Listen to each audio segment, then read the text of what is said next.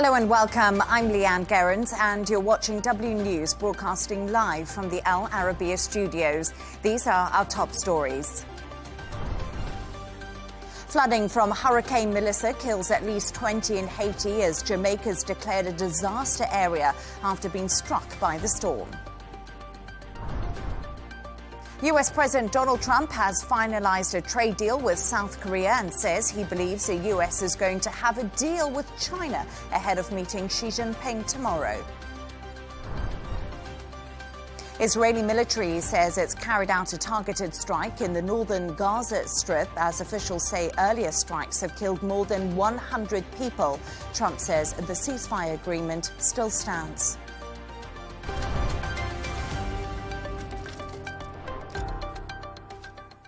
Now, flooding from Hurricane Melissa has killed at least 20 in Haiti. The storm also struck Cuba with winds of up to 115 miles per hour and heavy rain, flooding roads and homes. Last night, it hit Jamaica, which has been declared a disaster area by its Prime Minister. President Trump said the US is prepared to send humanitarian aid to help. Take a listen. I've never seen numbers like that. I saw a little while ago 195 mile an hour wind. I've never seen that before. I've never seen, I guess it can get that high, but I've never seen it. And it's literally just, you know, knocking down everything in front of it. It's a stage 5, I guess. And you don't see stage 5. You don't see 5s very often. You see 4s and 3s, but this is a 5 early on, meaning it gets worse. So it's done a tremendous job. You mean on Jamaica? Humanitarian basis, we have to. So we're watching it closely and we're prepared to move. But you know, it's doing tremendous damage. It's, as we speak, it's right there right now. For more on this, I'm joined by Rodney Martinez, who is a representative from the World Meteorological Organization in Northern and Central America and the Caribbean. Rodney, I appreciate your time. Thank you so much for joining me this evening. First of all, Melissa was the strongest storm to ever hit Jamaica. What is the extent of the damage caused by this natural disaster? Thank you for the invitation. Yes, we have a hurricane of Category 5, which has particularities in terms of the rapid intensification process. 2 times it experienced a rapid intensification process that increased the speed and the strength of the system in 48 hours, and just basically entering in the country with more than 300 kilometers per hour.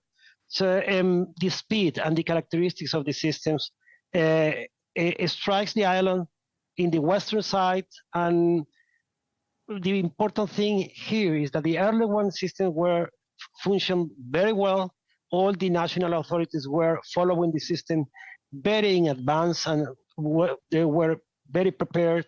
So that's the reason why, despite of all the damage in the infrastructure, which is critical, it's a disaster zone, because the strength of the system. In the case of Jamaica, there are 3 fatalities.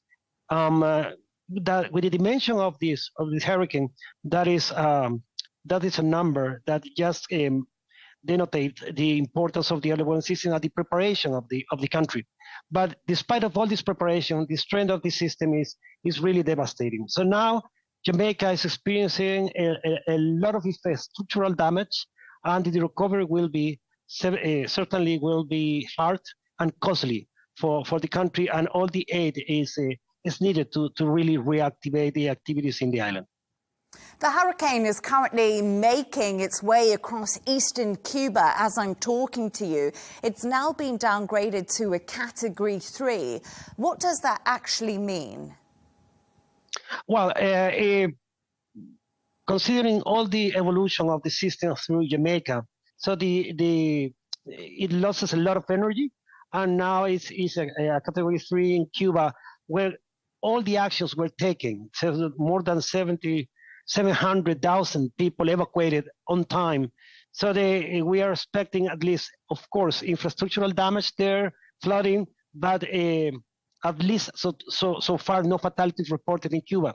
In contrast, in Haiti, we have the problem of a lot of vulnerability associated with the situation in Haiti, and that is why we are we have more than 20 persons, 20 fatalities there. So the system is moving northward and will cross to Bahamas, but with less intensity. So that what we can learn from all of this is the differences in terms of impacts, at least on fatalities, based on the national systems and the governance systems and the vulnerabilities ahead. So there is also the message of keep building on early warning system, keep building on and investing on the national Met services, national meteorological services, to provide a effective early warning system that save lives and at least allows to countries to mitigate the impacts of extreme events, which are now more frequent in the Caribbean area. And you mentioned there that it is heading towards the Bahamas. What is the path of the hurricane once it's moved through that area? What happens? Does it eventually burn out and disappear? Well, as far as we are looking now, is the system is moving northeast, and of course we cross Bahamas, and we are expecting that the speed of the system could be reduced on time, but with all the uncertainty that we have in the ocean, because the ocean is very warm, and we experience this phenomena of rapid intensification in areas where the ocean has a lot of heat content associated with all the warming in the planet, and that is the fuel of the system. So we should expect the normal reduction of the strength of the system along its movement north, but we need to be continue monitoring carefully, just in the case there is an intensification process that we are not looking now. And it's really interesting because in the next few weeks, the COP30 summit will be held in Brazil. You mentioned there to me how warm the ocean is and the heat fueling the system. How much is climate change fueling Hurricane Melissa's ferocity?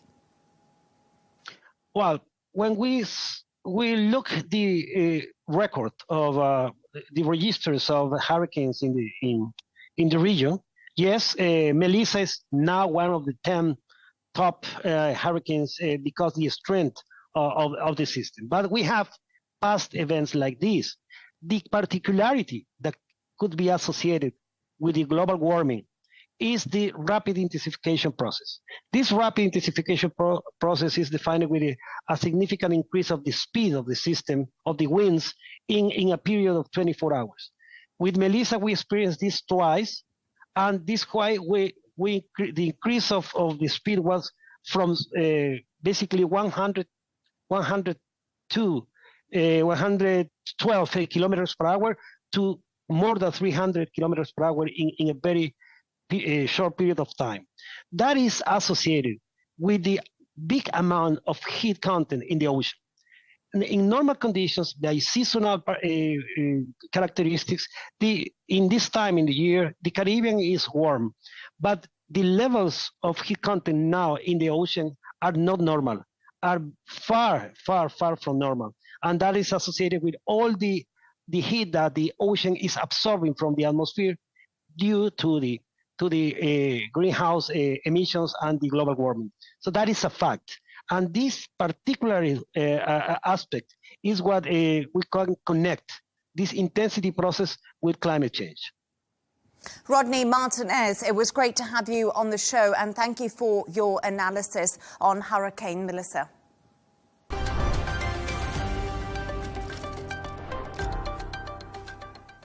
Now, US President Donald Trump has finalized a trade deal with South Korea following months of talks over the implementation of a framework agreement struck back in July.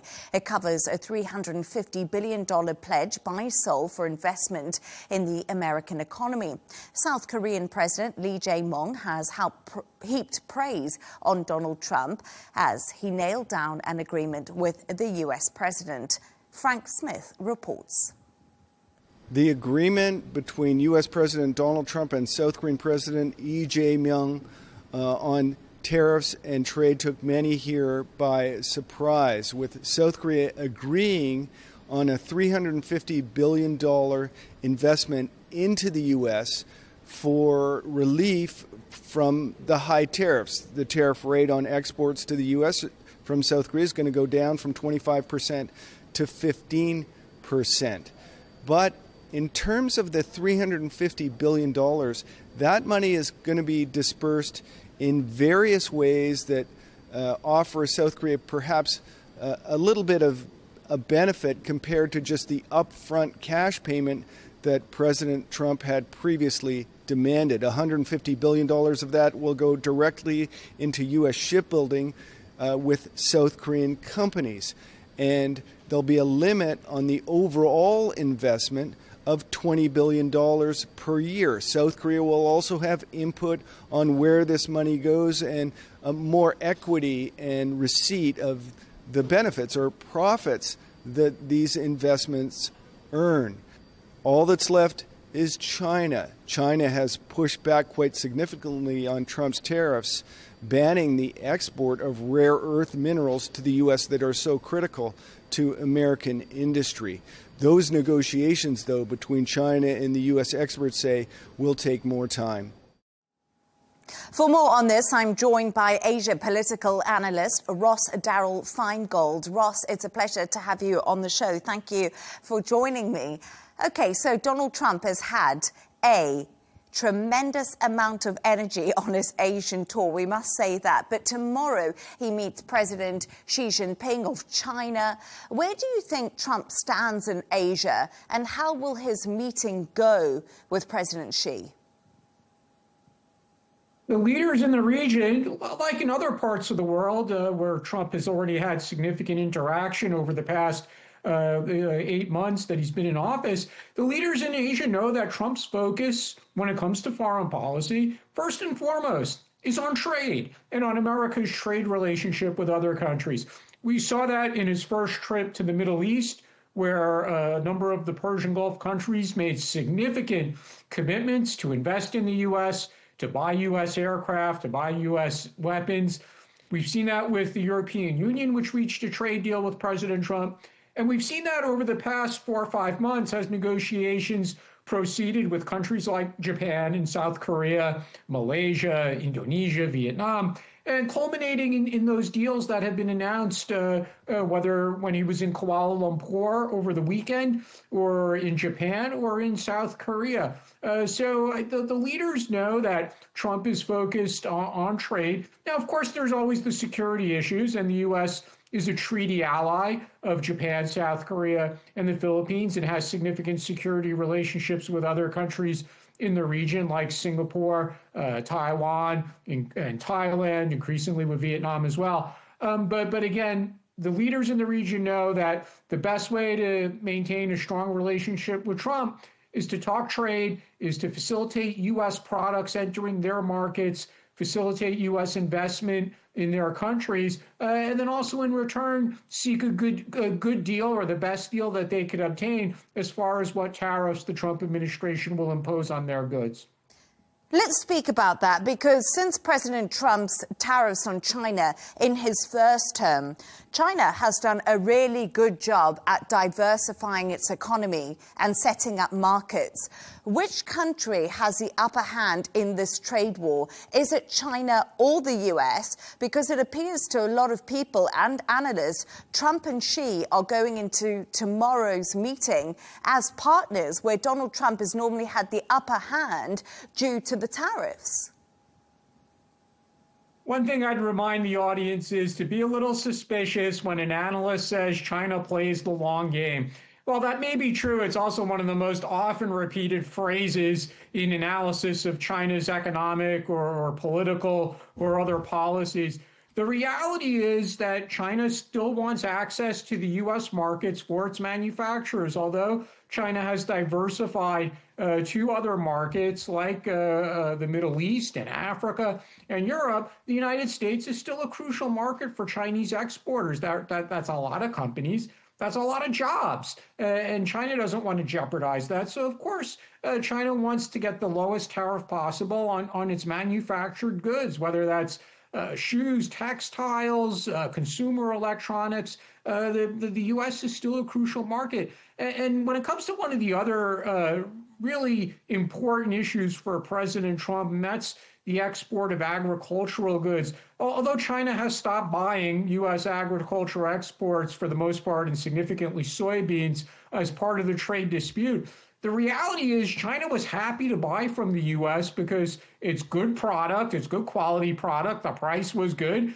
and it was a long-term relationship between the U.S. farmers or exporters and the Chinese buyers. And frankly, the logistic chain was excellent as well. It's very easy to ship from the U.S. West Coast to Chinese ports. It's a lot more troublesome for China to import soybeans from Brazil or other countries. So China wants to do business with the United States. That's very clear. And I'm bringing all this up because I think it does show that China also has urgency to make a deal as well. Of course, Trump has his own concerns. For example, higher tariffs, if they were to be maintained at higher levels, that raises costs for U.S. consumers, and it leads to inflation. Trump is plenty aware of that. Trump is also aware of the critical minerals issue, and he wants to restore U.S. access to those exports from China as well, while at the same time the U.S. is trying to build a domestic or alternative sources, working with countries like Australia. But again, both countries want to do business with each other. Neither leader is talking about completely cutting off trade with the other. Yes, of course, the world's two biggest economies, and as you do so, they do say they want to trade with each other. But I want to just drill in a little bit more into the rare earth minerals that you just mentioned there, because this has been part of the tit for tat between China and the US. They said China, they would curb the exports of rare earth minerals, which are vital to the US economy, from everything from washing machines to weapons that are made. And you bring up the soya beans, which is something agriculturally important for the US. So do you think that we'll see the temperature die down when it comes to these rare earth minerals? It's likely. I mean, the signals coming from the negotiations led on the U.S. side by Treasury Secretary Bessent a few days ago, the signals were positive. He said there's a deal in reach. And that's why the two leaders are going to be meeting on Thursday, because it's really likely that they have something to announce. But we also have to be realistic. Based on the past 6-7 years of experience, ever since trade tensions began around 2018 during President Trump's first term, we know that deals could be reached, but often they do fall apart. And we saw that most notably with the so-called Phase 1 trade agreement that China and the U.S. reached in January of 2020, where frankly China never reached the targets as far as procurement from the United States, whether that was agricultural goods or the other commitments in that agreement. It was interrupted by COVID-19, and the Biden administration didn't really follow up on trying to enforce that agreement. So we could be optimistic if there is a deal reached or announced on Thursday or sometime after. But again, we have to be realistic. There's a number of real differences of opinion across a range of issues, not just trade, obviously. The political issues are very stark as far as disagreements go. And any trade agreement could be disrupted sometime in the next 6 months, 2 years. It's certainly possible it's not going to last forever. Cautious optimism, I think, Ross, is the word when we're talking about this, China and the US. But I want to move on just to ask you about NVIDIA, because today NVIDIA has become the world's first company to be worth $5 trillion. It's now worth as much as the German economy. What is driving NVIDIA stock right now? Certainly the extraordinary investment that companies are making in AI, whether that's companies who operate data centers, services in the cloud, or the end users of AI in the corporate world or the scientific world, it's clear for the near term that the demand is extraordinary. And NVIDIA is the best maker, or it makes the best chips. for use in AI applications. It does have competitors. AMD is a competitor. Intel is trying desperately to catch up and making some progress, even though it has many problems to resolve. But NVIDIA is the leader. And another thing NVIDIA is doing very, very smartly is it's investing in other companies within the semiconductor or AI ecosystem. So it's expanding its relationships in a very smart and rapid way. We've seen that with some of the announcements that have been made over the course of 2025 after Trump took office, as far as very large investments in data centers, or again, these cross investments that companies in the industry are making.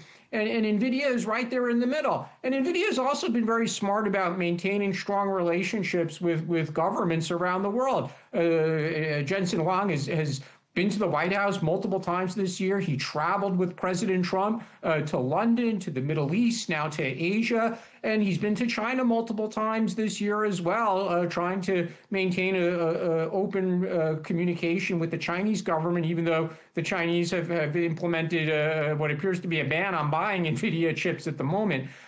So he's also a brilliant PR relationship manager, in addition to being a brilliant engineer. Ross, thank you so much for your analysis. Brilliant to have you on the show. And I will remember when another analyst says China is playing the long game. Thanks once again.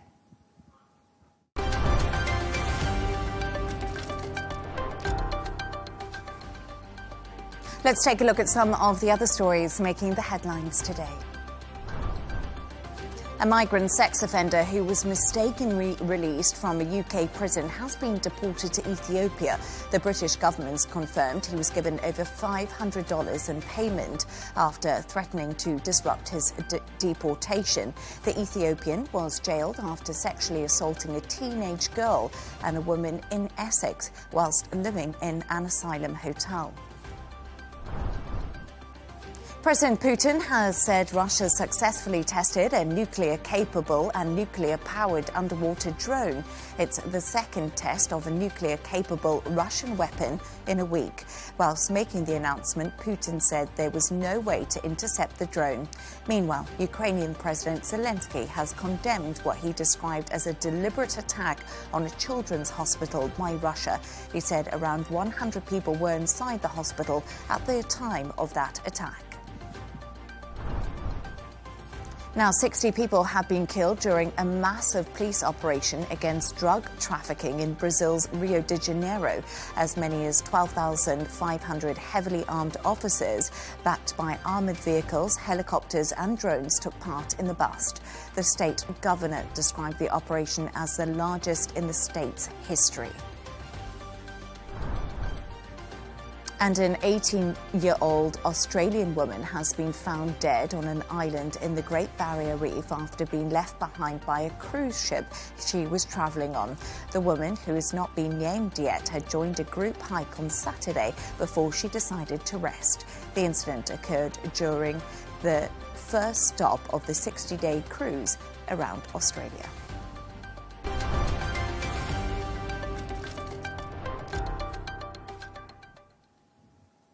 Israeli military says it's carried out a targeted strike in the northern Gaza Strip. Meanwhile, Gaza's Civil Defense Agency and hospitals have said a series of other strikes have killed more than 100 people across the Palestinian territory.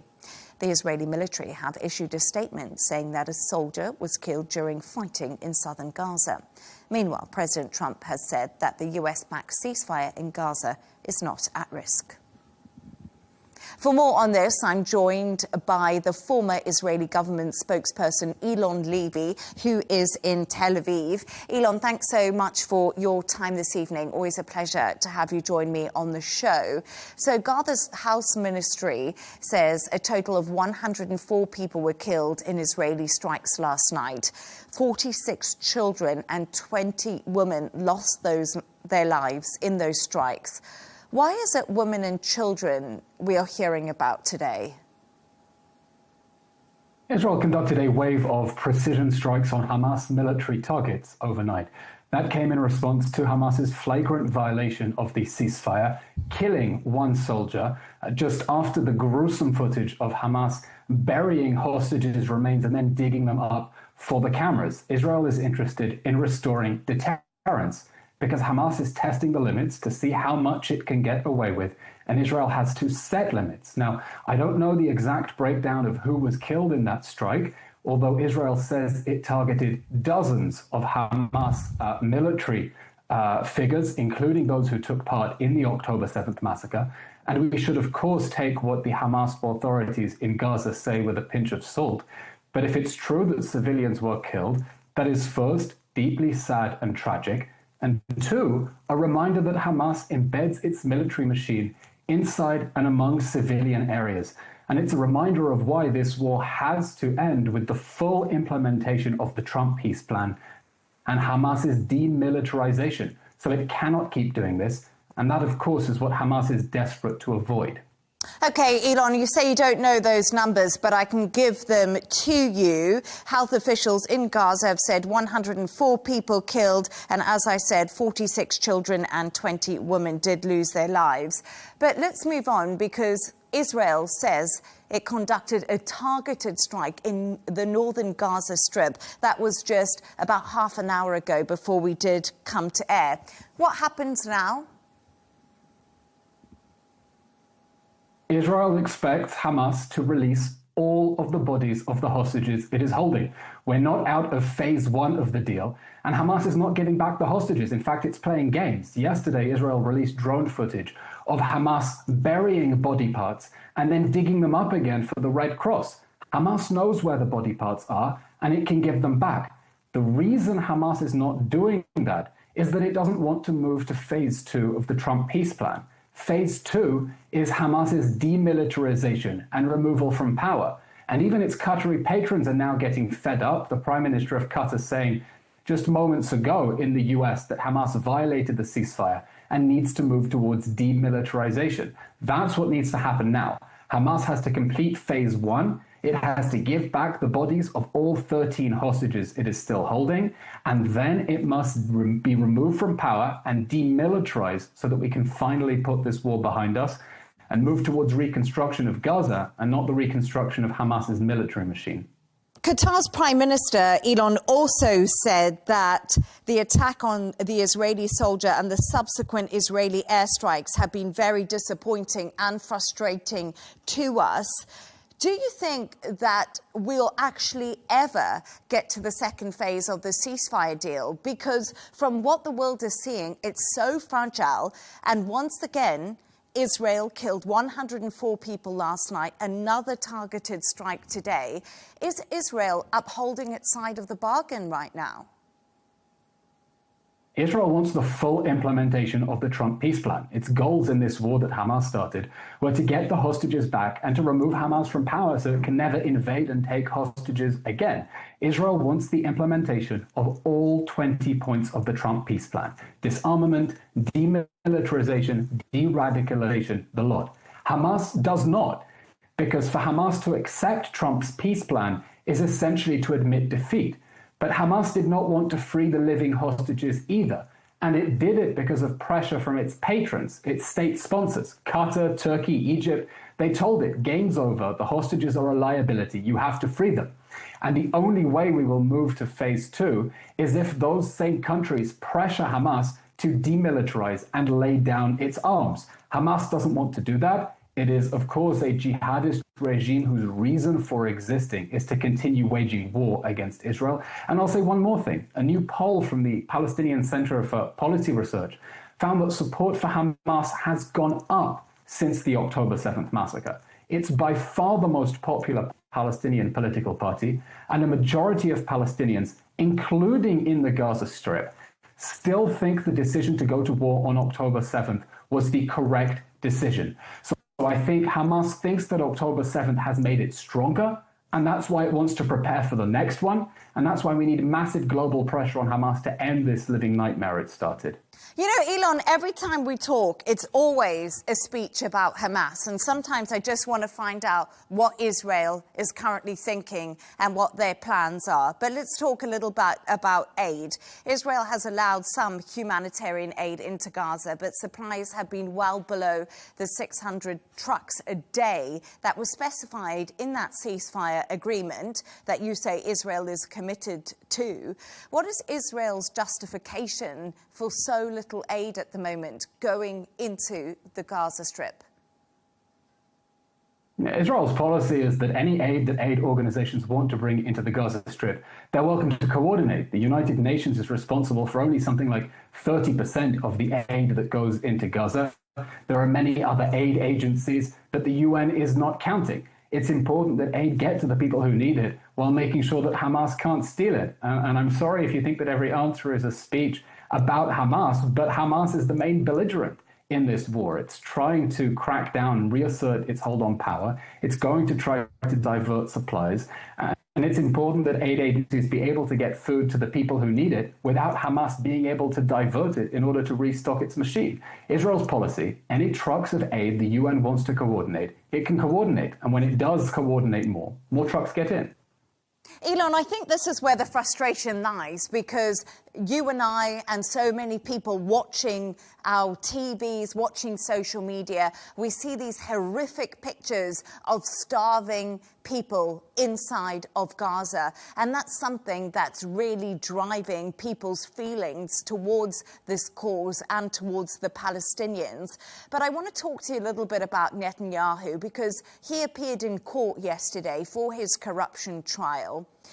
And I just wonder, is domestic politics playing into the latest strikes on Gaza? Because we know Netanyahu is desperate to cling on to power.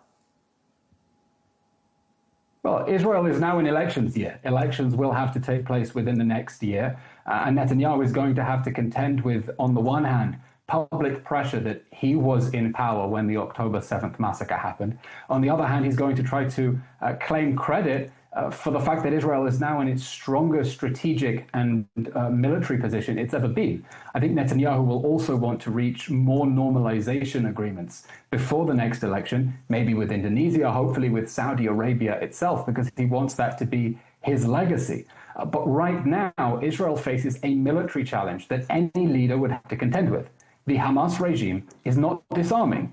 It's not demilitarizing. It's consolidating power. It's trying to redig its tunnels. It's not freeing the hostages' bodies as it is meant to do under the ceasefire. And it is continuing deadly attacks that have so far killed 3 Israeli soldiers since the ceasefire went into effect.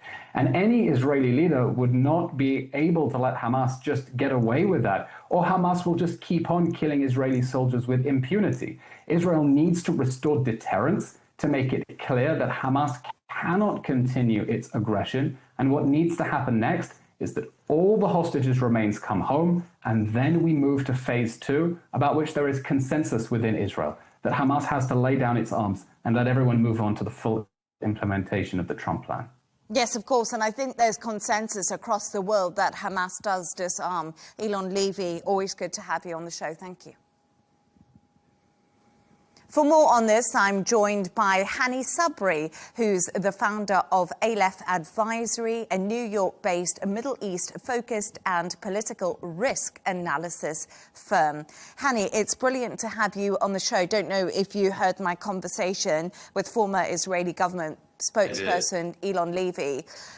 Just your reaction to that, because, you know, so many of us right now wondering why is the ceasefire breaking down just 3 weeks after President Trump's visit to the Middle East and that big summit, of course, that happened in Sharm el-Sheikh. And if you listen to Elon Levy, he says Israel are completely committed to the ceasefire and it's all Hamas's fault. I'm not surprised that the ceasefire appears to be collapsing before our eyes. That's not a surprise. If you look at the way the ceasefire was designed, the structure of the ceasefire, it was always designed to be fragile. Beyond the structure of the ceasefire, I think there are 2 crystal clear elements that demonstrated that the ceasefire was probably going to collapse on the day it was signed. I think the first piece of evidence we have is the fact that there has been a ceasefire technically between Israel and Lebanon for the last 11 and a half months. And yet in that time frame, Israeli strikes on Lebanon have been fairly routine, fairly regular. Now, if you ask US officials or you ask Israeli officials, is that ceasefire still intact? They'll say yes. If you ask the residents of southern Lebanon, is the ceasefire still intact? They would say absolutely not. So I think if you look at this ceasefire and compare it to what happened in Lebanon, there's no reason to think that the Israel-Hamas ceasefire would be different. The second element, I think, is that if you look at the 6 months preceding the conclusion of this ceasefire, you'll see that Israel resisted U.S. diplomatic intervention to reach a ceasefire. Now, the reason Israel did that is because the U.S. diplomatic intervention didn't constitute actual pressure, right? There was intervention, but not pressure. When the U.S. applied pressure, the Israelis agreed to a ceasefire, right? Hamas is the weaker party. They had agreed in large part to this ceasefire many months ago. I think the problem is that the U.S. hasn't sustained that pressure. And I think politically, when you look at the fact that Israel doesn't want the ceasefire to move to phase 2 and phase 3, particularly Netanyahu doesn't, and you look at the U.S.-Israel relationship, you'll see that the U.S.-Israel relationship will supersede a U.S. commitment to a Hamas-Israel ceasefire and the work necessary to maintain it. So I'm not surprised that this happened overnight. This had been my view well before the agreement was reached and even when the agreement was reached. You know, we talked there about your view on the ceasefire, and we've discussed it extensively, how fragile it is on the show. But also, we talk about the number of deaths, and obviously we hoped a ceasefire would come in place to stop that, which doesn't appear to be happening. And President Trump has said nothing would jeopardize the ceasefire, adding Israel should hit back when its soldiers were targeted. But let's talk a little bit more about this relationship between the US and Israel, and Donald Trump no longer sustaining the pressure on Israel, which many people hoped he would. So what's the prospects going forward for any sort of peace agreement or any kind of halt to what's been happening? The prospects are good. I think the prospects are quite poor. I think even when you think about the sort of the theatrics surrounding the ceasefire, right? Trump went to the Israeli Knesset and Trump said that he resolved a 3,000-year-old conflict, and then he went to Sharm el-Sheikh and there was a large banner that said Peace 2025. And the reality is that what was negotiated was a narrow, rickety, weak ceasefire. It wasn't a peace deal. And the likelihood of a peace deal, I think, is infinitesimal, close to zero. I think that's highly unlikely. Now, when you look at this from Trump's perspective, right, Trump wants to present this as a peace agreement. Trump wants to present this as a largely transformative element because Trump wants to use any momentum from the perception that this is a peace agreement to expand the Abraham Accords. You know, we've seen a strong willingness on the part of Ahmed al-Shara in Syria to essentially, want to join the ranks of Western accepted nations. So Trump wants to use that momentum to say, okay, well, we're going to get Syria to join the Abraham Accords or reach some kind of security arrangement with Israel. Obviously, the big prize for Trump would be Saudi Arabia joining the Abraham Accords. I think that that's highly unlikely. But in Trump's mind, there's the element of delivering a big diplomatic success. And remember the timing of this, Trump wanted to win a Nobel Prize. So delivering that success, but then also achieving some other sort of large benefits associated with it. Again, I think that the probability that Saudi Arabia joins the Abraham Accords is relatively low. I don't think the conditions are right for something like that. But I think that that's probably what's animating Trump. And you had a previous guest before Eylon Levy who discussed trade deals. I think Trump believes that, if you can get some of these other countries to join the Abraham Accords, then he can expand trade relationships. Hani, we're out of time, but just one quick question. Do you think Trump will get the Nobel Peace Prize before his term ends, yes or no? If I were a betting man right now, I'd say no, but things could change. Yeah, definitely. Hani Sabra, thank you so much for joining us.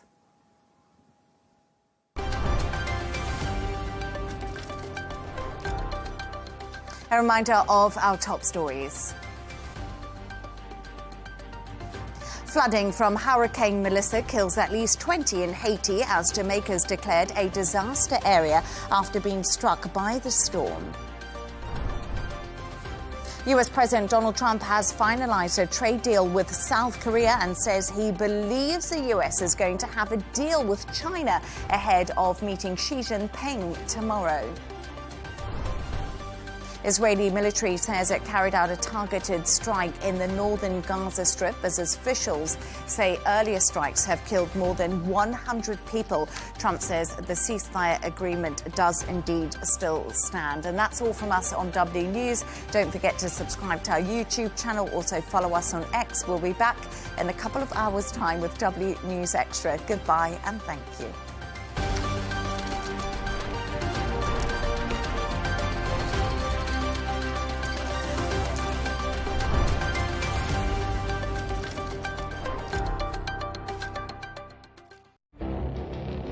It feels like decades are passing by in a matter of weeks.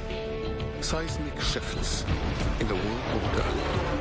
Never, ever will be part of America. With so much happening and so much noise. Whether it's political upheaval, Canada has been ripping us off for years. economic shifts or social movements, And no one wins from tariffs. I think America can be more friendly to the rest of the world. For in-depth analysis and all the latest developments across the globe. To have an inclusive policy together. The meetings with Hamas gave me some hope. We're in another nuclear arms race. the most important development straight to your screen. Welcome to the dressing room. I'm on my own. I need backup. And an insightful look at the issues shaping our world today. It was not going to happen, that war, and it happened. Join us on Arabiya News, where the world talks.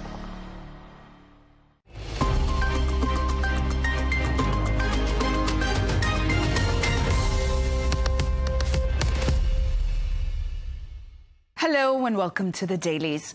International media kept a close watch on President Trump's Asia tour as he arrived in South Korea, with attention focused on his talks with regional leaders over trade and security.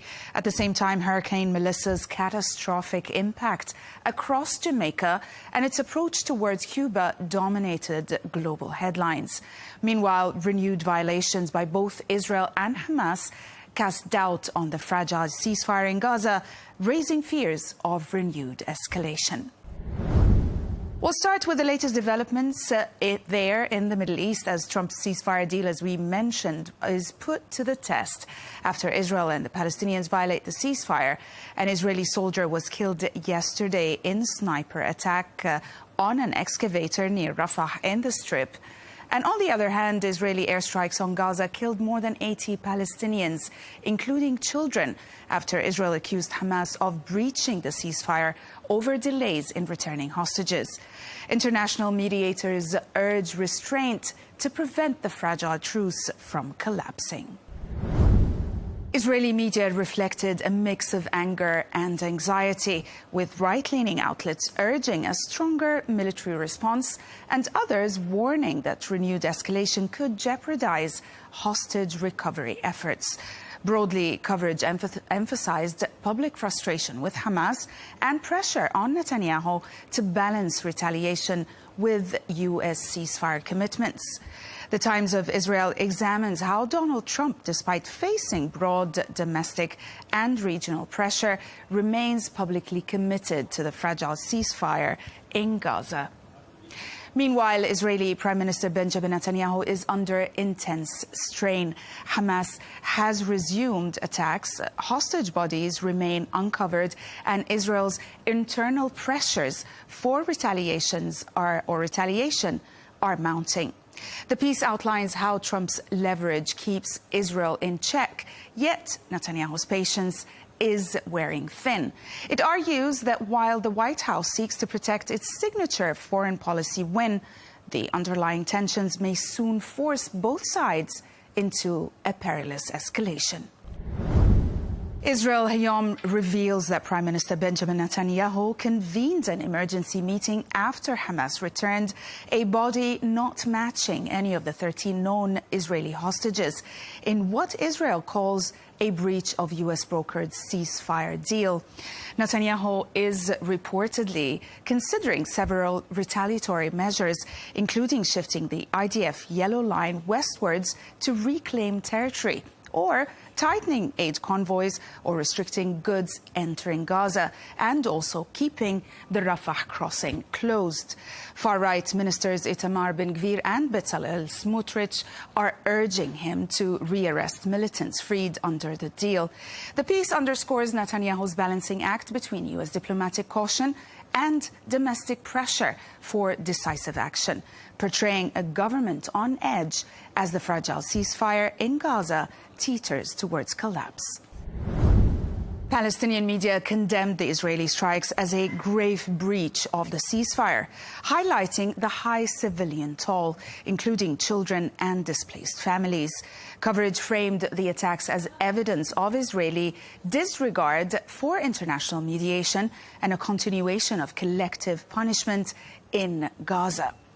As well as reporting on the details of the latest escalation, the Palestine Chronicle profiles several U.S. congressional candidates who are rejecting AIPAC-linked campaign funding as part of a broader shift in the Democratic Party's engagement with Israel.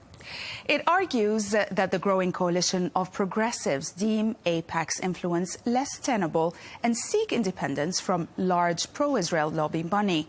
Among those names are Abdul Sayed in Michigan and Karishma Manzoor in New Hampshire. The piece also uses polling, donation data charts and intra-party commentary to illustrate the cultural and ideological stakes of this move. While still a niche stance, the article positions this trend as indicative of deeper frustrations in U.S. foreign policy fundraising norms. Another big story that dominated headlines worldwide is Hurricane Melissa's devastation across Jamaica and its advance towards Cuba. The New York Times delivers a compelling and data-rich report on the hurricane, blending first-hand accounts, official briefings, and live updates to capture the storm's unprecedented power. 185 miles per hour winds, also massive flooding and near total communication collapse dominated the scene. Visuals also including storm tracking maps and also pressure charts vividly illustrate Melissa's record low 892 millibar pressure and projected path through the Caribbean. The piece also highlights Cuba's mass evacuation of 750,000 residents and the broader humanitarian implications of infrastructure collapse. The analysis raises critical issues of climate vulnerability and inequity, emphasizing how Caribbean nations bear the brunt of intensifying climate disasters despite minimal contributions to global emissions. The scenes that came out of Jamaica were quite dramatic. Here you can see people walking on the road, as you can see, during the passing of a Hurricane Melissa in Rocky Point. Also, other pictures, as you can see, the storm passes on from Jamaica to Cuba and people are bracing for its impact. Also, more pictures were published, also how the storm looks through the satellite after it made a landfall in Jamaica. American media also focused on some local stories, like the ongoing controversy surrounding President Trump's new changes to the White House. The Washington Post details a major shakeup in how the government manages the arts and cultures as the Trump administration abruptly dismisses all 6 members of the Commission of Fine Arts, CFA. A century-long advisory body tasked with reviewing major architectural projects in Washington, D.C. The CFA's ouster comes amid plans for Trump-backed powerhouse developments, including a new $300 million White House ballroom and a monumental arch. Experts in the piece warn that this signals not just a personal swap, but a shift in governance as design review mechanisms are bypassed and political alignment supersedes expertise. The report scrutinizes how these firings reflect Trump's America First aesthetic and centralized approach to transforming the Capitol. The Wall Street Journal, as many other outlets, reported on President Trump's public acknowledgement of the constitutional limit preventing him from seeking a third presidential term, stating, "I'm not allowed to run," while en route to South Korea. The piece traces the recent surge of speculation fueled by SOS icons, Trump 2028 merchandise, and a proposed amendment effort in Congress, and situates Trump's comments in the context of his broader strategic shifts. It also highlights behind-the-scenes debates within Republican Party about succession, naming potential contenders such as Secretary of State Marco Rubio and Vice President J.D. Vance. Newsweek offers a timely and insightful look at the tight mayoral contest in New York City, spotlighting Democratic state legislator Zohran Mamdani as the clear front-runner ahead of next Tuesday's elections. Supported by prominent progressives like Alexandria Ocasio-Cortez and also Bernie Sanders, Mamdani leads centrist rival Andrew Cuomo and Republican Curtis Sliwa by roughly 10 points, according to recent polls. Analysts caution that upside for Cuomo and Sliwa remains, especially if turnout skews towards older and more moderate voters, but describe Mamdani's position as indeed solid. The piece underscores the race's broader significance, a referendum on progressive versus centrist visions in the city's politics. And we'll end with the Times, which reported on the unveiling of fresh photographic evidence that Prince Andrew hosted convicted abusers Jeffrey Epstein, Ghislaine Maxwell and Harvey Weinstein at his residence Royal Lodge in Windsor in 2006, just weeks after a U.S. arrest warrant was issued for Epstein. The revelations exacerbate royal family tensions, especially as Andrew faces increasing pressure to vacate prestigious estate and relinquish formal titles. The piece underscores how the image-controlled monarchy is grappling with operational and moral strain amid mounting scandal. That's it for today. Thanks for watching.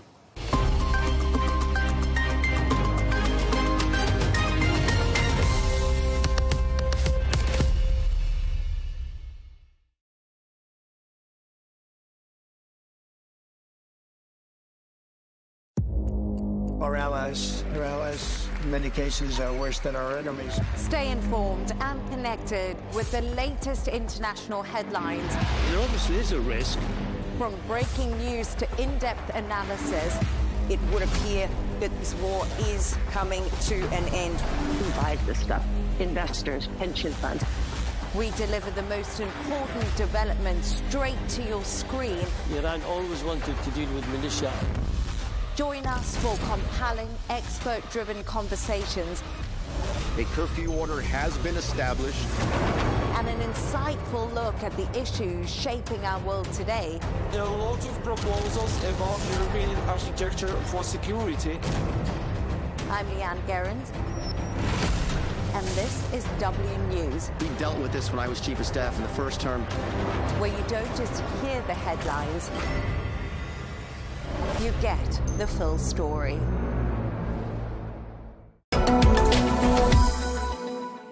The Ministry of Finance has issued its pre-budget statement offering fresh data and insights as to the health and the direction of the Saudi economy. Well, the statement projects a deficit of 3.3% of GDP for the fiscal year 2026. This as a result of the government's continued adoption of expansionary and transformative spending policies.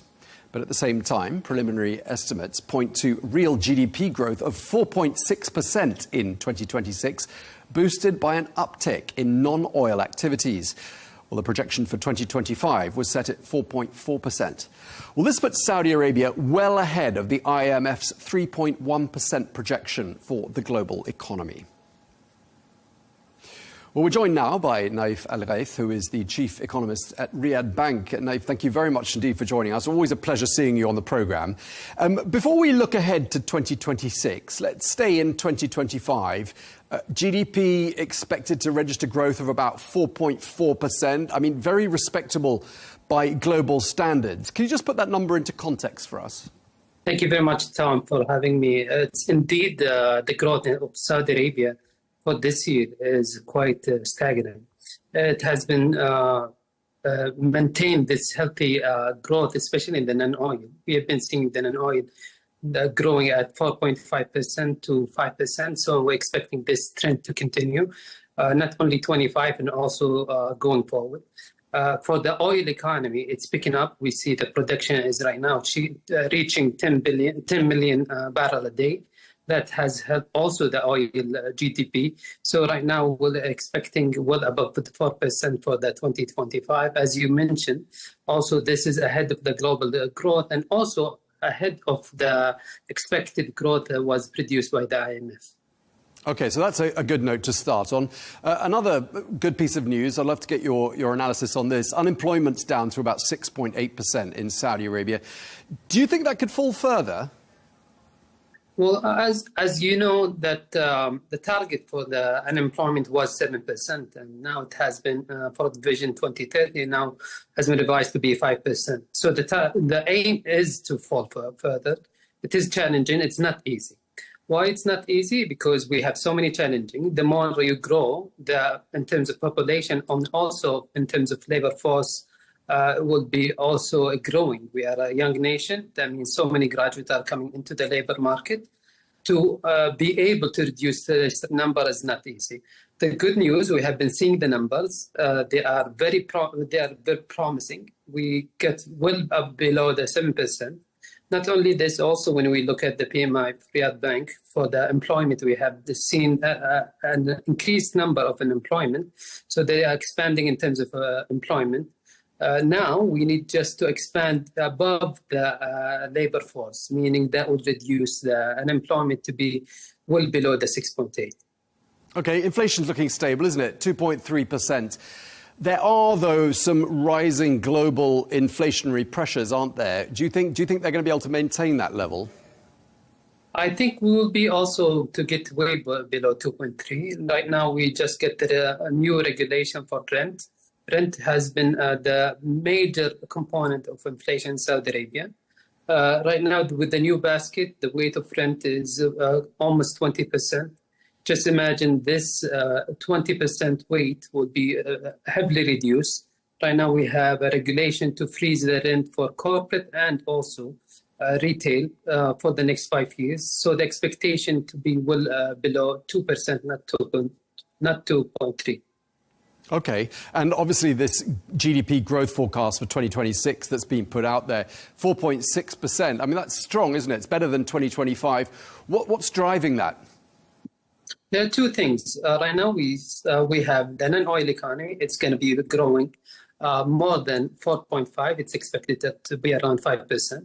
And now the non-oil economy is almost 50% of the economy.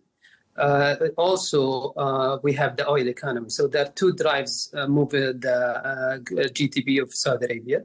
The oil economy is picking up in terms of production, and that has an impact on the real GDP.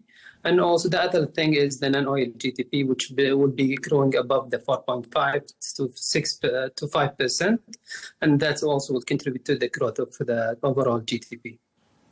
OK, and just lastly, in the pre-budget statement for 2026, Saudi Arabia is projecting $350 billion in spending, but $305 billion in revenue. So there's an obvious deficit there, about 3.3% of GDP. How's the government planning to finance that?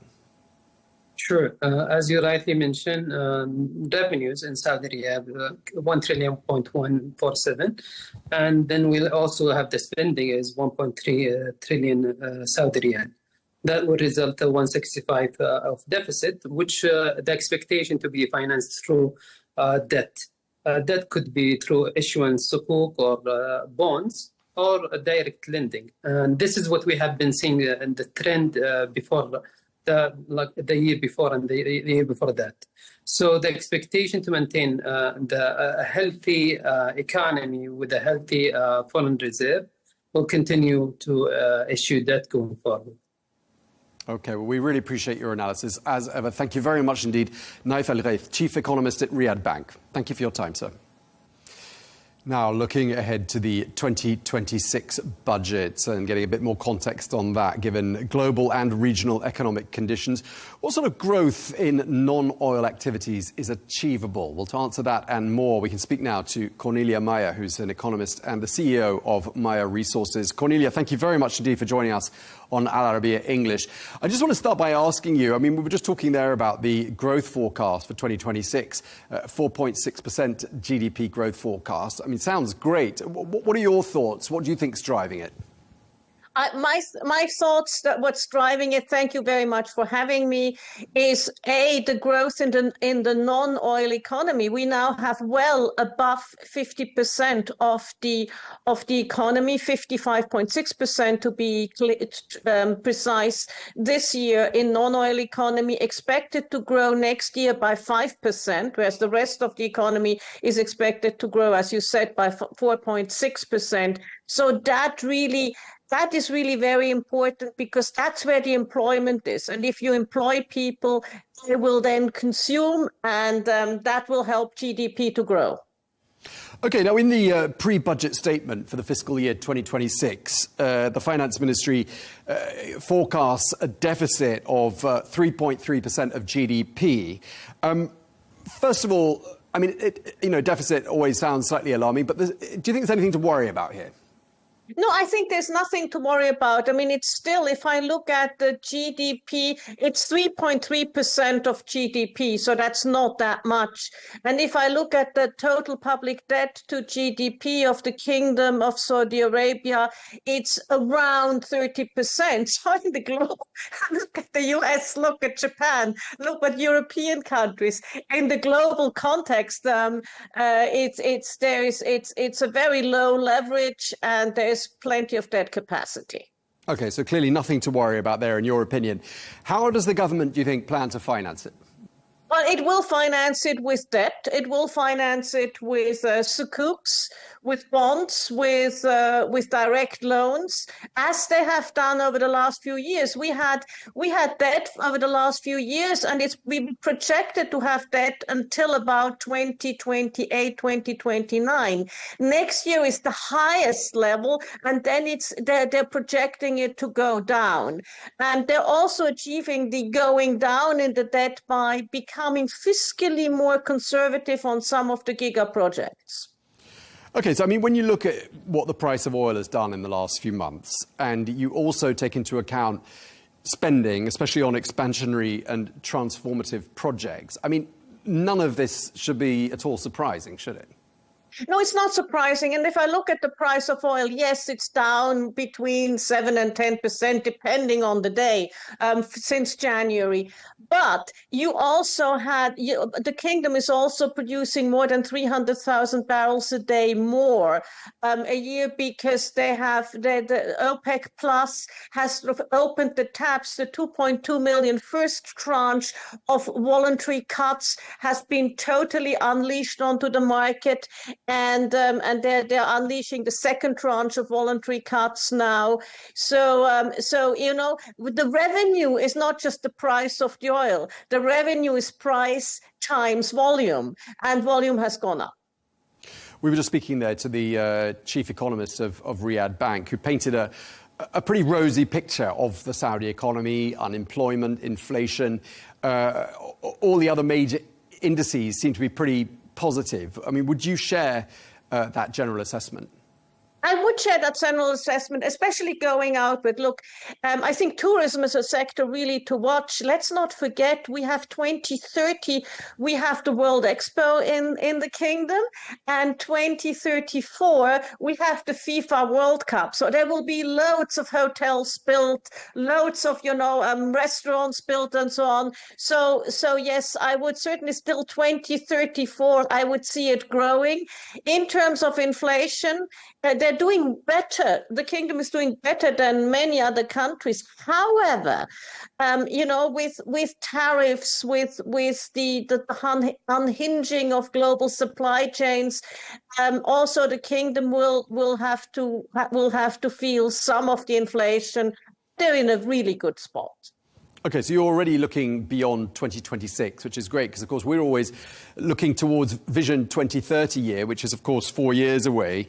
And if anything, I mean, all of this, just to sum up the conversation, really, Cornelia, just shows that given fluctuation in global oil prices, the logic behind diversifying away from oil is all the more apparent, isn't it? Oh, it's totally apparent. And let us also not forget, 70% of the population in the Kingdom is below 30 years old. So there's a lot of people who will need a lot of jobs. They're coming out of universities, out of schools, and they will need jobs. And the oil and gas industry, as well as petrochemicals, are not labor-intensive industries. So it's important to have manufacturing, to have tourism, and to do all of these things to provide a perspective and a future for that bright young generation. OK, well, we really appreciate you taking the time to speak to us. I really appreciate all your insights. Cornelia Meyer, thank you very much indeed for your time. Thank you very much indeed. Well, staying with the 2026 budget, we're joined now by Edward Bell, who's Head of Research at Emirates NBD Bank. Thank you very much indeed for joining us, Edward. What are your thoughts with regards to the 2026 budget? I mean, a small deficit, but as we were just saying there with our previous guest, not really surprising in the context of current oil prices and current expansionary and transformative spending policies. No, we don't think it's a very surprising idea that Saudi is going to be running a fiscal deficit for next year and indeed for the next couple of years as the government carries out, as you say, quite a lot of transformative investment into the economy to help support transformation of Saudi's economy and achieve some of the Vision 2030 goals. I think when we were looking at it, we looked through the breakdown of the numbers. The expectation that we're going to have these deficits sort of in the 2.5% to 3% of GDP range, we actually think they're probably going to be a little bit wider than those numbers. That was a similar kind of projection that was planned for 2025 when we had the similar pre-budget statement released around this time last year. And we thought that the revenue projections were a little bit too high and we were expecting a wider fiscal deficit. And that's more or less come out with what the estimate from the Ministry of Finance has on for 2025 in the statement that was released this week. OK, and just looking at some of the other key metrics that have been announced by the Ministry of Finance in Riyadh, I mean, growth expected to continue, way above global averages, isn't it?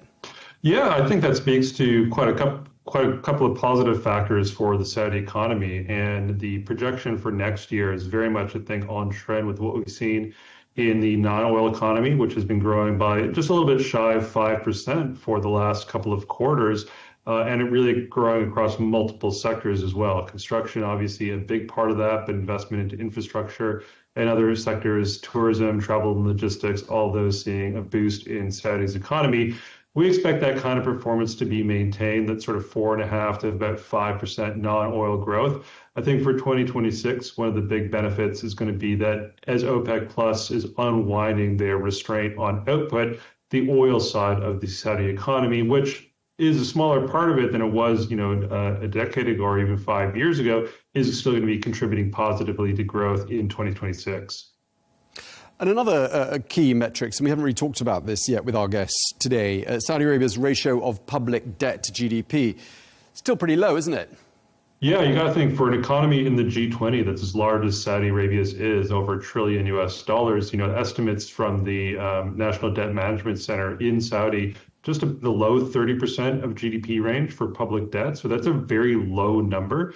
And I think it speaks to the fact that, we have seen Saudi go out and be, frankly, very transparent with its borrowing plans. And that was outlined in the budget as well, that it intends to continue to use international markets, local real markets, as well as actually some more innovative forms of financing, perhaps some direct project financing, or using export credit agencies for some of the project spending. But the starting point for the debt remains quite low. And when Saudi has gone out to tap international markets for bonds, they've been very well received by investors, very strong coverage ratios, and being able to price inside of initial guidance on most of the bonds that have come out from the kingdom. Right, so you're echoing what our previous guests have said, which is that when it comes to financing that deficit, there aren't going to be any particular issues, are there? Yeah, we see quite a lot of flexibility. We've had some other comments about opening up the local debt markets a bit more into 2026, and I think that would be encouraging. We will be mindful of liquidity in the Saudi economy, though. That has been relatively tight compared with some of the other markets like the UAE, for instance. So we want to make sure that the government is not crowding out private sector borrowing. So there could need to be some intervention from the Saudi central bank to make sure that liquidity is functioning properly. But I think really, what we're seeing is a reflection of strong economic conditions in the kingdom, good money supply growth that should help to alleviate some of those liquidity issues. Okay, at the start of the show, we were talking about sort of the overall health of the Saudi economy with the chief economist of Riyadh Bank. When we looked at unemployment, inflation, GDP growth, I mean, all the obvious indicators are pretty upbeat. Is there anything out there that strikes you or maybe something we should be mindful of? Yeah, certainly, inflation has been pretty accommodative, and I think that's chiming with what looks like still a good consumer profile in Saudi Arabia. When we track consumption spending in the kingdom, it looks like it was up about 10% year on year in the first half of 2025, so a pretty healthy pace of growth. PMI numbers have actually been really resilient this year, very strong. And as you mentioned, the inflation rate has been quite accommodative. And if we stripped out, for instance, housing in Riyadh, then price pressures across the rest of the kingdom would be relatively muted. I think what we're watching out for more of a turnaround is the FDI flows. Yes, they have been positive. I think the numbers we had for the second quarter were helped by a sharp drop in outbound FDI, so money from Saudi going to other markets. That dropped quite a lot. So that helped to see a rise in headline FDI volumes. But really, we're still falling short of some of the government's targets there. So we'd like to see more of that investment coming into the kingdom to take some of the burden off the public sector in terms of supporting growth. Okay, well, we're going to leave it there. Really appreciate your time. Thank you very much indeed, Edward Bell, Head of Research at Emirates NBD. Thank you very much indeed.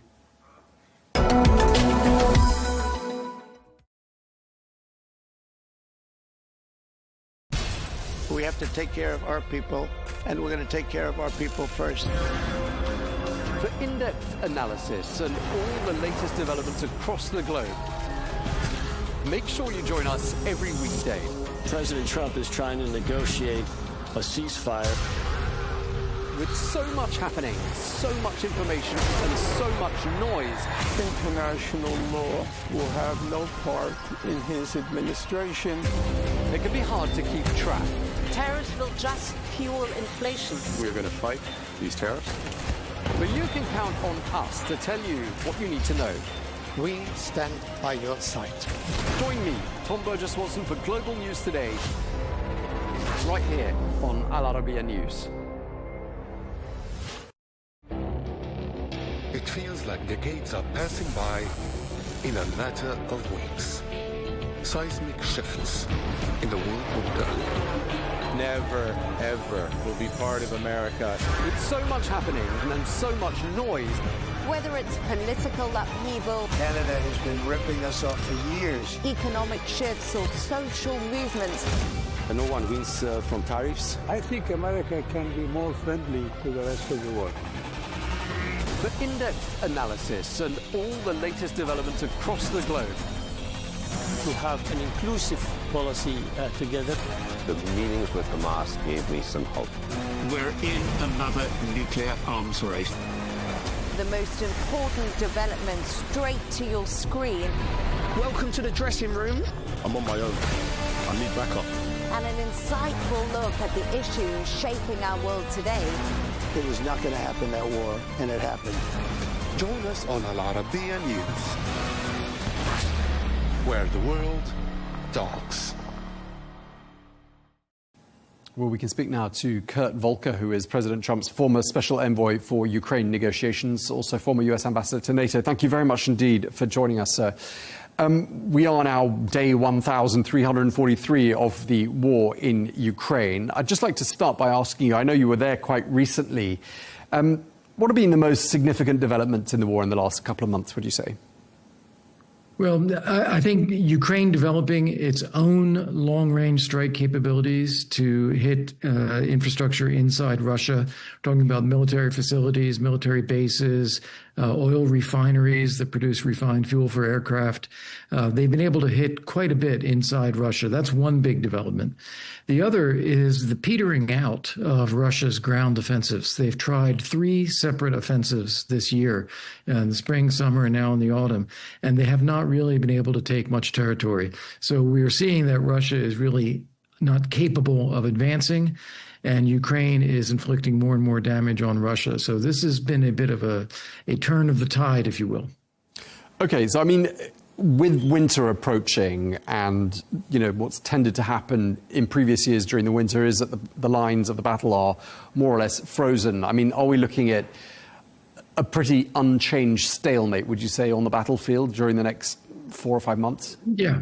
The fact that the lines don't change doesn't prevent people from fighting and many, many people dying. The Russians continue to throw wave after wave of soldiers at the front line who are just killed. And I think that will continue, but I don't expect the front line to change very much. In addition to that, what winter means is the Russians in particular go after the civilian energy infrastructure of Ukraine. They're trying to make people freeze and to put the lights out. And Ukraine has become very resilient, very capable of keeping the lights on, keeping the heat on. But Russia is sending more and more drones and more missiles at civilian infrastructure in Ukraine. So it's going to be a very difficult winter there. Okay, and in terms of what President Trump is doing on the diplomatic front, he said he will not be meeting with President Putin until he thinks there will be a peace deal. And notably, he has called off the idea of these talks in Budapest. So does that mean he thinks peace talks, at least constructive peace talks, are still a very long way off? Yes, if you listen to what the Russians are saying, and last week we had that phone call between Marco Rubio, the Secretary of State, and Foreign Minister of Russia, Sergei Lavrov.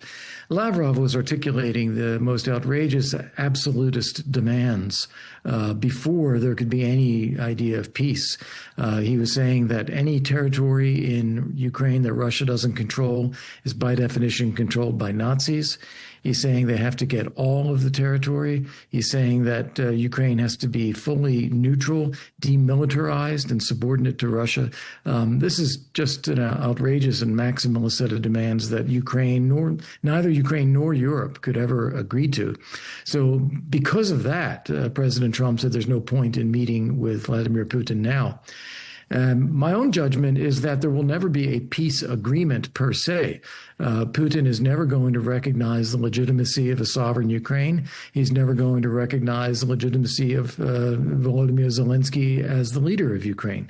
And so there won't be such a peace deal. The best we can hope for is that enough pressure is put on Putin that he is forced to agree to a ceasefire. Right, so that pressure is coming from multiple directions, isn't it? There's the sanctions on the oil company. The Russian economy looks like it's buckling, at least according to some metrics. There's the diplomatic pressure, the pressure on the battlefield. I mean, is that the only way to go, is to force President Putin to come to the negotiating table? It is, because we know from Putin's own words and those of other Kremlin spokespeople that they are not in any reasonable position at all. They feel that they have a right to commit aggression against their neighbor, a right to control that territory. So the only will bring about a ceasefire is that kind of full court press on Russia to get them to actually stop the fighting. And as you said, there's a lot of pieces in motion right now, more so than there had been at any point. The oil company sanctions, possible secondary sanctions on those doing the trading with Russia, seizing the frozen assets that Russia has in Europe and making them available to Ukraine as a reparations loan, the sanctions on gas as well, the military pressure, Ukraine's increasing ability to reach deep inside Russia with its own capabilities, its own drone capabilities. These are, and as you mentioned, the Russian economy, inflation has got to be around 20%. They don't publish reliable statistics, but that's a reasonable guess. And there's a labor shortage as well, negative economic growth, and a huge portion of Russia's state budget is now going to the military, more than is really sustainable for any long period of time. I mean, the Americans and Ukraine's allies must be hoping this is the case, but I want to ask you, is there any sort of clear indication that this war in Ukraine is starting to really backfire on President Putin? And is he at risk, would you say, in a way that he perhaps wasn't when the war began, domestically speaking? What would you say to that? Yeah. We're beginning to see a couple of things. We're seeing gasoline shortages inside Russia, which the public notices quite a bit. And that's putting a little bit of domestic pressure on. The fact that he called President Trump before Trump's meeting with Zelensky about 2 weeks ago, that I thought was significant as well. He was clearly concerned about the possibility of Tomahawk missiles going to Ukraine and that this would increase the pressure further on Russia. And then the nuclear saber rattling that he did just the other day, he does that when he thinks that cards are being played against him, the pressure is mounting on him, and he's looking for a way to relieve that pressure. I mean, to be fair, President Trump's position on Ukraine has, let's say, evolved during the course of the last few months since he returned to office 9 months ago. I mean, there have been highs and lows. There have been moments when he sounded very supportive, other moments when he sounded not in the least sympathetic. At least that's how he sounded. I haven't said that's what he was. Yeah. But where would you say that sort of sentiment is right now in the mind of the president? How do you think he feels at this particular moment about Ukraine? Well, of course, only President Trump can say how he's thinking about this himself. No one really knows for sure. But the way it seems to me, he has really all along, from the beginning of his term here, has wanted a negotiated deal. And he thought it would be easy because he can push Ukraine a little bit and get them to accept a ceasefire in place, which he has done. He's maneuvered to get Ukraine and the United States in line economically. So we're no longer spending taxpayer money to prop up Ukraine. People are buying weapons. We have a minerals and natural resources deal where we can put money into an investment fund in Ukraine. So he's made this much more of a commercially viable proposition. And he thought that offering a good deal to Vladimir Putin is something Putin would take up and it would end the war. And I think what he has now realized is that Putin is never going to accept a deal. He's never going to end the war. And so we do have to turn up the pressure the way we've just been discussing. So I think that change in Trump's attitude has really been since that failed summit in Alaska in middle of August. Right. So President Trump feels like he's done everything he could reasonably be expected to do. Concessions have been made on Ukraine's behalf by President Trump. And you're quoted as saying that, in fact, President Putin's real goal here is simply to absorb Ukrainian territory into Russian territory. Do correct me if I'm misquoting you. But would you say it's fair to say that the Trump administration is just entirely fed up with the stalemate and the sort of going around in circles here? Yes, absolutely. In fact, going around in circles, I think that is actually a quote from President Trump, or being led around in circles, I believe is what he said. He has tried, as you said, everything. He's met with Putin. He's called Putin. He's offered things to Putin. He's offered lifting of sanctions. He's offered restoring the G8. He has invited Putin to meet with him in Alaska. And every step of the way, Putin has rejected any reasonable offers and insisted on continuing the war, and continuing the war really in some of the most atrocious ways, bombing kindergartens, bombing hospitals, taking out civilian infrastructure, hitting apartment buildings. This is a brutal attack by Russia on Ukraine. And as you say, I think President Trump, having tried everything, is now very, very frustrated and has said many times now that he has nice conversations with Putin, but then they don't amount to anything. One thing he hasn't tried, though, is, really dialing up the temperature here and providing Ukraine with significantly more material support to, try and win this battle and repel the invading forces. I mean, do you think that's something that he might entertain as an idea? Yeah, he certainly has not taken that off the table. He was musing publicly about 2 weeks ago about sending Tomahawk cruise missiles to Ukraine, which would be a significant step if he did. He didn't do it when Zelensky visited. He thought that Putin was making one more effort to negotiate. That evaporated, and Trump has not taken the idea of Tomahawk missiles or other military support off the table. It's still out there. I think he wants to avoid that. He doesn't want to be in a direct confrontation with Russia, but he is capable and prepared if necessary. So were you to advise President Trump, I mean, which road would you suggest he went down? Would it be the road of concessions, negotiations, appeasement, or brute force, or perhaps a combination of all of them? Well, I think he has tried all of the appeasement side of that you just described, and it hasn't worked. So he has to try the other. And the other is going to be not only the sanctions on the oil companies that we just did, but secondary sanctions on anyone who is doing business with those oil companies. So it would have to be hitting vessels, ports, refineries, banks, insurance companies in China, in India, anyone who's doing that kind of trade with Russia, which is what's funneling the money to the Kremlin to continue the war. And I would provide much more military equipment, particularly the long-range Tomahawk missiles, to Ukraine.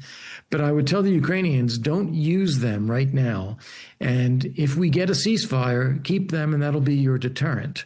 But if Putin continues to refuse a ceasefire, then we're not going to have a choice but tell the Ukrainians, okay, then go ahead, hit longer range, take out those things in Russia, the drone factories, the missile factories that are being used to hit you.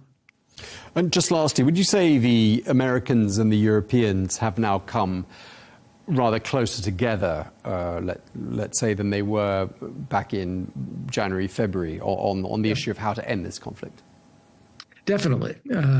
One of the things that President Trump did, we talked about getting the U.S. and Ukraine aligned politically, about ending the war, and aligned economically.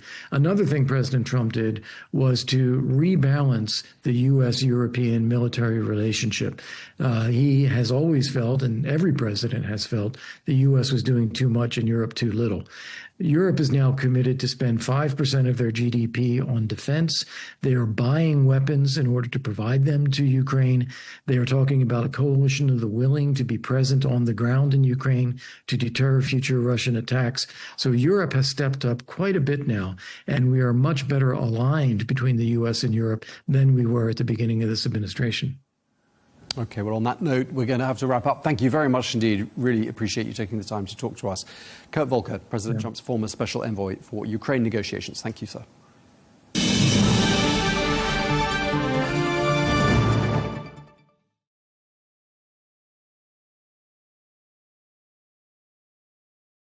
We can speak now to John Herbst, former US ambassador to Ukraine. He joins us now from the United States. Thank you very much indeed for speaking to us.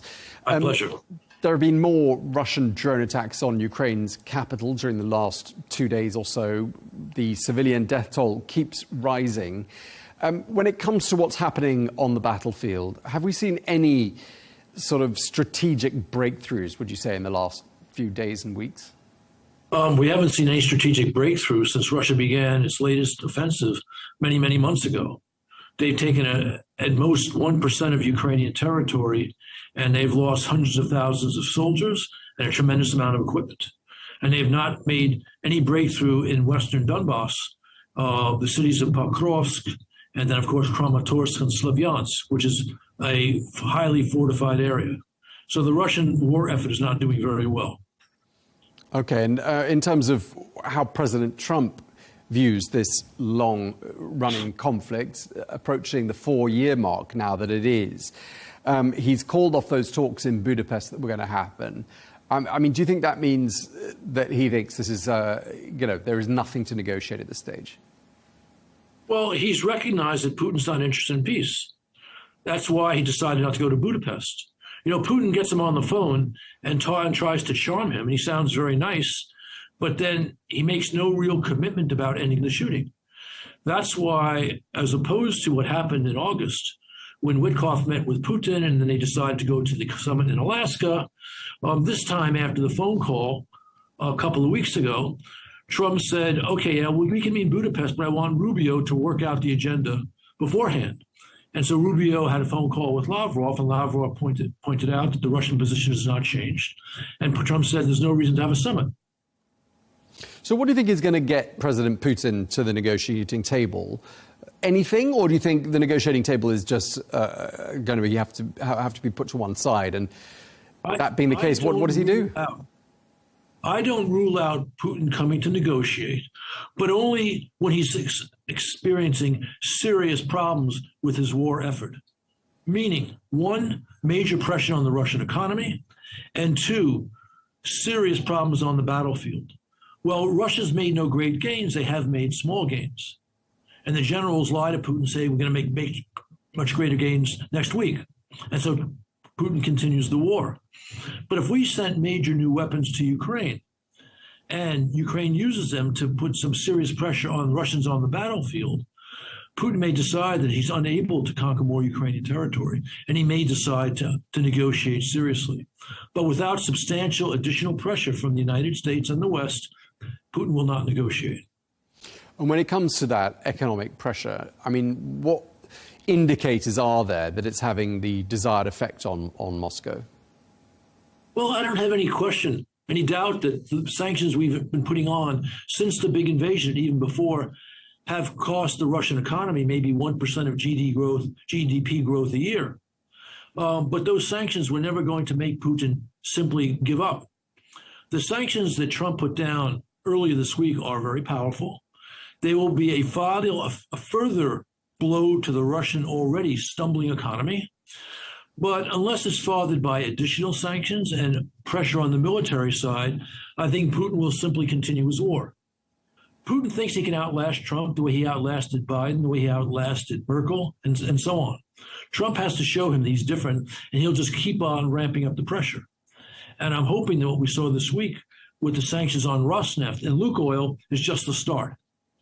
Right. I mean, Ukraine and its allies in Europe, let's say, must be hoping that President Putin eventually realizes this was a massive miscalculation and this is not an exercise to be repeated in other parts of Europe. I mean, do you think President Trump is now absolutely aligned with those European leaders that really want to make sure President Putin is stopped in his tracks and doesn't try any further territorial expansion? President Trump is mercurial. So I'd hesitate to say he's now pretty much in lockstep with the folks in Europe who understand how dangerous Putin is. But at the present time, he clearly understands that Putin has rejected half a dozen or more of Trump's own peace offers, which Zelensky accepted.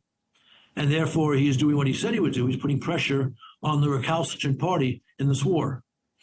And some of my colleagues have felt Trump was never going to do what he did on Monday, but he has. And I've always felt that Trump's stated desire to achieve a durable peace to this war, to end this war, would eventually force him to put pressure on Russia. And we are beginning to see that now. President Trump is going to be meeting President Xi of China later on this week. And I'm wondering whether you think there's anything to be achieved with regards to Ukraine in their discussions.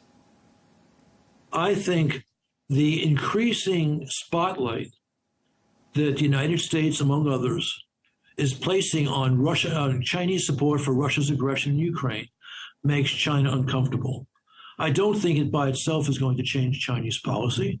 What the Chinese foreign minister told his European colleagues, I don't know, a month or two ago, that it's in Russia's interest, it's in China's interest for Russia to continue and win this war. So that is the geopolitical calculation of Xi. But we can make it uncomfortable for him, so maybe he has to at least tone down the support he's giving to Russia by buying Russian oil and by sending Russia dual-use technology for weapons, if not some weapons as well. Do you see a scenario in which some sort of a solution is found to this crisis without Ukraine having to give up large swathes of its territory? I believe that given the policy outlook of the Trump administration, we can achieve a durable peace where Russia on a de facto basis occupies much of the territory it currently controls today, but only de facto. And that since Russia would continue to control de facto a lot of that territory, some serious sanctions would remain in place. That, I think, is a viable outcome in a year or two or three to come. That's not my preference, but I'm not the president of the United States. So given what Trump is willing to accept, and a durable peace is not a terrible outcome, it's just not necessarily a just one, can work for most Ukrainians, for the United States, for NATO, and for Europe overall. It does not work right now for Putin, who wants to conquer and have control of most, if not all, of Ukraine. And just lastly, I mean, from where you sit, I mean, have you seen or heard anything that sounds like a concession coming from the Russian side during these 7-8 months that President Trump has been making overtures to the Russians to try to engage them? I'm unaware of any concession. I mean, conceivably, if Putin were to decide he cannot take more Ukrainian territory at an acceptable cost, he might be willing to concede that, yes, the war, he's willing to put down his arms as long as he retains the control on at least a de facto basis of the territory he currently occupies. That's how I see this eventually ending, unless, of course, the Russian economy collapses, which is possible, or the Ukrainians make a major breakthrough on the battlefield, which I think is possible, although not likely, or if there's a coup in Moscow, which I think is not likely, but not impossible. Well, it's a very interesting set of possible scenarios there. Unfortunately, we're out of time, so I'd love to talk to you about them a bit more. But thank you very much indeed. John Herbst, former U.S. Ambassador to Ukraine. Thank you for your time, sir. My pleasure. Thank you.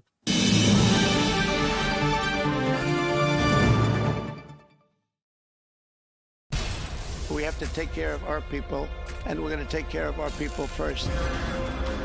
For in-depth analysis and all the latest developments across the globe, make sure you join us every weekday.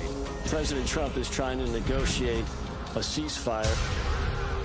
With so much happening, so much information, and so much noise, international law will have no part in his administration.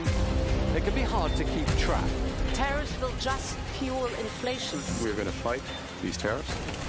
But you can count on us to tell you what you need to know. We stand by your side. Join me, Tom Burges Watson, for Global News Today, right here on Al Arabiya News.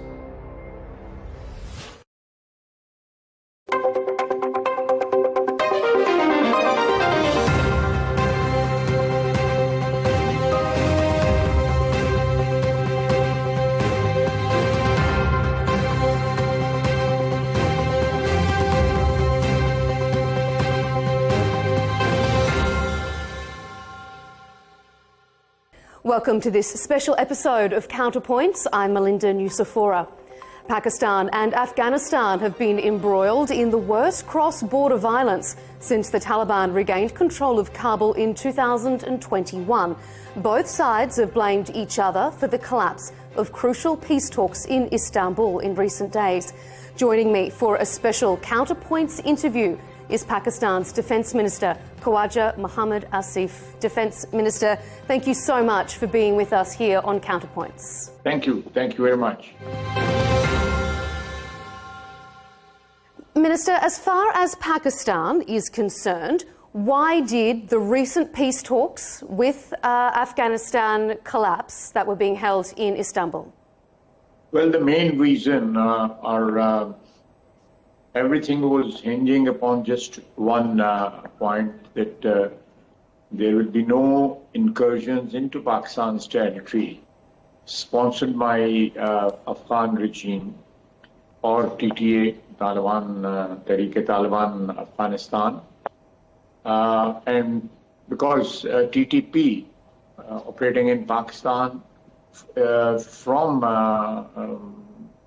Afghan territory or being sponsored from Afghan territory, that was the main reason for collapse of these talks, because we wanted them to control or rein them in so that they don't cross into our territory. We wanted ironclad guarantees from Kabul regime. And you didn't feel like you were getting those ironclad guarantees? Actually, what happened on 3-4 occasions, they had agreed to the terms and whatever was being developed during the talks over the last 4 days. They agreed to our point of view, and they recognized, that most of these TTP people or terrorists are living on their territory. As I think this is on record, you must be knowing about it, that about 2 years back, on many occasions, they have asked us for funds to relocate TTP on their western border. And we have been asking them that what is the guarantee that we pay them. Actually, the amount was also, it was around a ballpark figure of 10 billion rupees. We asked them, what was the guarantee that these people will not come back to the eastern border again?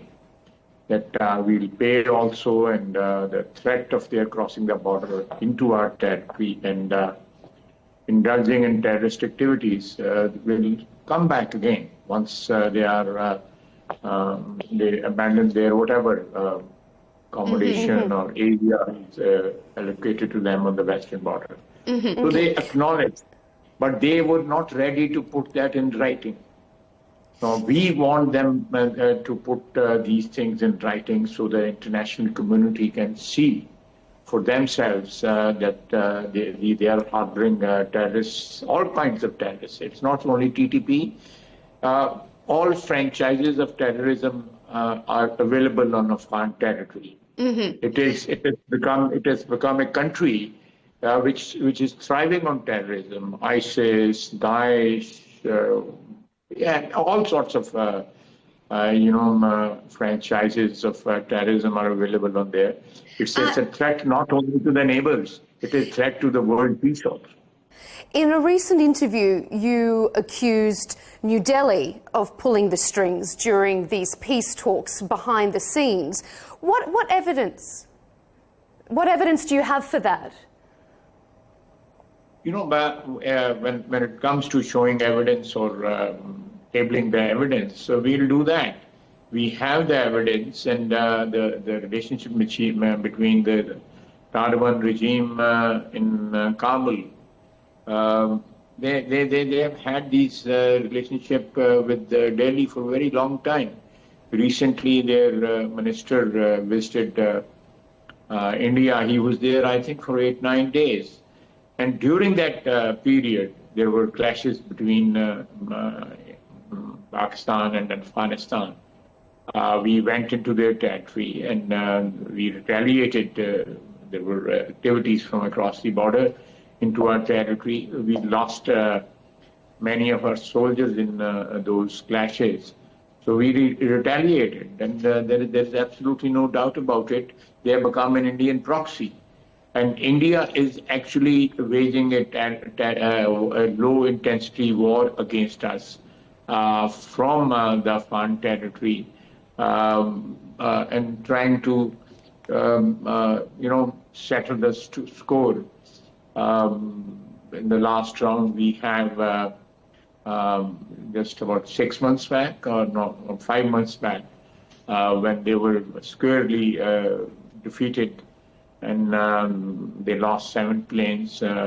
President of the United States have on several occasions mentioned, even yesterday he mentioned that 7 beautiful planes were lost by India in the clash with Pakistan. So are you saying that this is India trying to take revenge using another country? I mean, that's a very bold statement. Yeah, you want me to reiterate that statement? I'll do that. I have no problem with that. Kabul and Delhi, they have this relationship, irrespective of the regimes in both the countries. There is a continuity of relationship between the two countries, and it has always been to the detriment of Pakistan. Do you foresee a broader war or a full-blown war with Afghanistan on the horizon? I won't speculate about this, that there could be a full-blown war, but obviously the risk of heating up, at least on the border, and obviously if there is, we have evidence of incursions from across the border, we will retaliate. We'll go inside and settle the score with them. All right, let's move on to Pakistan and Saudi Arabia's recently signed defence pact. What was the primary driver that led both sides to see the need to formalise a written agreement? Because obviously there's been cooperation for quite some time. Why did you see the need for a formalised defence pact at this current juncture of geopolitical situations? No, this was going on. The negotiations for this pact were going on for quite some time, maybe over a year or a year and a half. And it was not prompted by the geopolitical situation of the region. This sort of relationship, informally, or perhaps a semi-formal relationship, military relationship or cooperation, was going on for maybe 6 decades, it's been 60s and late 50s. And on many occasions, I think the number of our soldiers over there rose to some around thousands, 2,000, 3,000, 4,000. So that's it's just the formalization of the relationship.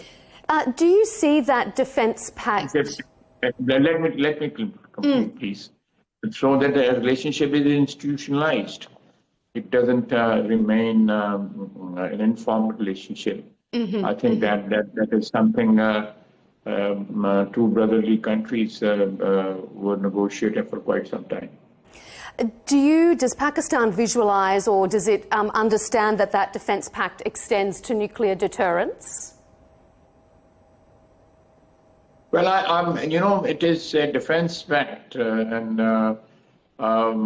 this sort of the nuclear capability of Pakistan is purely of defensive nature, and we have been saying it over and over again. And whenever this issue is raised by media or on international forums, Pakistan has absolutely no hegemonic intentions as far as nuclear capability is concerned. It was this was maybe actually way back in 99, I think, 98, when the nuclear device was detonated by Pakistan. He clearly gave this impression or undertaking to the international community that it will never be used for aggression. So I think that's the the point, or that's the status even today.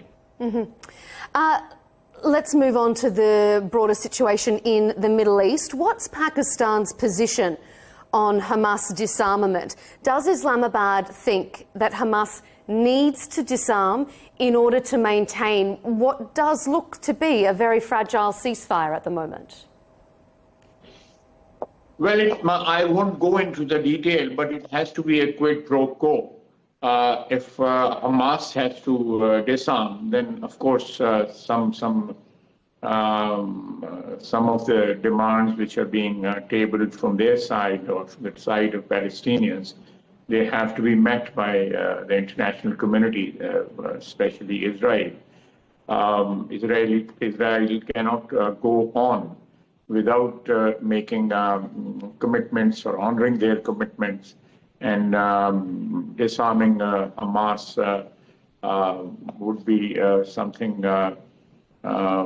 which there has to be some response from Israel, granted by the international community, people who have been doing this, negotiations on behalf of the two parties.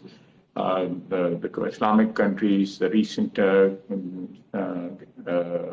gathering in Sharm el-Sheikh. I think the countries who are present over there, they can decide on this issue.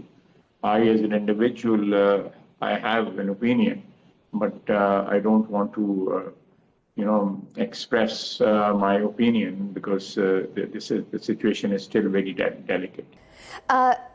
Pakistan was one of the countries present with US President Donald Trump during the signings of those agreements in Sharm el-Sheikh. So with that in mind, if you say there is a quid pro that the international community needs to see something from Israel if Hamas is to disarm, what would Pakistan like to see in that regard? What would make Pakistan feel comfortable? I think this is already spelled out. The situation is still precarious, as you very rightly said, that the ceasefire is holding on, but it is fragile. So I think I'll refrain from any comment from my side, because it would be an impression of an individual. The state policy obviously is stated, whatever happened in Sharm el-Sheikh, that is our state policy. Can you give us and our audience an update on where Pakistan stands at the moment with regards to sending troops to Gaza as part of that international force that the US president discussed during the Sharm el-Sheikh summit? We are already on record that we if need be, will be part of that force to maintain semblance of peace and tranquility and return to normal life in Gaza.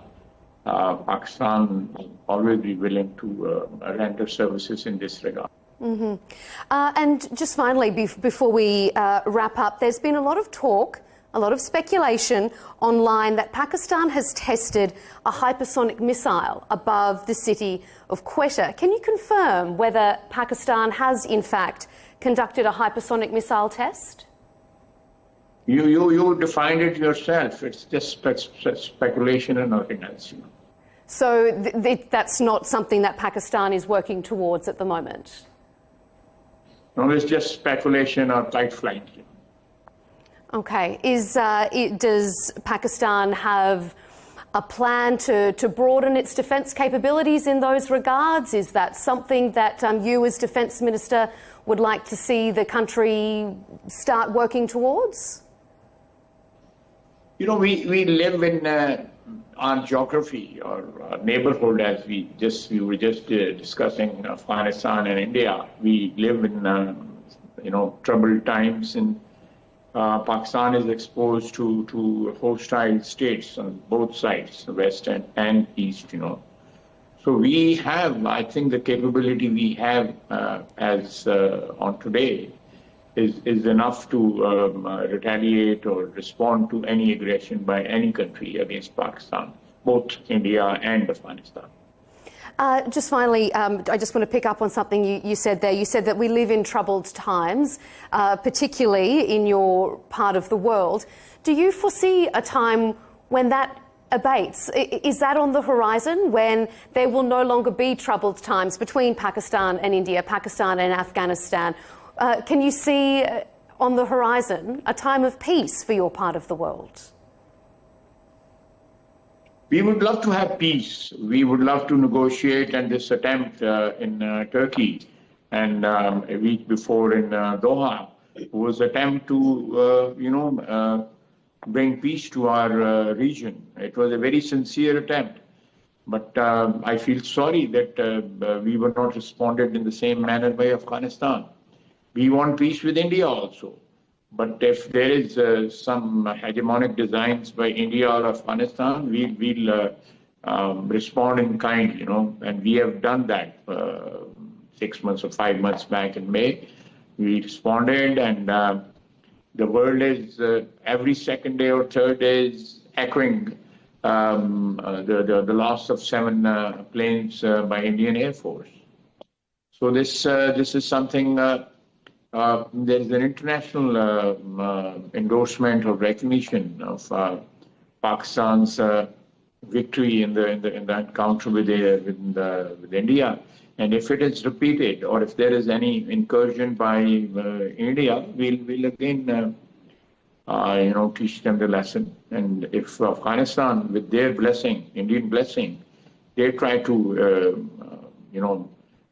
violate our territory or violate our airspace or whatever. I don't think they have any capability of violating the airspace.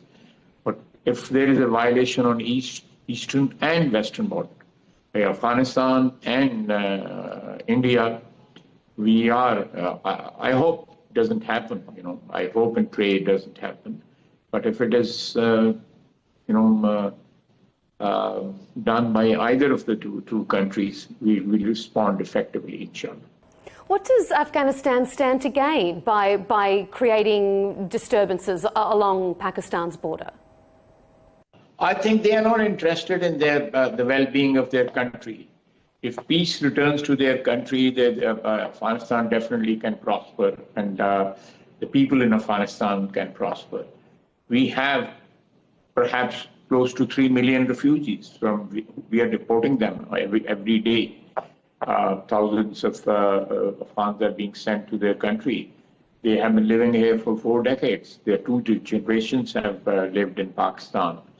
So we have been very, very good to them. We really treated them like brothers. We treated them like family. But it's sad that they have chosen to be a stooge or proxy of India. And they are perhaps used to the culture of terrorism for the last 4 decades. And settling down as a real government, or settling down as a state with defined borders, state with bad peace within and peace without, that's still a far cry. Defence Minister, we really appreciate your time here on Counterpoints. Pakistani Defence Minister Khawaja Mohammad Asif, thank you for joining us. You're welcome. Nice talking to you.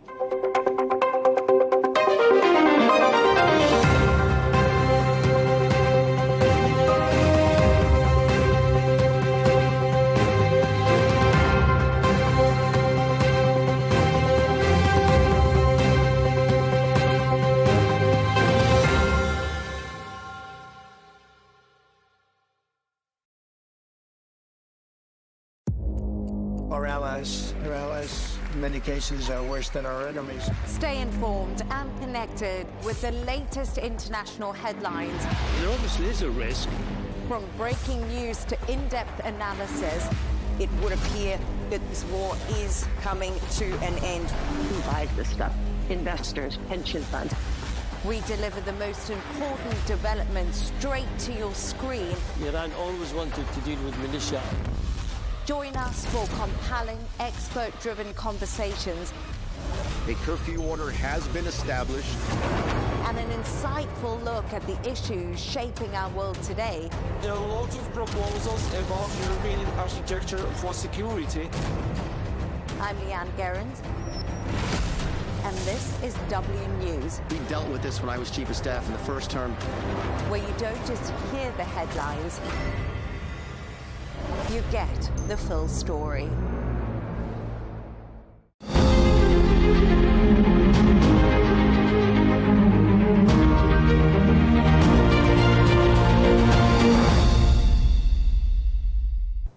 At the recent Shanghai Cooperation Organization summit in Tianjin, Russia and China advanced the Power of Siberia 2 gas pipeline, signing a key memorandum between Gazprom and CNPC. The project, routed through Mongolia, is designed to supply 50 BCM a year, nearly the same volume once set to Germany via Nord Stream 1. For Russia, this is a strategic reorientation of gas exports away from Europe towards Asia post the Ukraine war. For China, Power of Siberia 2 strengthens long-term energy security by diversifying pipeline imports alongside LNG. However, critical commercial details remain open. Until those are resolved, the pipeline's geopolitical significance might outweigh its immediate commercial reality. With me to discuss the strategic and market ramifications of this new pipeline is Tatiana Mitrova, Research Fellow at the Center on Global Energy Policy at Columbia University. Tatiana, thank you for coming on the show. And let's begin with this. China is one of the two biggest LNG importers in the world this decade and is forecast to lead LNG demand growth in the years to come as it switches from coal to gas. Although gas will not flow in the Power of Siberia before 2030 at least, how can it change the game for the global LNG markets, particularly for US LNG projects waiting for final investment decisions? Thank you, Nasser, and thank you for inviting me and for great question. Indeed, a Power of Siberia 2, even without real contract signed, starts already to change the global LNG market game and all the perceptions of the market players, first of all. Just a little bit of historical perspective. We are now approaching to the third large LNG wave of new projects. The first wave was like 100 BCM. The second wave was 200 BCM. The third wave is 350. So the market is already preparing to a huge gas glut. The prices are supposed to go down to the benefit of the customers, but the competition will be really fierce.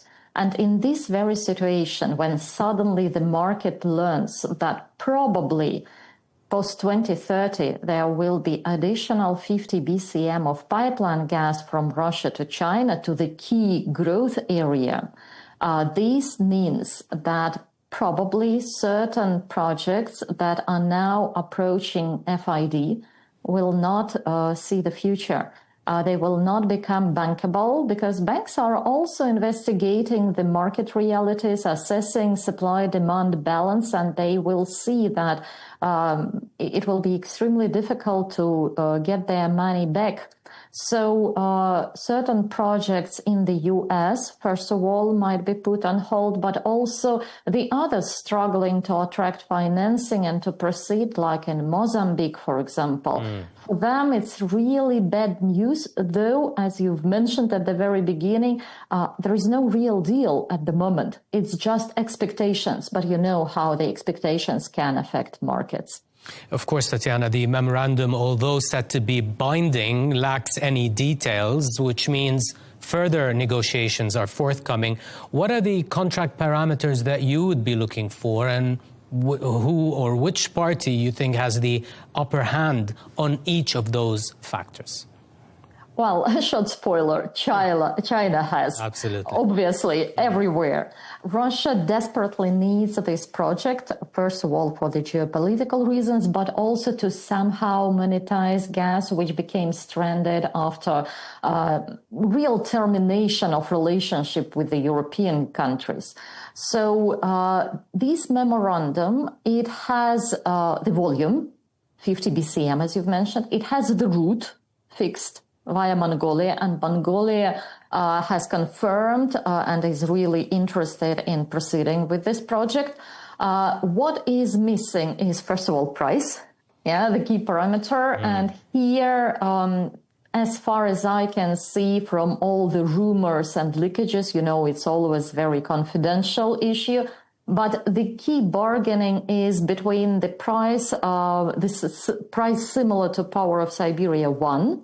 This is a request from Gazprom. It is oil-linked, but it is actually at the moment the cheapest imported gas that China has. So it is already several times cheaper than the price Gazprom had in Europe.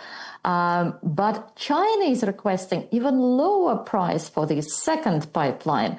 They are actually talking about the price equal to the Russian domestic gas tariff for the industrial consumers, which is about $120 per 1,000 cubic meters. It's like $1.5 per MMBtu. It is extremely low. So somewhere in this range, they will find a balance. The second key parameter is take-or-pay volume. So the volume that a customer is obliged to pay for, whether takes it or not. In normal contracts, in most standard, it's about 80-85%. In this case, China is insisting on just 50% take-or-pay level, which is extremely low, and which means that China would be able to offtake just 25 BCM out of this 50 BCM capacity and keep the rest as an emergency insurance in case if it needs additional gas. But it also means that the period of payback for Russia is becoming much longer. When you cannot predict the load, it's really quite challenging. The third issue is financing. Who will pay for the pipeline construction? Obviously, China will finance the segment on its own territory, but who will pay for the Russian segment? For Power of Siberia 1 and for another pipeline to China from Russia, which is called Far Eastern Route, it is Gazprom, which is paying everything. China refused in 2014 to provide any loans or any advanced payment for this construction. For Power of Siberia 2, there was an indication from Alexei Miller, CEO of Gazprom, that they are discussing these financing issues. What will be the result? I do not know, but it is really important for the project economics, at least for the Russian side. And fourth, last but not least, of course, it's timing. When exactly they are planning to start? Russia was ready back in 2023. They've prepared already all the project documentation, all the permits, everything. But China, as you see, is not in a hurry. It's like postponing the project. And probably, though we are discussing early 2030s, it can go further to the right. It can be postponed for another 5 years, as it happened with Power of Siberia 1, which took 10 years for China to make a final decision and to really start the project. So these four key uncertainties, which means that there is a lot of further tough negotiations forthcoming. Surely. But how can the Power of Siberia 2, Tatiana, make China a bigger swing player in the global gas markets once that pipeline gets built and gas starts to flow? Excellent question, and it refers to this take-or-pay condition which I've mentioned. So if China will succeed to obtain 50% take-or-pay level, then it means that it will have 25 BCM of flexible capacity. That's a lot. And even without vast underground storages, China will be able to play in the market. It will have this arbitrage between pipeline gas from Russia and LNG all over the world. And if you add to that the fact that during the past few years, Chinese companies have built incredibly efficient trading capacities, both in oil and in gas, that means that they will be able actually to, manipulate the market. Yeah, they will have this flexibility. They will be able either to resell LNG cargoes that they do not need, as it was happening back in 2022, or when this undemanded LNG was going to Europe and actually saved Europe from a real gas collapse after Russian gas flows stopped. Or it is happening right now. Yeah, this LNG goes to Europe, the one that China doesn't need, because actually, though, at the very beginning, you've mentioned that China is the biggest and fastest growing LNG consumer in the world. The last year wasn't really good enough. So Chinese LNG imports actually went down. So there are also some concerns about future China's gas demand. And if Chinese buyers are negotiating now with any LNG producer, what they say is, we will have, let's say, $1.5, $2 per MMBtu for Russian gas. So what can you propose us? What is your value proposition in this case? Yeah, so it's a lot of bargaining Gives them a power. lot of leverage, indeed. Exactly. Tatiana, let's move from the market implications to the strategic implications. Strategically, vis-a-vis the United States, what does POS2 mean from Russia's standpoint, especially after the overtures from Trump and the Alaska summit between Trump and Putin? Well, the broader context of all these dances between Putin and Trump is, I think, led by Trump's desire to split China and Russia strategically, because this alliance is really becoming threatening. Russia having not only enormous resources, not only energy, but also materials, minerals, everything, and nuclear weapons, and China with all its economic and military capacity. That already looks like quite a frightening bloc. So agreeing to give some concessions via Ukraine, sanctions, Trump seemed to be hoping to actually attract Putin to the other side. And their Alaska summit, when they've mentioned different Arctic economic cooperation projects and all this stuff, it looked like a signal that probably Putin is turning to the US. But 10 days later, with all these Shanghai Cooperation Organization summit rhetorics, with the military parade, which Putin also attended, and with Power of Siberia 2 memorandum, for me it looks like a clear signal that Putin has chosen China's side at the moment. Maybe he is waiting for additional concessions from the US. Maybe it is like the final word.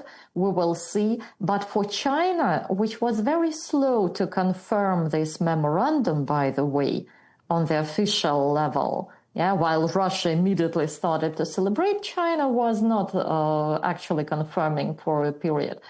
So China definitely leaves some window for further negotiations, both with Russia and with the US. So it's this big trilateral geopolitical game ongoing. Okay, so despite, Tatiana, China having the upper hand on the POS2 negotiations, isn't it safe to say that China also does need Russian gas, given that the US LNG is stuck in that trade war currently taking shape between Washington, D.C. and Beijing. Also, Qatar LNG is susceptible to the Hormuz closures in any future wars on Iran. And furthermore, Australian LNG is not so politically dependable either for China. So does Beijing need to secure the reliability of the Russian piped gas, especially before Putin could be swayed by Trump towards the West with promises of sanctions relief and so on. Do you think this is what finally moved the needle for China on the Power of Siberia 2 pipeline? Exactly, Nasser. That is our reading. So we were asking ourselves at Columbia, why now? What changed? For so many years, China was actually putting this project on hold, and now suddenly they decided to make quite a significant step, though not final, but still. As you've mentioned, first of all, Iran-Israeli war and this threat of Hormuz closure, it really became quite a wake-up call for Chinese authorities, who were always very much preoccupied by energy security, but now it was so close that they started to reassess reliability of the supplies from the Gulf. Then the U.S. trade war. And again, during the last year, actually, China stopped importing U.S. LNG. They've already basically refused from it. So, as I've mentioned, there is a lot of LNG around the world forthcoming in the next couple of years.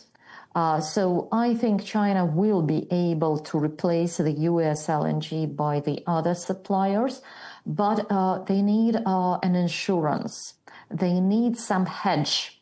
And therefore, Power of Siberia 2, though it's not absolutely the must for Chinese gas balance at the moment, it's something like nice to have, just in case, just to be sure that if there is maritime blockade, either in Hormuz or in the China Sea, if anything happens with the pipeline gas, which is going through common border and through Mongolia, you don't expect any big problems. And as the world is becoming more fragmented and confrontational, it seems to be a smart move from China's side. And also don't forget about price. It will be very cheap gas, which will support China's industrial policy and global competitiveness. So China is not losing anything, but it wins quite a lot.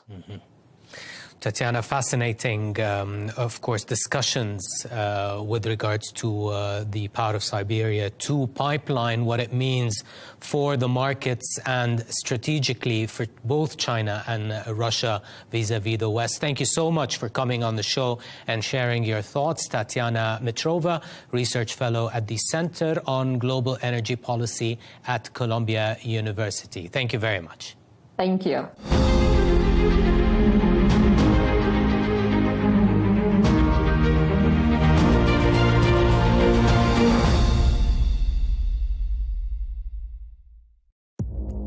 Our allies, in many cases, are worse than our enemies. Stay informed and connected with the latest international headlines. There obviously is a risk. From breaking news to in-depth analysis, it would appear that this war is coming to an end. Who buys this stuff? Investors, pension funds.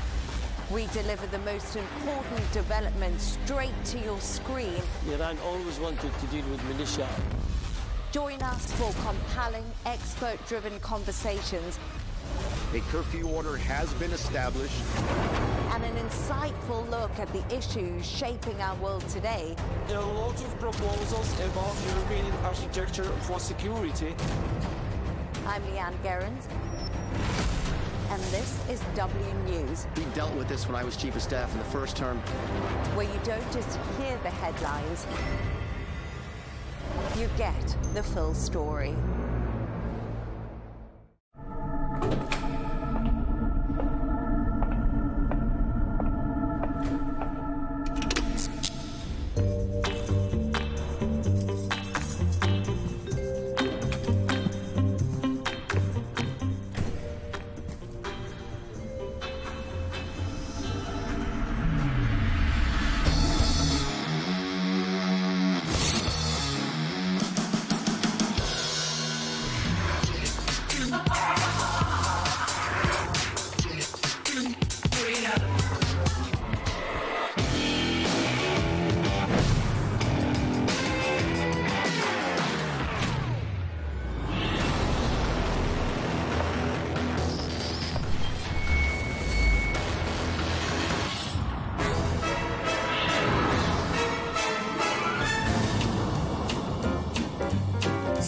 Sorry, Tom, I'm late. I'm nearly there.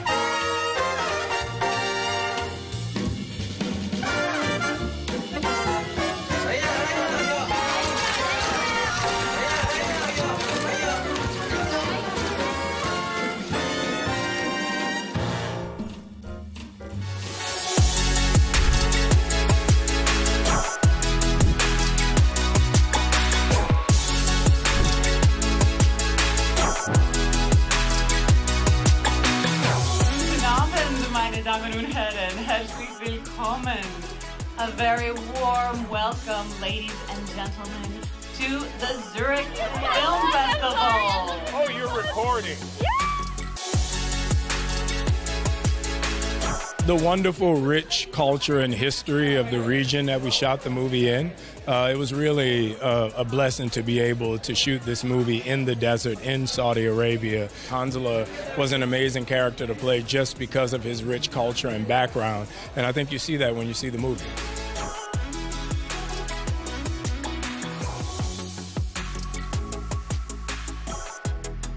I think the fact that a woman in that time united all these Arab tribes and led them into battle with the biggest empire of the time. I think that, for me, was the most fascinating part about learning about this point in history.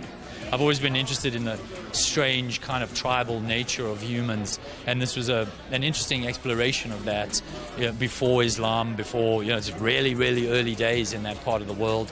And so it's kind of like a little bit of a history lesson in a way. It's unique. I've never done a film set in that time period.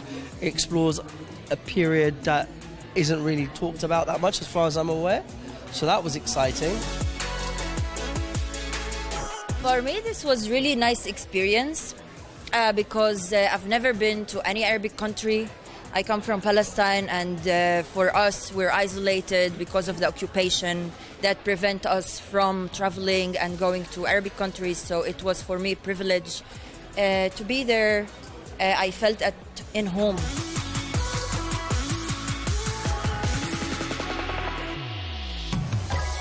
I think after spending 4 months in the desert, I kind of learned why the prophets in all the great religions go into the desert. All the stories are like Muhammad's in the desert, Jesus is in the desert, and it's a very spiritual place. It's not just physically beautiful, it's quite profound to be in the desert like that, in such a quiet beauty. You kind of have to see it. Even in the film, it's beautiful, but in real life, it's sort of overwhelming because it's so epic. They're epic. It's a place. It's called Wadi Rum. So it extends from Jordan all the way down into northwest Saudi Arabia. So it's very much the landscapes of Lawrence of Arabia, and it's this extraordinary, very elevated rock that just sort of rises up out of the desert. So it has this amazing, sort of very harsh beauty, but it's very pristine. It's like nothing else I've seen. So, well, you film in these incredible canyons, sheer rock going up 200 feet, and on the side of some of the canyons you'll see the fossils of when it was all underwater millions of years ago. And it reminds you that the desert was at one point a seabed, which is just completely blows your mind. Mind-blowing, yeah.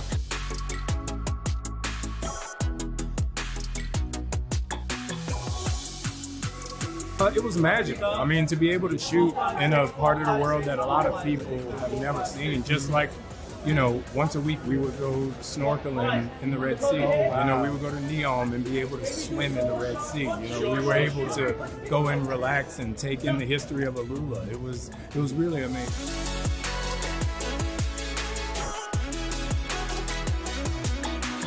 I feel good about it. 1, 2, 3.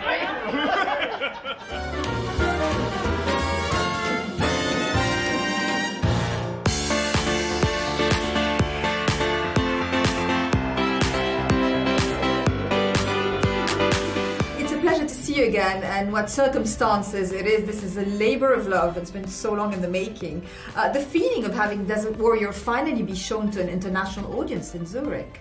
It's very hard to kind of put it into words, but it's been such a long journey making this film. It goes back to 2020 in terms of when I first started. So the fact that we finally get to show it on the screen and have people see so many people from all around the world did in this beautiful, beautiful region in northwest Saudi Arabia. It feels good.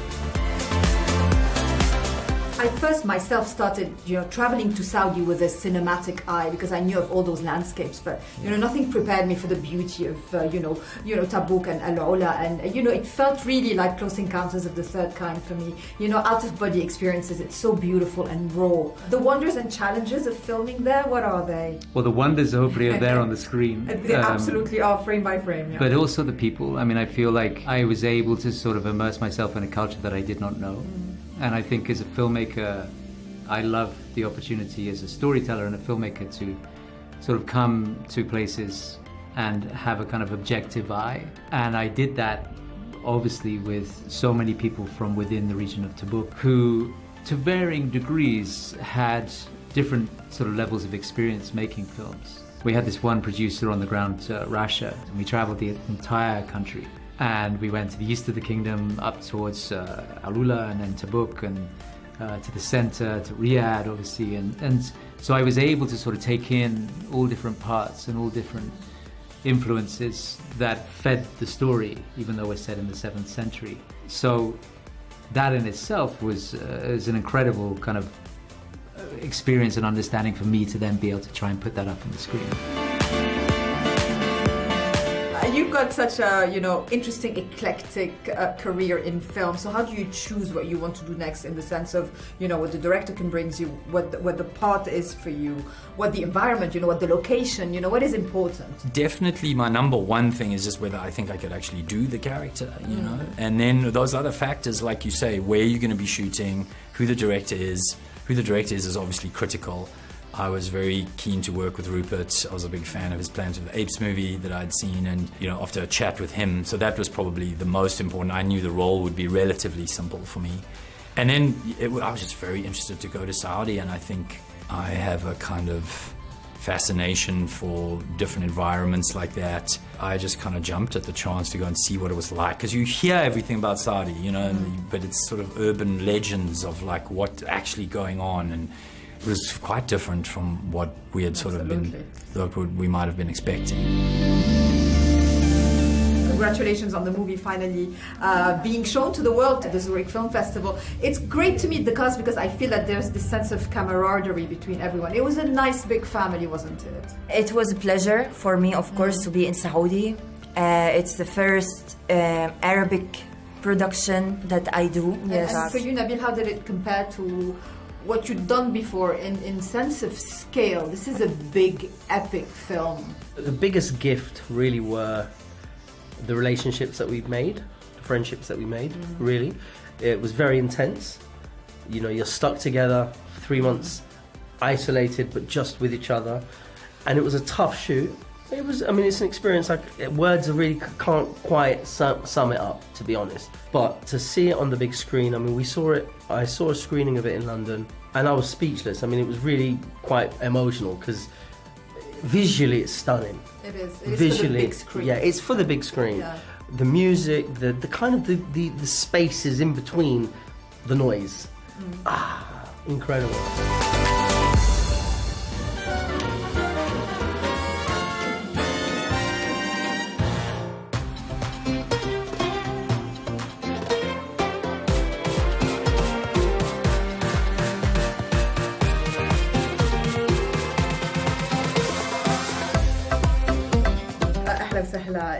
In Arabic, and your Arabic is very good in the film.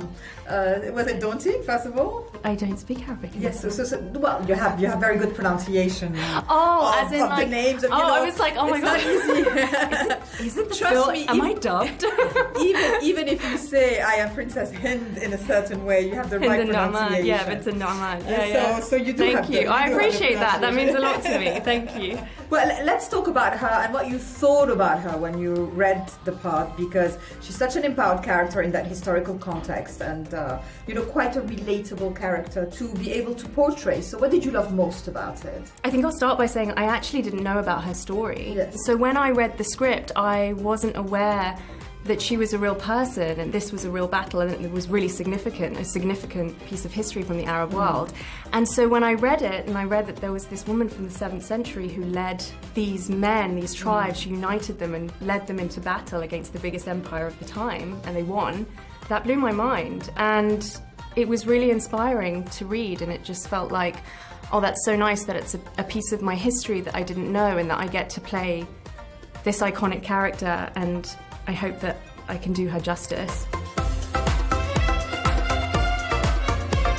How did you and Anthony Mackie discuss the dynamic of those two characters, of Bandit and Hind, and what motivated them to journey together? You know, Hind and Hanzala, the bandit, they're almost mirrors of one another. You know, they come from different circumstances, but they've also found themselves in the same place, and they're both outsiders. And so, you know, we shared that commonality, and they're also both in survival mode when they first meet, but they do see something in one another that is kindred. So it was really nice that their characters go on a journey and they meet and they realize that they're more similar than they expected, and they impart their own wisdoms on one another, and then they go their separate ways. Of course, you know, he's destined to wander the desert and be alone. He's a lone wolf, but she's married to her people and her city. And so they do go on this journey of two people on different paths that come together and then move apart. And that's really beautiful. Yeah, it is quite a great dynamic. My final question is, you know, you are of Saudi origin, you were filming this in Saudi, and the cast really felt like a family. So was there a home feel in this whole experience? Absolutely. The fact that so many of us are still in contact is a real testament to the journey that we went on, and it's one of those things in life that you go through with people and only they understand that. I mean, it just happened that there were 300 of us or something, but excluding extras, I assume. Yeah, of course. But those of us that sort of flew in to do this movie, and I think you don't spend 4.5 months in the desert and leave the same person. I think it changes you, and we all kind of went on that journey together. There is something really special that bonded us, and Saudi's an amazing, beautiful place, and we really had the best time. So we're also grateful for the journey because it was one of a kind. Thank really you so much. excited. Congratulations. No, thank you.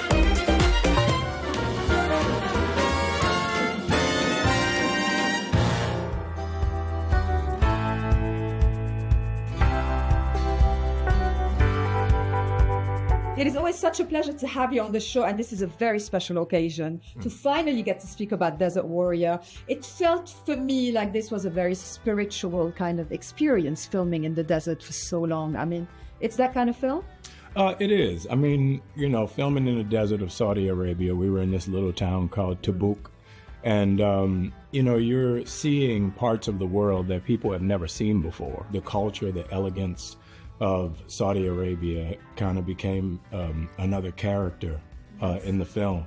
It was great to be able to film there and have the support of all of the people there and help us bring the story to life.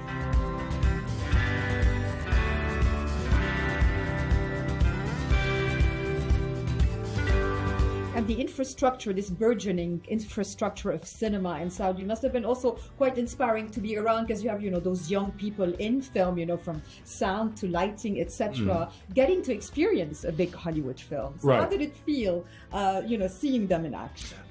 It was great. I mean, everybody involved in the film was so excited to be there and worked so hard. We had so many just hard, hot days. And the young people and the locals were very excited for us to be there and wanted us to experience Saudi Arabia in all of its glory. It was just exciting and a moment in time that I'll never forget. It was a mind-bending experience. I mean, it was wonderful because there were so many different elements to this character and so many different obstacles we had to face.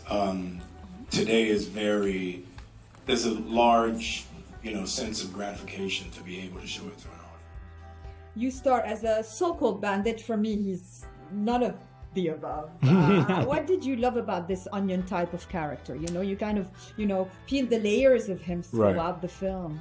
Well, Han Solo was a very interesting character for me, just simply because of his origin, his background, and how he ended up to be a part of this story. It was very unique and very eye-opening to be able to play the character and learn so much about this history that we've never really talked about outside of the myths and legends that we've heard.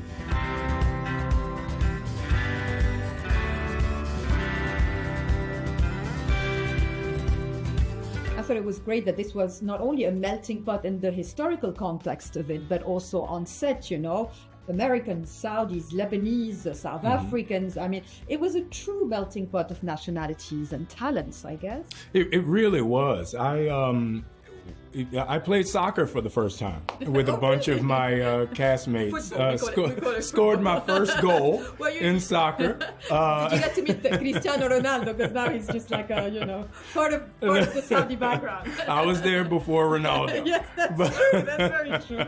But it was really amazing, just the difference in day-to-day life, being able to be a part of this aspect of not only Muslim culture, but Saudi culture. And I think the movie shows that in a really beautiful and unique way.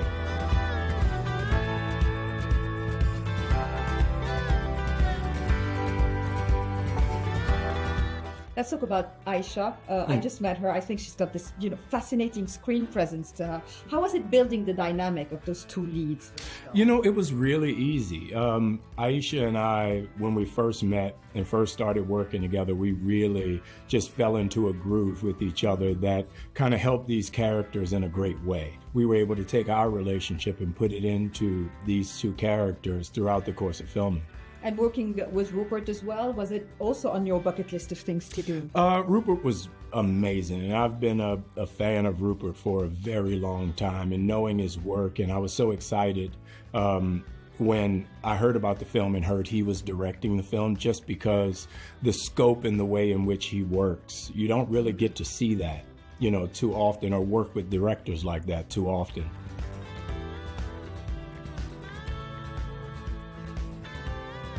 Do you have a bucket list of things to do in your career? You've obviously done the huge blockbusters, you've done the more independent films, and now something like that in a completely different location. What interests you? Where you are, who you're with, what you're doing?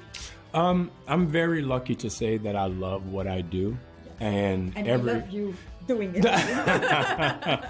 But every day of work never feels like work. Well, thanks, Emma, so much. Always great to see you, and congrats on the film coming out. Thank you so much. Have a great time. I look forward to it. I will not say more.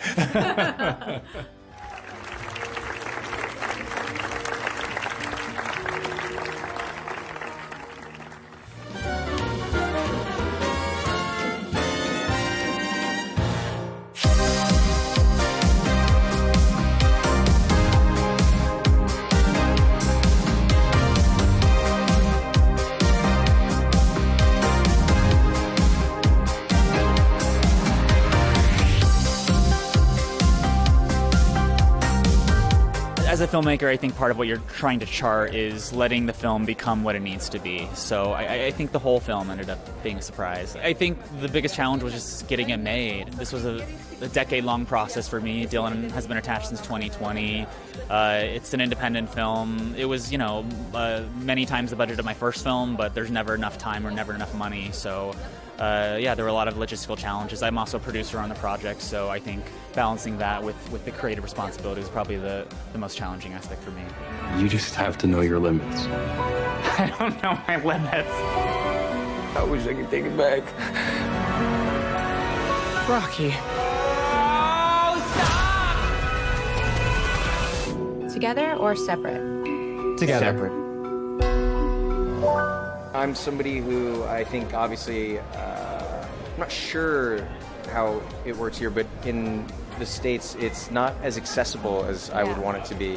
And I think obviously, in terms of generationally, we've just sort of really started becoming more aware of how beneficial therapy can be on your mental health and how important it is to take care of your mental health. So yeah, that's something I'm a huge proponent of for sure, and access to therapy I think is something certainly that we need more of.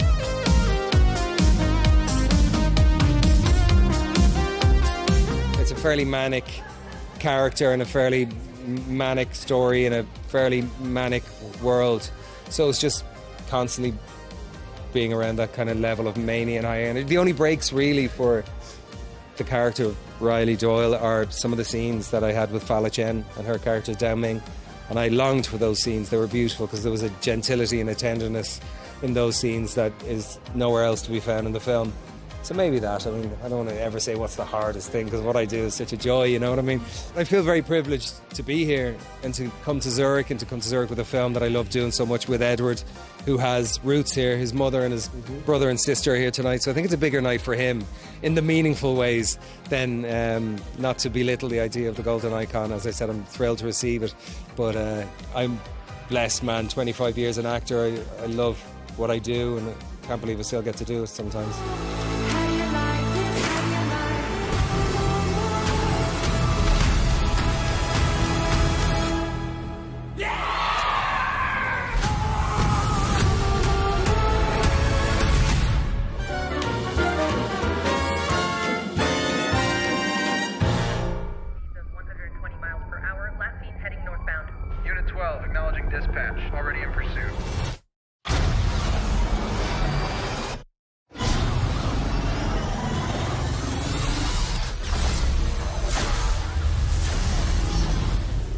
Such a pleasure to speak to all of you. Where are you, Rhea?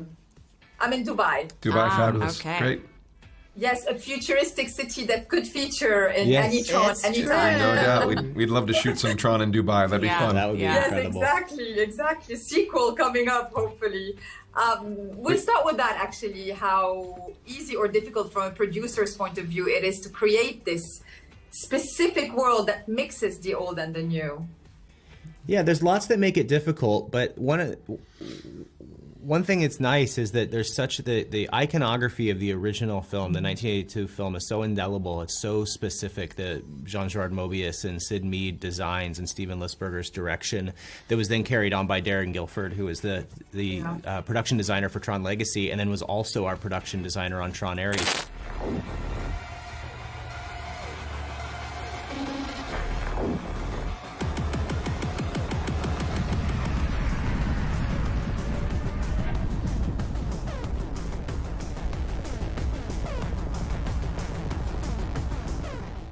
How exciting is it to do it today? Because obviously the subject of AI is so present in people's mind, whereas, as you said, this is a Tron theme from the 80s.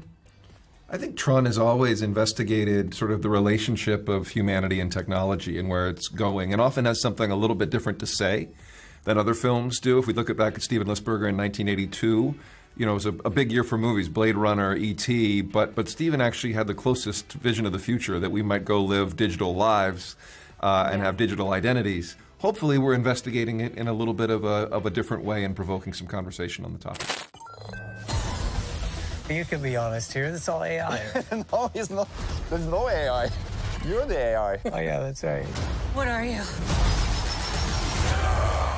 I love the casting of this one. It's very eclectic talents coming together. So how exciting was it in the casting process? Because every actor, from Jared to Jodie to the existing and to the, legacy ones, is very important to this story. Yeah. I have to say, casting this movie, was so exciting. It's obviously the most incredible cast. Yeah. When I see them in a group together, I'm like, I cannot believe how lucky we are to get this group of people, because they're all such talented actors.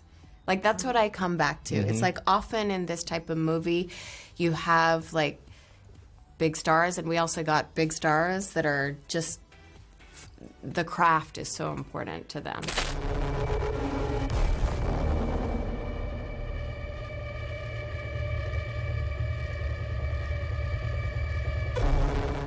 The final question is always on music. How much of the narrative do you feel it is of the story, basically? You feel like the music kind of accompanies everything? Yeah, it's hugely important with Tron. From Wendy Carlos to the 1982 film, to Tron Legacy with Daft Punk. We knew one of the first questions we had to answer for ourselves was who will do the soundtrack and the score for this film. And Nine Inch Nails were, the only name on the list, really, and we were very excited that they were interested in the franchise and were fans of the franchises. But they're also incredible storytellers, and they really know how to approach a scene in a way that it's so exciting to get a piece of music and put it against picture when we're in the editorial process and see how that changes the feeling of a scene. Sometimes in very unexpected ways, it can take the scene in a different direction, and then maybe we lean back into that editorially. So it becomes this really interesting conversation between the story and the visuals and the music of the movie, and I think it's what makes Tron special. Oh, 100%. Well, thank you so much. My time is up, and congrats on the film. Thank you. You have the sound and then Nine Inch Nails. Suddenly I start feeling it in another way. I'm a Tron superfan. I love Tron. It's so iconic. And that's so important, especially making something like Tron. We're so lucky to play around in that sandbox.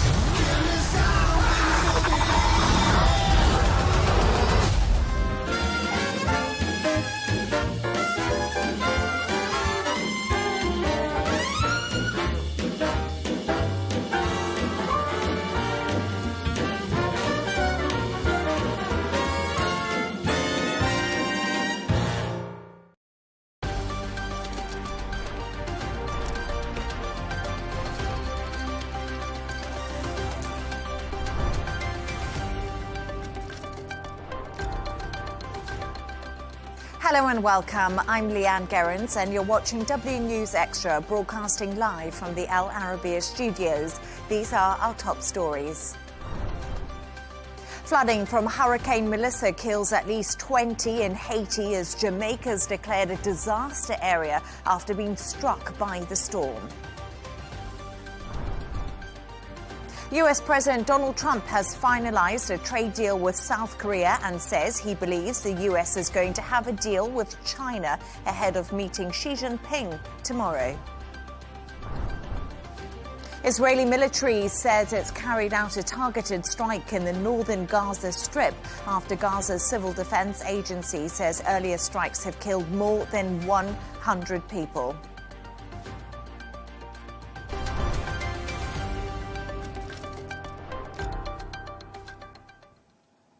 Flooding from Hurricane Melissa has killed at least 20 in Haiti. The storm also struck Cuba with winds of up to 115 miles per hour and heavy rain flooding roads and homes. Last night it hit Jamaica, which has been declared a disaster area by its Prime Minister. Take a listen to what locals are saying. It was terrible. I witnessed I'm 54 and I witnessed about 3 dangerous storm. I was talking about first Gilbert, Ivan, Emily, and one between that I was in America, but this last one, but this one was worse. It was terrible. When we say flat, all who have decos flat, all who have zinc flat, come, we need help now!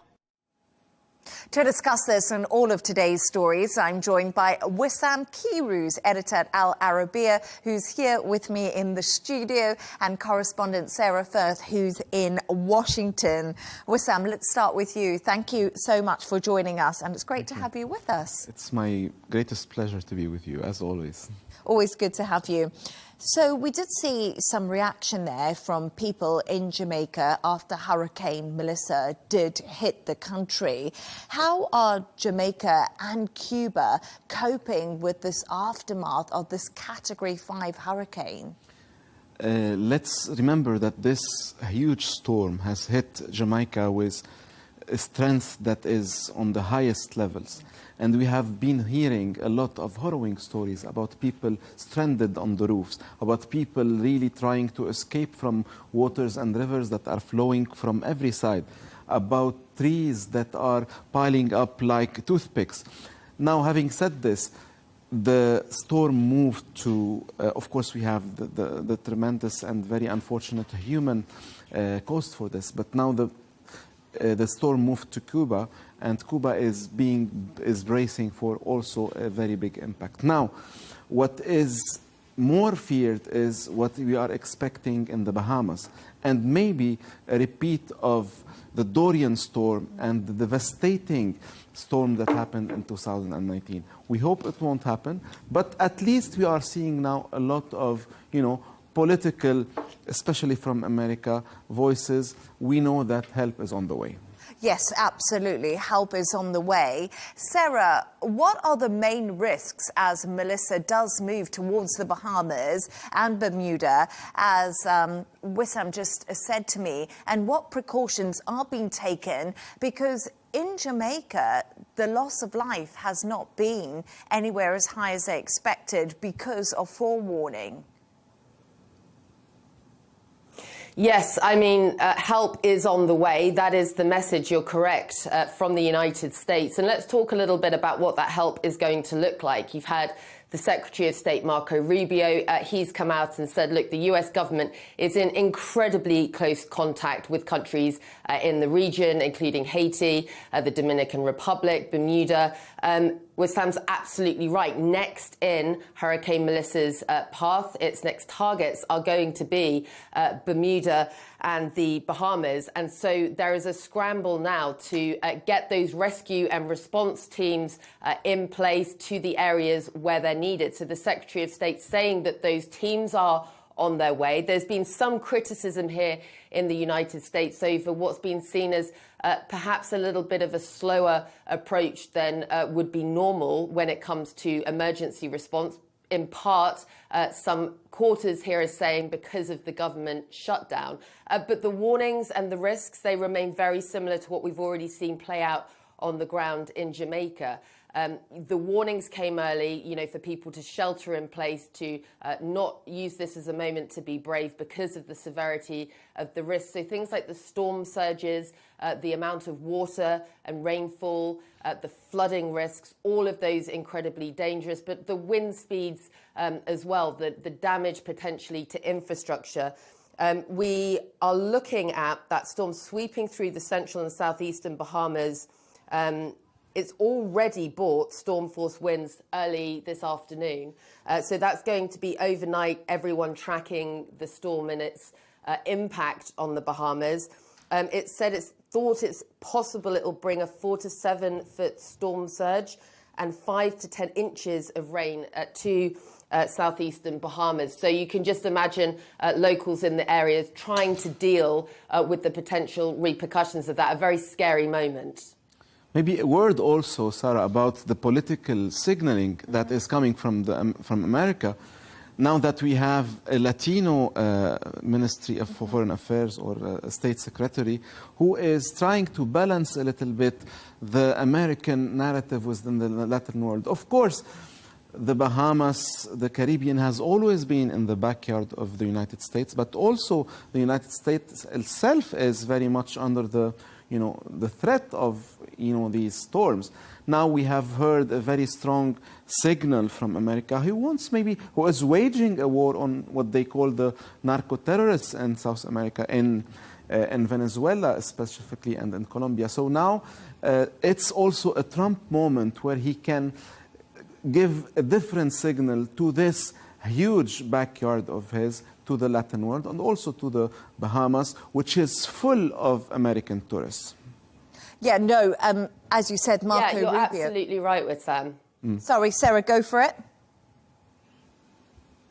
I mean, it's just absolutely right. The Secretary of State has made it very clear that the US is pledging its full support. The Americans are so important for the US administration, for the Trump administration. And it is important signaling at a time when there has been strained relations in other areas. So they have clearly thrown their full support behind rescue and response efforts and aid to some of those areas that have been affected and that are going to be affected in the coming days. Absolutely.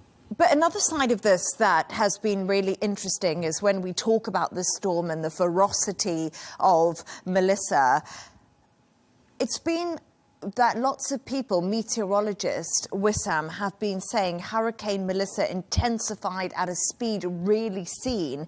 And that was because in the Caribbean, the water is abnormally warm. And a lot of this, they're saying, is linked to climate change, and we're seeing massive different things happening in our environment due to it. Well, the science has been persistently and very clearly stating that extreme phenomenon will be first more extreme, second more frequent, and third, and unfortunate, it will have more effect on human lives and on people. Because it's a cycle. So when you have warmer waters, so the storms will be a little even harsher, and then the water will be warmer, and it is a cycle. Now, having said this, is it going to change anytime soon? No. What's going to change is the way we people will be prepared and will be coping. And fortunately, now we see in Jamaica itself, as you said, fortunately, we haven't seen, a toll that is, extreme, because people has been expecting this. And unfortunately, especially this part of the world, will have to be much more prepared. And we all as humankind, we have to be more prepared, more into the mindset of having livelihoods that are prepared for the worst scenarios. Wissam and Sarah, thank you so much for your thoughts on that. Stay right there as we move on to another story now. And US President Donald Trump's tour of Asia has continued today, and that's in South Korea. South Korea has promised to invest $350 billion in the US, as well as a reduction of reciprocal tariffs. Trump was also given a replica gold crown and awarded the Grand Order. Here's what he had to say earlier. We had a tremendous meeting today with South Korea. I think the meeting a lot was determined, very much determined, and we made our deal. We pretty much finalized a trade deal, and we discussed some other things having to do with national security, etc. And I think we came to a conclusion on a lot of very important items. We had a terrific meeting in Japan also, and we concluded a trade deal, very big one, very big trade deal. And Sarah, I must say one thing. I've got to give it to Donald Trump. He has had so much energy on this trip, hasn't he, Wissam and Sarah? Absolutely. For 80 years old, I mean, he hasn't stopped going. He's been on a complete roll, Donald Trump, clocking up billions of dollars during his tour. Sarah, I mean, this is good. It's been a good week for him. It has. He is on a roll. You're right, Leigh Ann, and it is very impressive. Plenty of his administration are very quick to point out that whenever they reach out to him, day or night, whichever part of the world he's in, he is working. So, look, the image of President Trump on this whirlwind tour of Asia as this sort of globe-trotting deal-maker, that is exactly the image the White House want portrayed. Of course, he was absolutely feted in South Korea. You know, the crown, the civilian award, the honor guard, everything that we know President Trump responds very well to, and clearly very happy coming out of that meeting. The real jewel in the crown, though, is going to be that meeting in China with President Xi tomorrow on Thursday. That is going to be very, very important. I think it's also worth tempering what is clearly a very successful tour for President Trump with a note of caution, because amongst the sort of ceremony of the moment and the diplomatic niceties, there hasn't been much put on paper. You know, you've had the US and South Korea haggling over South Korea's promised billions of investment, $350 billion, how that is actually going to be invested. And there are still those questions over exactly how that is going to be delivered. So for all the excitement, for all the brilliant diplomatic optics of this, I think it is interesting to sort of note we are still a little bit short on the detail, and going into this all-important moment with that meeting on Thursday between Trump and President Xi, I think we're going to be looking for perhaps a little bit more detail behind those diplomatic niceties. And Wissam, I must say, a lot of this trip has been very interesting when it comes to rare earth minerals deals. That's something Donald Trump's been focused on in the Asia region. And we also saw that now he's spoken to South Korea. It's going to be interesting to see that their tariffs on cars that they will export to the US has gone down. But as Sarah said, thin on the detail. But everyone is saying that the meeting between Xi Jinping and Donald Trump is probably one of the most significant this year. It's the world's two biggest economies meeting. And lots of people are saying, who has the leverage going into it? Is it China or is it America? First, let us not forget that Trump is always thin on details. Trump is not a details person at all. He is a momentum person. Oh, yeah. He is a momentum person. And we have to see, all of us, that the way he is dealing with everyone he's meeting in his agent tour makes us feel that he is very happy. He is at ease with every single person he is meeting. And apparently people who are meeting him are also they understand his modus operandi, and it has been the same modus operandi. It's about deals. It's about giving him the impression that we are ready to pump in billions into the American economy, and in return he is ready to, make the deals and to ease up the tariff on them. Now, having said this, it is most and foremost what's happening tomorrow is that the most important part of this trip. It is the meeting between Trump and Xi. Both are very prepared, and both apparently have the will and the need to make it work. America is still China's biggest market, although it's not its only market. China has been diversifying. They are very strong in doing so. And America also, they think they have the leverage, they have the momentum, and they want to change. So the whole world we live in, this whole economy of global, is about America and China together. And the Americans, especially Trump and the MAGA movement, they have the impression that this globalization has been playing into the interest of China much more. It wasn't supposed to be that way. Now they want to rebalance this. And the Chinese, they understand. And they understand that they have to make concessions. And believe me, Xi is more strong within his system than Trump is within his system. Xi is on top of a huge machine, which is the Communist Party, and a huge country, and no one is making him any problems. Now, he is ready for concessions. He has been digesting the concessions, but also digesting the price. And apparently, according to many reports, the price will be political, and maybe it's going to be Taiwan. And this is what they want, at least. This is what they want. But it is so interesting what you said there, because Donald Trump is a momentum's man. And I've never thought of it like that. He's not detail-oriented, but he seems to get the ball rolling. And Sarah, I like the way Wissam mentioned Taiwan to me there. There's also another name that's been thrown into the hat, someone Donald Trump wanted to meet, Kim Jong-un, of course, the leader of North Korea, who he once called Little Rocket Man. And he tweeted that in his first term. Is it on the table? Could he see Kim Jong-un possibly? No, very interesting. As always, you do have the shadow of North Korea hanging over this a little bit because you had President Trump floating the possibility of having that meeting with North Korea. You've also had, at the same time that he touched down in South Korea, the missile testing, which raised some eyebrows here. The White House have come out and said, look, the timing wasn't right for this. That meeting will not go ahead. And as we've discussed a little bit earlier, before the cameras started rolling, Wissam had said that, look, potentially that would overshadow what has been a very important and successful tour already. And I'd agree with that assessment. I think here in Washington, the focus is really on trying to ease the investors' nervousness about the trade tit for tat between China and the US. And I think this trip is certainly doing that. President Trump has come out and said he expects a good deal from Thursday's meeting. He expects a good deal for both. I think he'd really like the characterization of himself as the momentum man. He has got that going for him.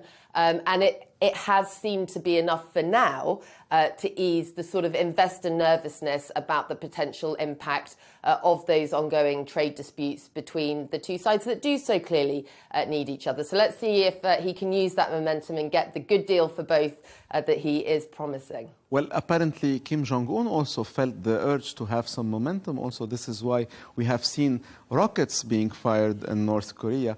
But in the same time, he will have his moment. Now, as Sarah and I, we both agree, it's a moment for China, for Xi. And there has been a very interesting geopolitical flip very recently. We have heard Trump saying something very interesting. He said, I want China, I want President Xi to help me with Putin.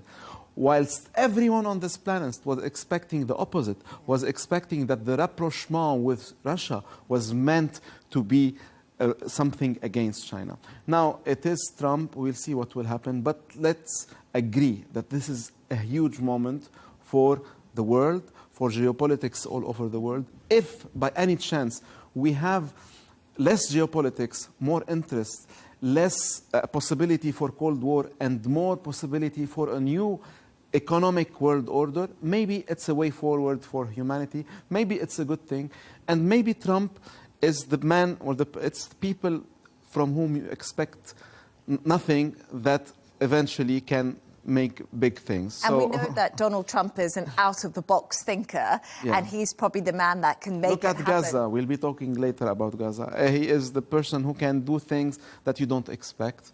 This is how it is. Yes, and I'm sure everyone will be really interested in what happens in that meeting tomorrow between Donald Trump and President Xi. And as always, the presents, because we've seen some fabulous presents on this tour. But thanks so much for your thoughts on that. Let's move on. And Israeli military says it carried out a targeted strike in the northern Gaza Strip. Meanwhile, Gaza's Civil Defense Agency and hospitals have said a series of other strikes have killed more than 100 people across the Palestinian territory. The Israeli military have issued a statement saying that a soldier was killed during fighting in southern Gaza. Meanwhile, President Trump says the US-backed ceasefire in Gaza is not at risk. Wissam, we've had a lot going on in the last 24 hours between Israel and Gaza, and the situation has been tense. We know the ceasefire has been fragile. How are rescue teams in Gaza coping following last night's attack that we did see, and a lot of people, 100 people, lost their lives? It's such a sadness that some people that thought that they were finally safe, that they finally passed through the huge, long tunnel of suffering and the war, and then they die because, somehow this, dynamics, this way it works, had that the Israelis decided that they have to strike. Of course, nothing can justify this. Killing people cannot be justified. And it's not gonna be the last time, I think, because this whole deal is fragile. Although I'm saying it's fragile, I think it's also very strong, and it will remain. Because the Americans, as we see, especially Trump and his administration, are somehow very involved. Now, we have been very worried about how much Trump has focus and attention span on every single deal he makes or everything. Now we feel that he is very much focused on this, and somehow destiny made that he is the American president of the Gaza issue. He never expected this. Gaza never expected this, but this is how it is. And apparently it's dear to his heart, to Trump, to make it work. This is why we heard him many times saying that it's gonna be strong, that it's not under jeopardy. And Sarah, it's really interesting because Wissam is saying there that he thinks the ceasefire will hold. Other people have said the framework does have lots of questions when it comes to these 20 points that still haven't been outlined, and there's a lot to be discussed. Do you think Donald Trump is still keeping the right amount of pressure on Israel to carry through to the second phase of the ceasefire deal? Is enough actually being done? Well, it was a very robust response from President Trump to the news that Israel had resumed those strikes yesterday. It's worth pointing out that Israel has now said it's resuming the truce, but President Trump essentially saying, look, there was a violation that Israel saw. They were right to respond how they did, warning Hamas that if it didn't play by the terms of that ceasefire agreement, that they would, he said, be terminated, that they're a small part of the Middle East peace process. So the warning there to Hamas was very, very clear. that pressure that the United States has put on Israel, and President Trump himself, of course, spearheading that, has been absolutely critical, not just to getting the ceasefire, but now to sustaining it. And he has made it absolutely clear in his response that it is not to be jeopardized. And I think we have, to a large degree, seen Israel, despite what is a clear violation of the truce from their side too, resuming that with their allegations of Hamas breaking the ceasefire, resuming those strikes. They haven't used all the cards that they have, so it was a limited strike. But I think there are some big questions for the Trump administration here around the ceasefire deal, given what has just happened, because we've learned a little bit more about what played out on the ground. Israel is saying that they've not only accused Hamas of dragging their feet when it comes to returning the bodies of the dead hostages, but also accusing Hamas of killing an Israeli soldier in Rafah. Now, Hamas have denied that. There are question marks over who is it who's actually monitoring the ceasefire, potential violations of the ceasefire, and decisions around whether one side or the other chooses to respond to what they allege are violations. And that remains extremely unclear, although clearly in the background you do have the US applying that pressure to ensure that Israel carried out those limited strikes. But in those strikes itself, Israel said they were targeting military commanders. We know from reports on the ground from aid agencies that women and children were among those that have been killed. So the fragility of the ceasefire and the lack of clarity around who's actually monitoring violations, responses to violations potentially moving forward, who oversees that, and what the process is for deciding that, means that the Palestinian civilians on the ground in Gaza are essentially living day to day now with this threat of the resumption of strikes from Israel over their heads every day. Now, we knew it was probably going to be like that given the shaky nature of all of this. That pressure moving forward, it is going to remain absolutely critical. And for now, look, President Trump clearly remains very, very engaged. This is absolutely one of the main achievement of his administration by a long mile. So it's something that the administration wants to preserve. President Trump himself is clearly making sure that that pressure remains on Israel so that even when we see this kind of response from them, it's limited for the time being. I wanted to add something to what Sarah said. I agree with her absolutely. And let's look at the Gaza agreement as a vehicle for what's coming next. So for the Americans, and for the first time actually we heard Trump in his interview with the Time magazine, we saw some kind of round, comprehensive political view and policy on the Middle East. This is something that was a bit surprising for me. He has an idea about where things are going.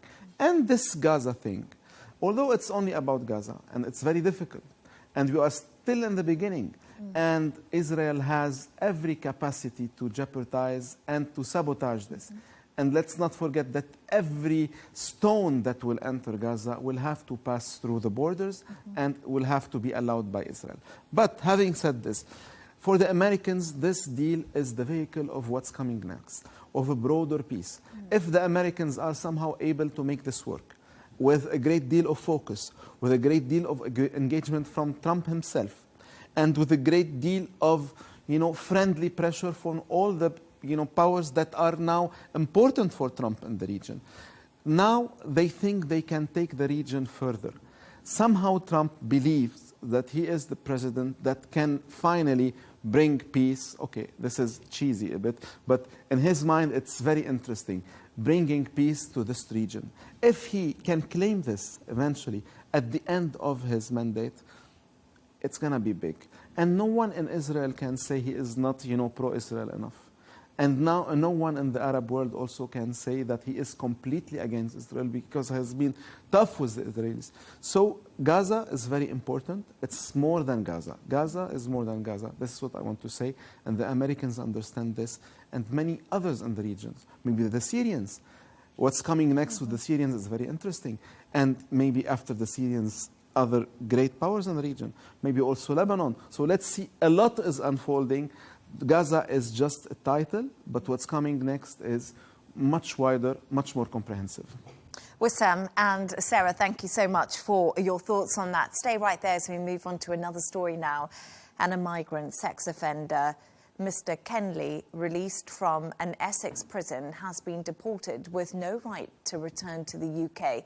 Hadush Kabatu was jailed in September after sexually assaulting a woman and a 14-year-old girl, but was mistakenly set free by prison staff on Friday. A two-day manhunt followed as Kabatu has now been put on a flight back to Ethiopia. Sarah, this has been a story that has kind of shocked the UK. It's easy to say that. And I mean, gosh, major, major questions for the Labour government to answer here.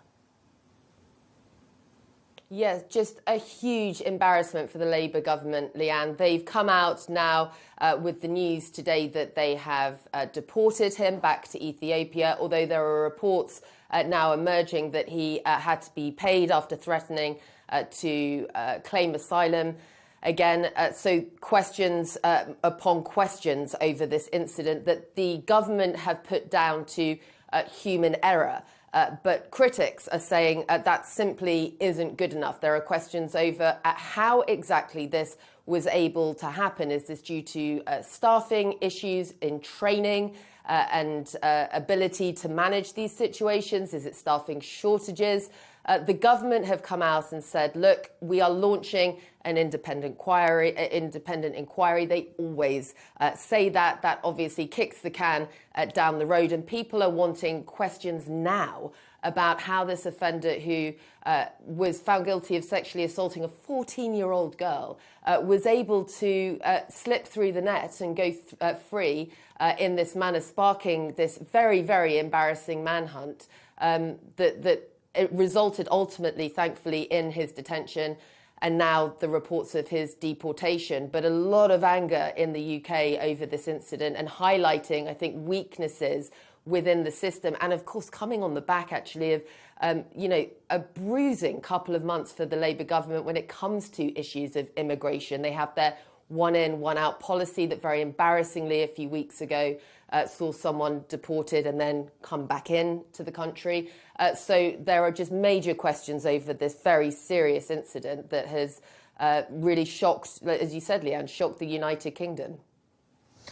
And Wissam, we saw a few months ago there were big protests outside the migrant hotels in the UK, the hotels that they're using to house asylum seekers.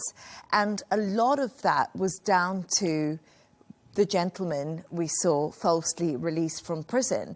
But England seemed to have kept a sort of control of that happening once again. But human error, for the Home Secretary, David Lammy, to say it was human error is extremely concerning because, people's children are at risk. And indeed, this story has been resonating a lot, not only in the UK, but in the world, because of the whole things that come with it. First, you have a human error that shouldn't have occurred. So, what is this human error? How is that even possible? Even the man himself was confused and didn't know what he do. He stayed in London and eventually he was convinced to leave. It was embarrassing and amicable. Now, having said this, for the psychology of the nation, it has been not too long when we saw people protesting and, so it brings the question of immigration, the failures of the Labour government, the idea of one in, one out, the Africa thing, the Rwanda scheme. It is one big story that is not making a lot of sense. And now you have this, it's too much.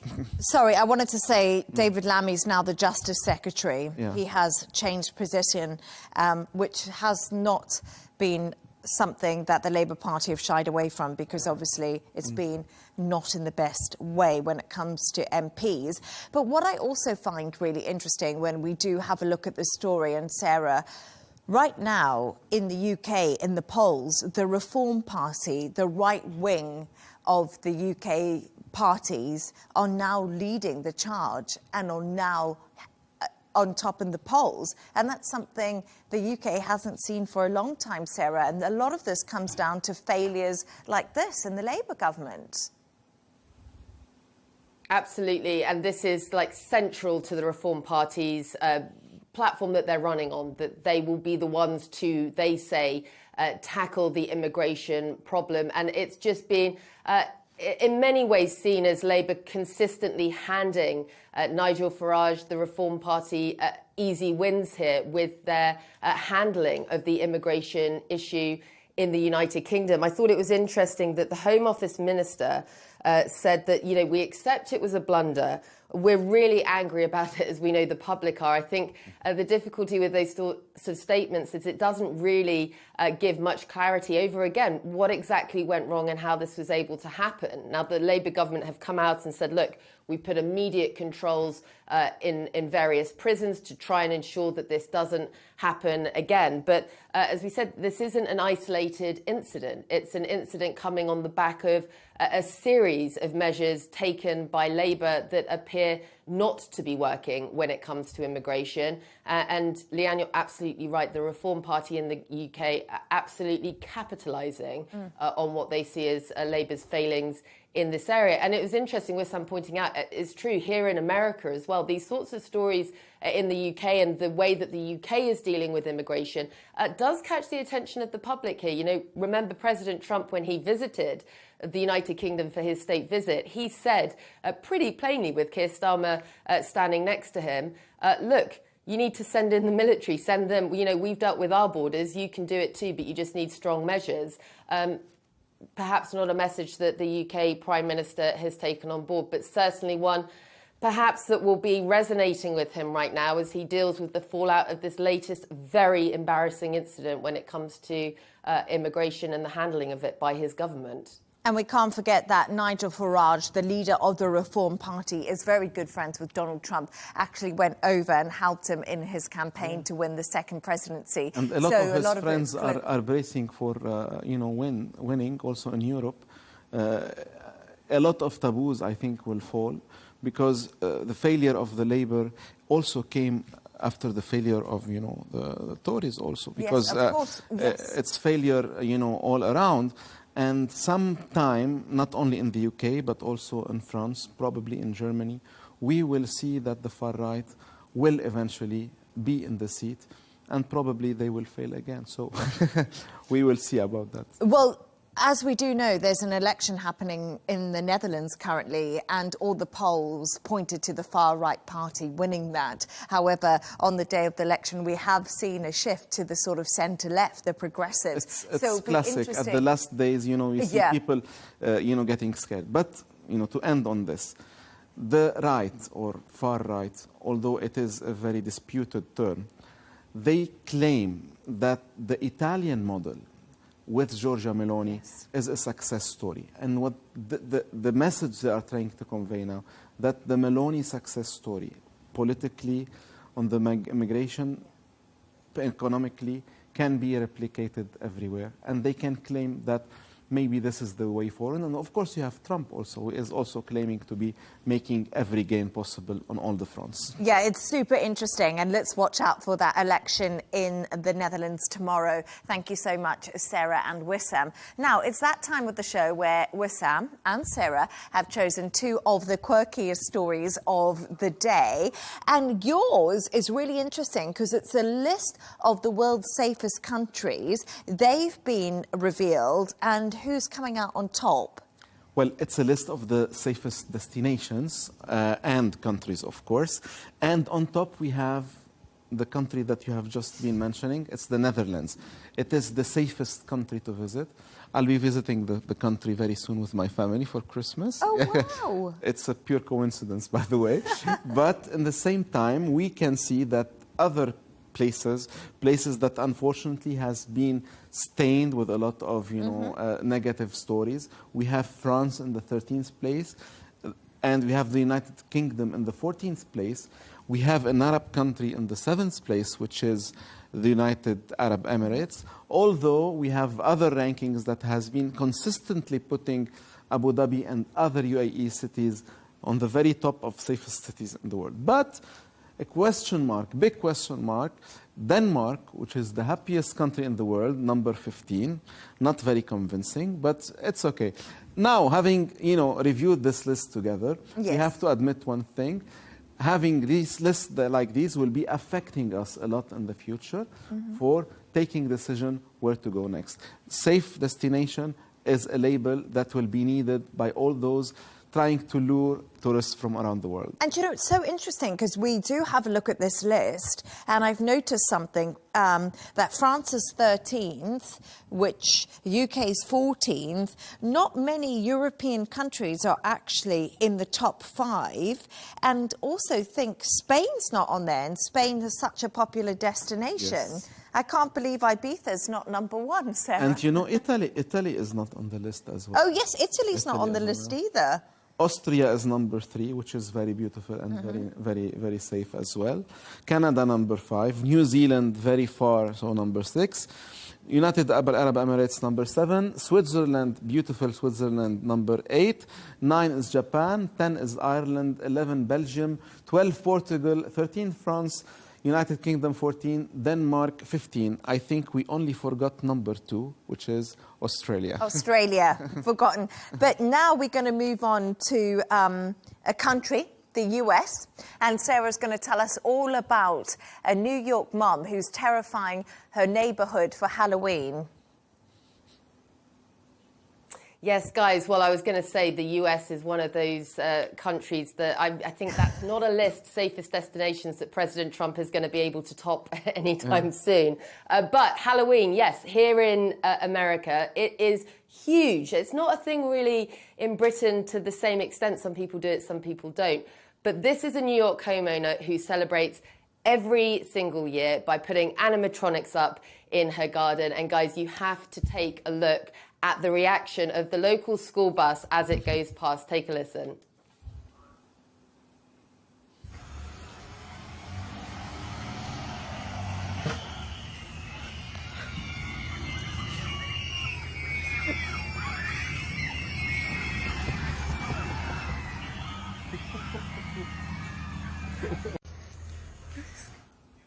If you spook easily, but for me personally, I find it very bizarre even walking around my local neighborhood, just how much effort people put into getting a scare out of passers-by. They really do not hold back, and the school kids, they're very appreciative, obviously, of that. I just noticed that those weren't real humans on the grass. No. That's really creepy. I just had a walk with my daughters here in Dubai, and a lot of people in our neighborhood are preparing for Halloween.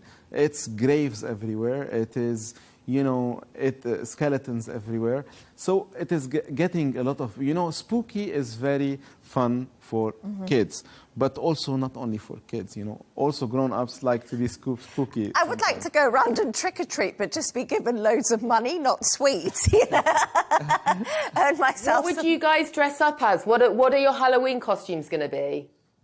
Well, my daughters have prepared something for me. What?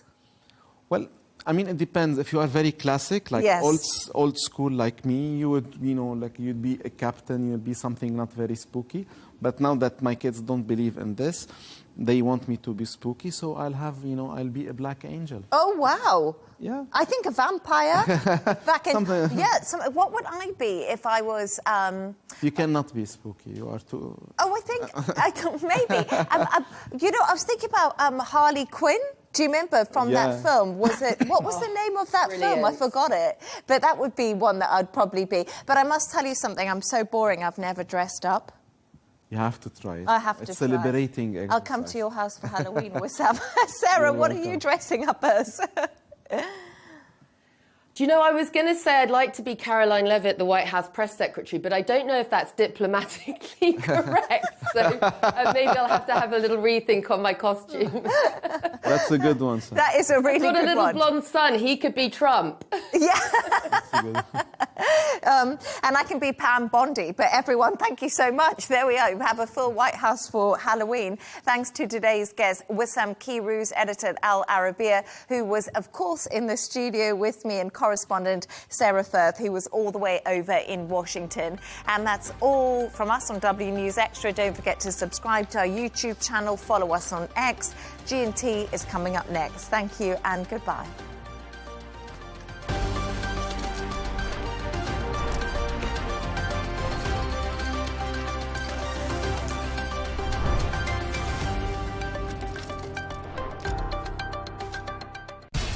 We have to take care of our people, and we're going to take care of our people first. For in-depth analysis and all the latest developments across the globe, make sure you join us every weekday. President Trump is trying to negotiate a ceasefire. With so much happening, so much information, and so much noise, International law will have no part in his administration. it can be hard to keep track. Tariffs will just fuel inflation. We're going to fight these tariffs. But you can count on us to tell you what you need to know. We stand by your side. Join me, Tom Burges Watson, for Global News Today, right here on Al Arabiya News.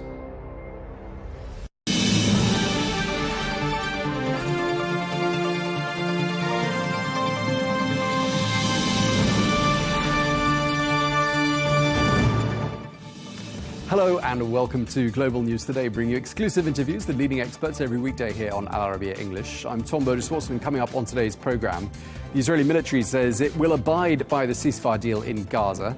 This is health officials there in the Palestinian enclave say that airstrikes these past 24 hours have killed more than 100 people. Coming up, we'll get the latest on the fragile ceasefire deal, as well as the humanitarian situation there in Gaza.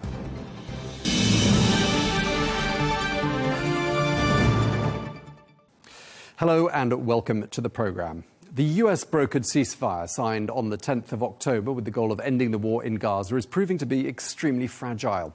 Israel has carried out fresh deadly strikes on the Strip, killing, according to medics, more than 100 people in Gaza, dozens of them children, all of that in the space of less than 12 hours. Well, Israel accuses Hamas of killing a soldier along the so-called Yellow Line, the agreed deployment zone. Well, the US President Donald Trump has defended Israel's response, saying it has the right to strike, but insists that nothing would jeopardize the ceasefire. Here's what he said. As I understand it, they took out an Israeli soldier. I just heard about it a little while ago. They killed an Israeli soldier, so the Israelis hit back, and they should hit back. When that happens, they should hit back. So do you think does that worry you about the ceasefire? Does that jeopardize the ceasefire in any way? No, nothing's going to jeopardize. You have to understand, Hamas is a very small part of peace in the Middle East, and they have to behave. They're on the rough side, but they said they would be good, and if they're good, they're going to be happy, and if they're not good, they're going to be terminated. President Trump speaking there. Meanwhile, Israeli warplanes struck homes, schools and residential blocks across Gaza. This happened in Gaza City, in Beit Lahia in the north, Burej and Nuseirat in the centre, and Khan Yunis in the south. Well, the attacks came after Prime Minister Benjamin Netanyahu's office announced that he had ordered, quote, immediate, powerful strikes.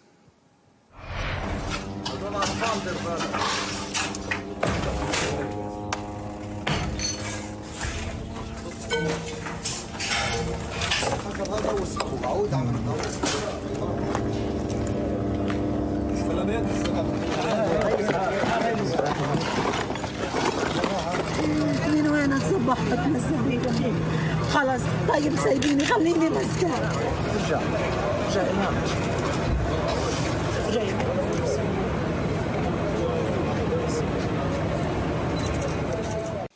Well, we're joined now by Abdullah Kamil, who is a Palestinian politician and member of the Fatah movement. He joins us now from Ramallah. Thank you very much indeed for joining us, Mr. Kamil. We were just talking before we crossed to you about the latest violence in Gaza, and I just want to start by asking you, what's your understanding of what triggered this latest flare-up in violence? Well,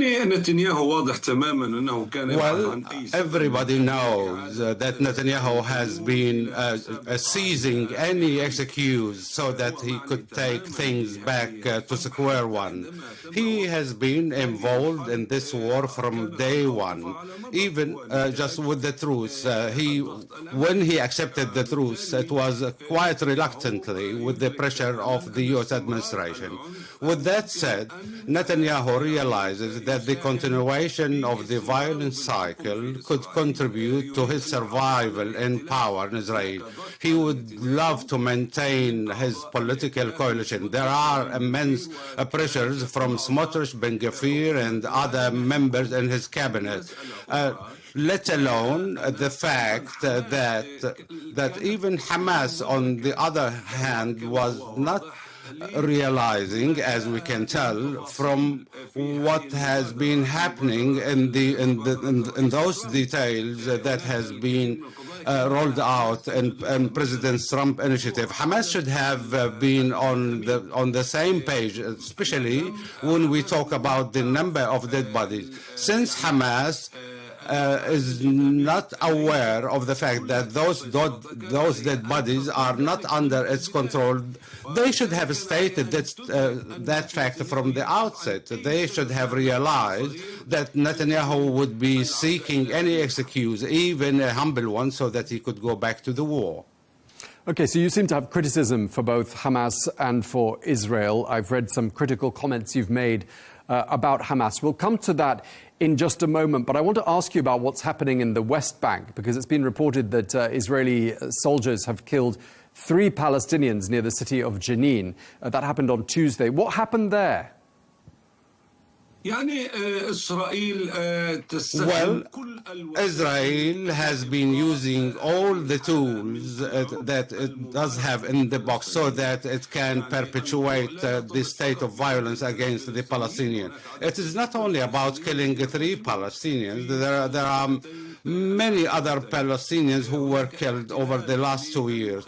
There is just an occupation for the camps and also for Jenin and Tulkarm, and in addition to Nablus and Selfit. So the occupation has been pursuing this policy using the settlers and encouraging them to expand. And we have seen what the settlers have been doing in terms of killing the Palestinian people, just setting their properties on fire, burning their farms. So all these practices by the settlements is the product of a very tight-knit plan of the Israeli government of what they call the dominance, and that has been implemented back in early 2025.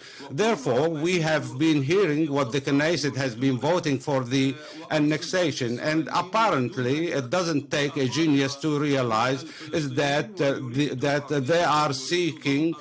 The Israelis are seeking genuinely just to annex the West Bank, but thanks just to the U.S. administration and the international community stance that have been opposing this move.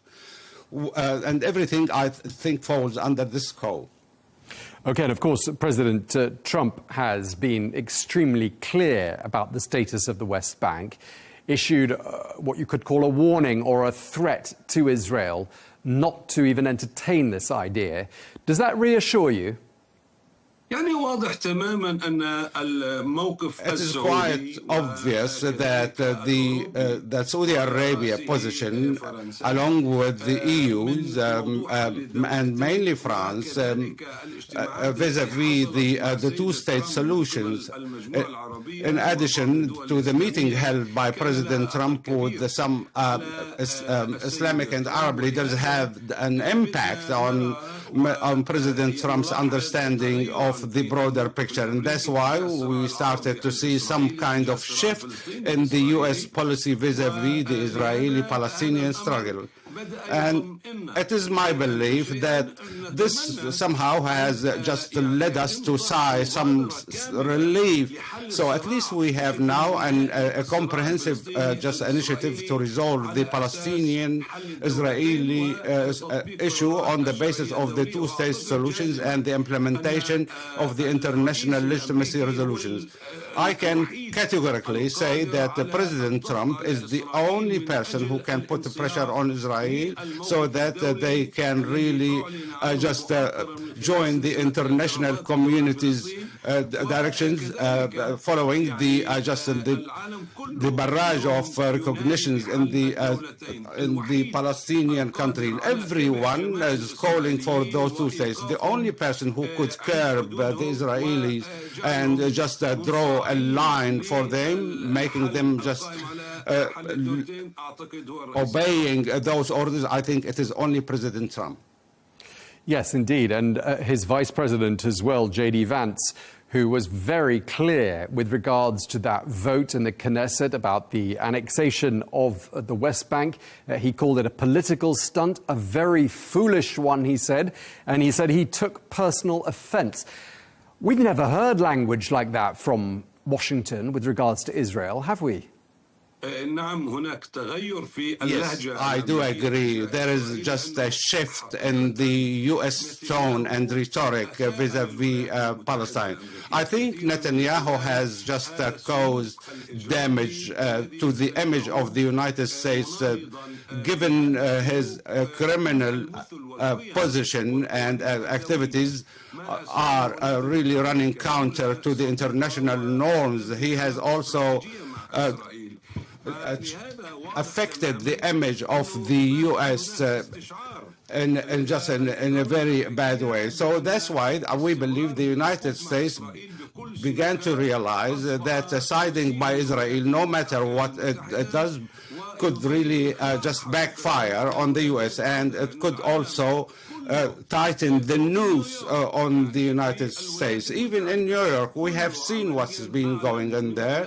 Everyone has been announcing through the speeches we have heard from countries that have heavy weight. All of them have voiced their opposition to the genocide war. And on the other side, we have also the international courts, the ICC, that has issued a warrant of arrest against Netanyahu and Gallant, and we have also the International Justice Court, and where they have labeled occupation just as a heinous crime. And that's why the United States has genuinely become in troubled waters. And apparently, the United States began changing its rhetoric and tone. We have been hearing these statements from Jared Kushner or from J.D. Vance. They were quite harsh and severe against Israel to the extent that they started threatening them to stop and hold the military aid. And I think without this military assistance, Israel would become quite exposed. Mr. Kamil, I said earlier on that you had been critical of Hamas, and you were, and I'd like to ask you more questions about that criticism, because you are quoted as saying, and please correct me if I'm misquoting you, you said that Hamas emerged from the tunnels only to crack down on their own people. And I assume you're referring to the executions of what were labeled suspected collaborators. What do you think of how Hamas has played its cards during the last 24 months? يعني حماس بحكمها لقطاع غزة كان حكما غير شرعيا. Hamas rules of the Gaza Strip has been quite just illegal. It was a result of the just a coup d'etat against the Palestinian people. Hamas has so far killed more than 800 Palestinian people at that time. With that said, Hamas apparently lacked the necessary wisdom in managing the crisis with Israel. we believe that Hamas should have sought any horizon so that we could reach into a common ground and spare the Palestinian people more woes and sorrows. But sadly, what happened is quite the contrary. Now they started this war under the pretext of stopping the siege on Gaza. But today, what we can see, the results are quite clear. Nobody's talking about Al-Aqsa Mosque. Nobody's talking about the siege. No, it is just the opposite. 53% of the land is under the occupation of Israel.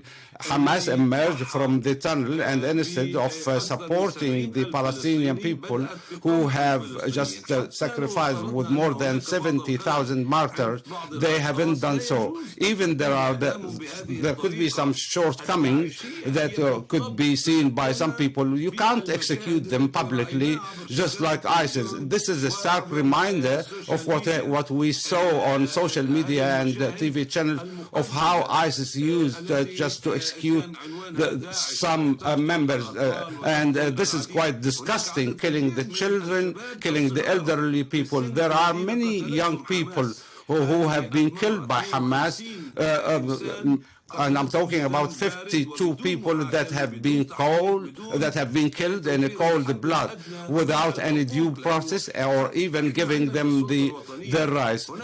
At the Palestinian Authority, we know that there could be some collaborators who are being arrested, but they are subject to due process that could take just 1 year or maybe 2 years, 3 years. And then we can just hand down the verdict. We can say that whether he is guilty or he should be condemned.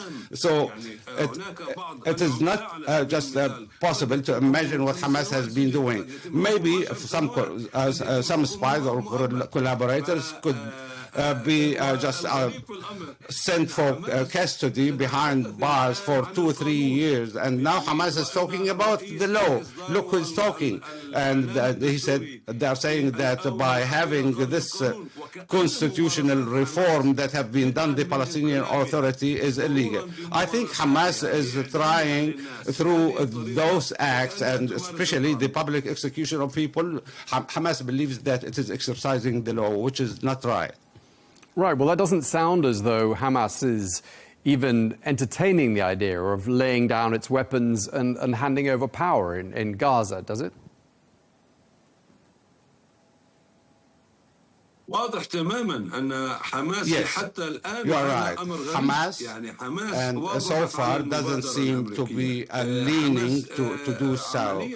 Though Hamas has agreed to the U.S. proposal and notified the Egyptians and Mr. Hussein Sheikh, the Vice President, and Majid Faraj, the head of intelligence, Hamas told them that they will not disarm unless Palestine is liberated. And honestly, this could take us to another aggression. I think Hamas should have done from the early beginning that I cannot agree on this initiative better than talking about that they would agree on that initiative, and then they will commit many breaches.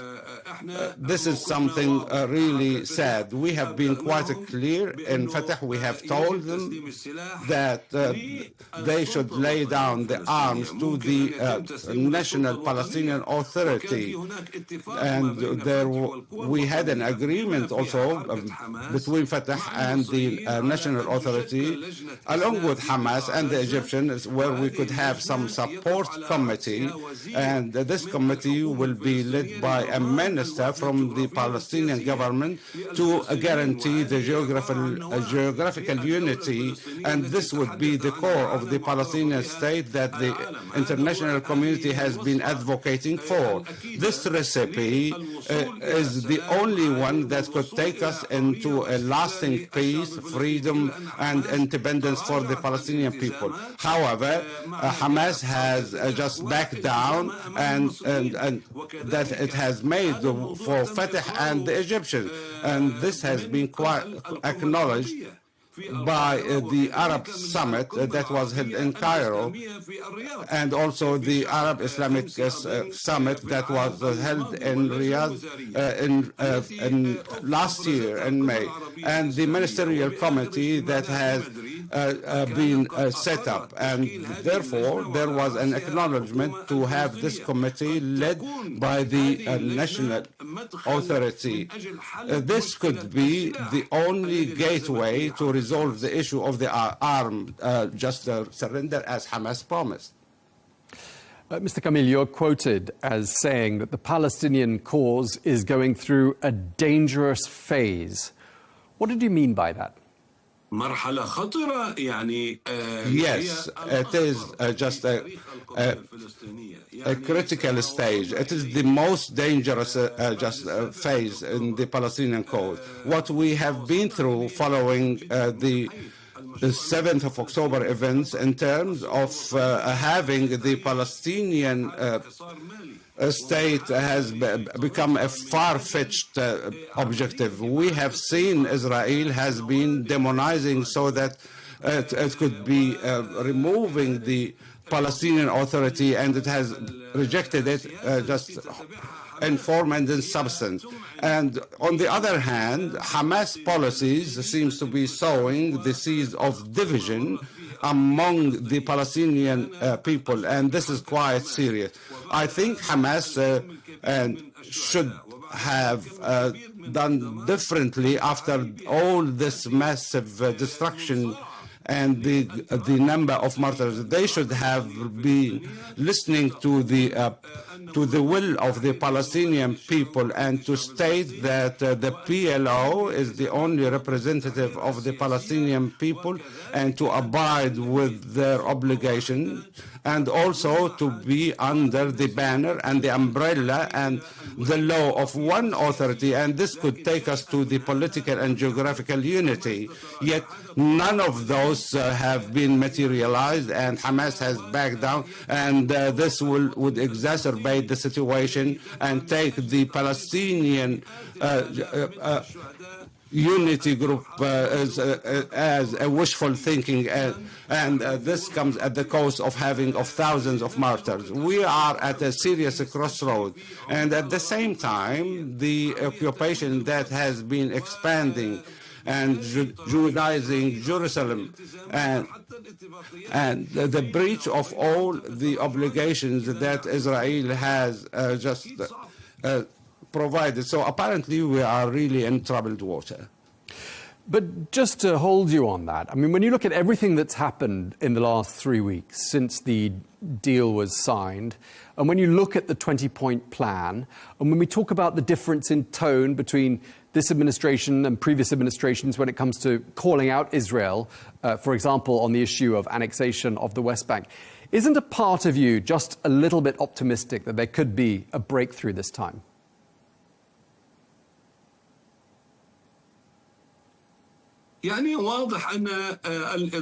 Yes.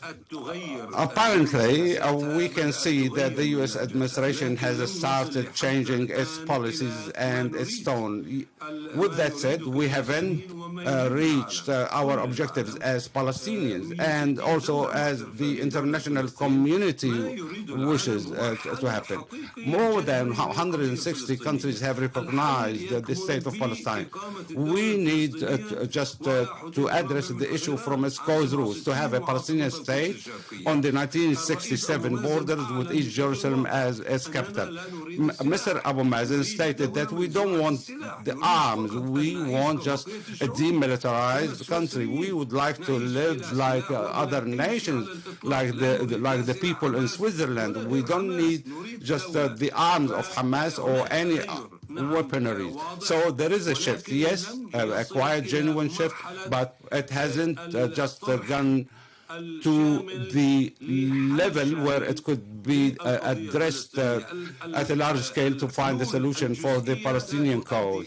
Those half-baked solutions will never lead us just to just an entire solution that would stop the bloodshed in Gaza. And we need also to bring an end to the crimes of the Israeli settlers in the West Bank. The West Bank has been going through a lot, and we have not witnessed that just during the entire era of the Israeli occupation. I think they are acting like terrorist organizations with the support of the Israeli government, such as that organization labeled Shabibat al-Tilal or Tadfi' al-Thaman, or paying the cost. So those are really organizations that have been established before 1948 and played a role in the displacement of the Palestinians. They have burned the family of Muhammad Abu Khder. They are carrying all the heinous act of burying properties and killing innocent people. Against this backdrop, we need a solution that would bring an end to all these practices by Israel. Okay, well, we're going to leave it there because we're out of time. But thank you very much indeed for taking the time to speak to us. Abdallah Kamil, Palestinian politician and member of the Fatah movement. Thank you very much for your time, sir.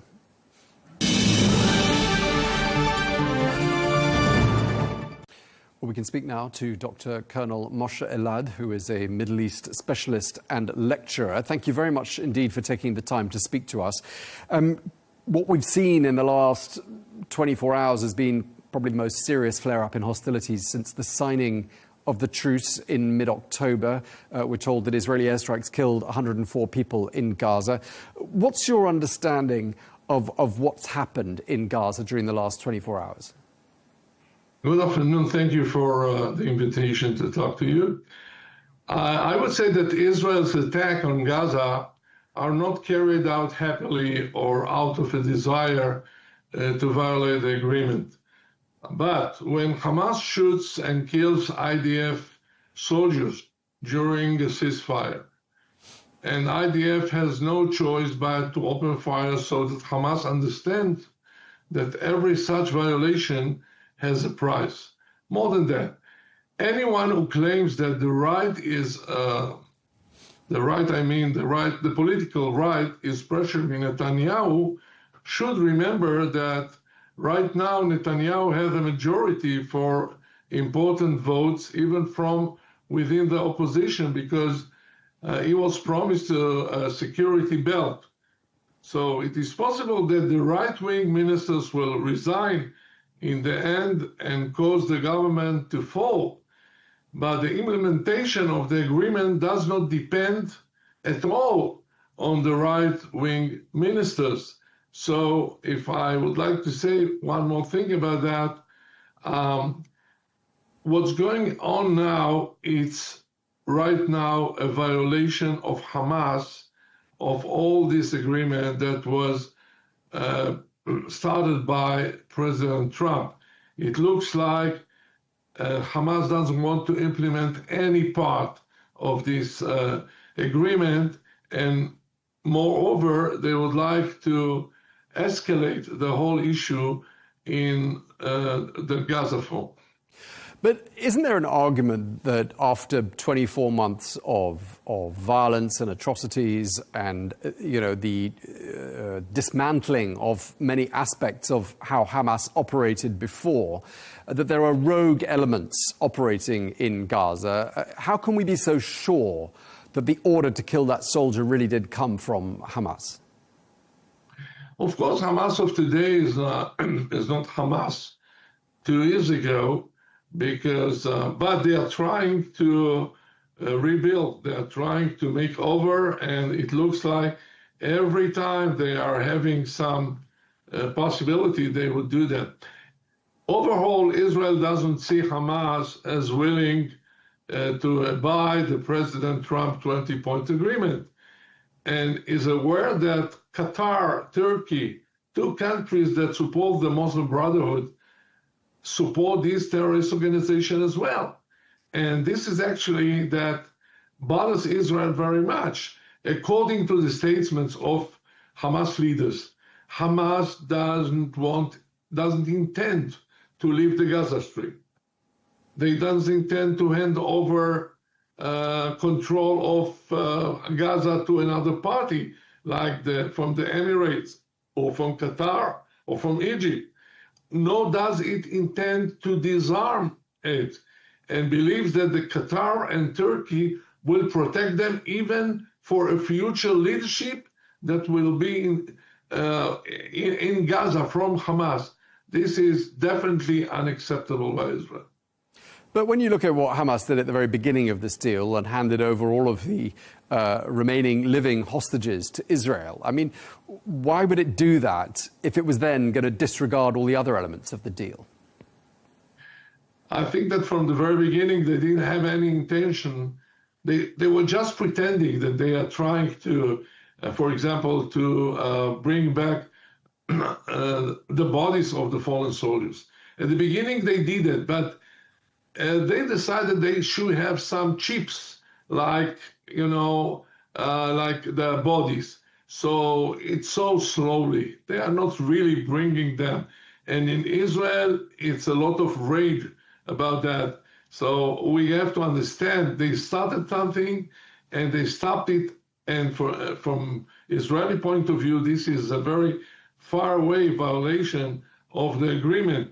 So Israel informed the United States today that the only way Hamas understands the use is the use of force. Sorry to say that, but we try everything. Even after they killed two soldiers, two Israeli soldiers, while it was in a status of ceasefire, we started from, we wanted to escape from all these events and to withdraw from the from what we have said about from the very beginning and what we have agreed with the Americans.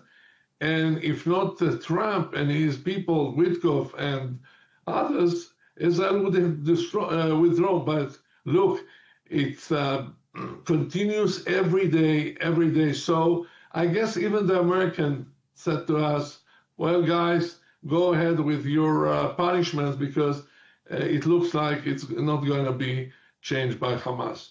Well, I mean, 68,000 people or more have already been killed in Gaza. And in the latest flare-up, it's 104 people, of whom it is believed 42 were children. Those are obviously Hamas Health Ministry numbers, but they have also been independently verified by the Agence France-Presse news agency. I mean, that's totally disproportionate, isn't it? Yes, I think that this is very sad. And unfortunately, we have all the time to explain that while people are hiding, innocent people are hiding in places, like a human shield and help the terrorists. The Israeli guys, the Israeli soldiers do not have any other choice. And they shoot. And sometimes when they shoot, they kill people, but it is definitely unintentionally.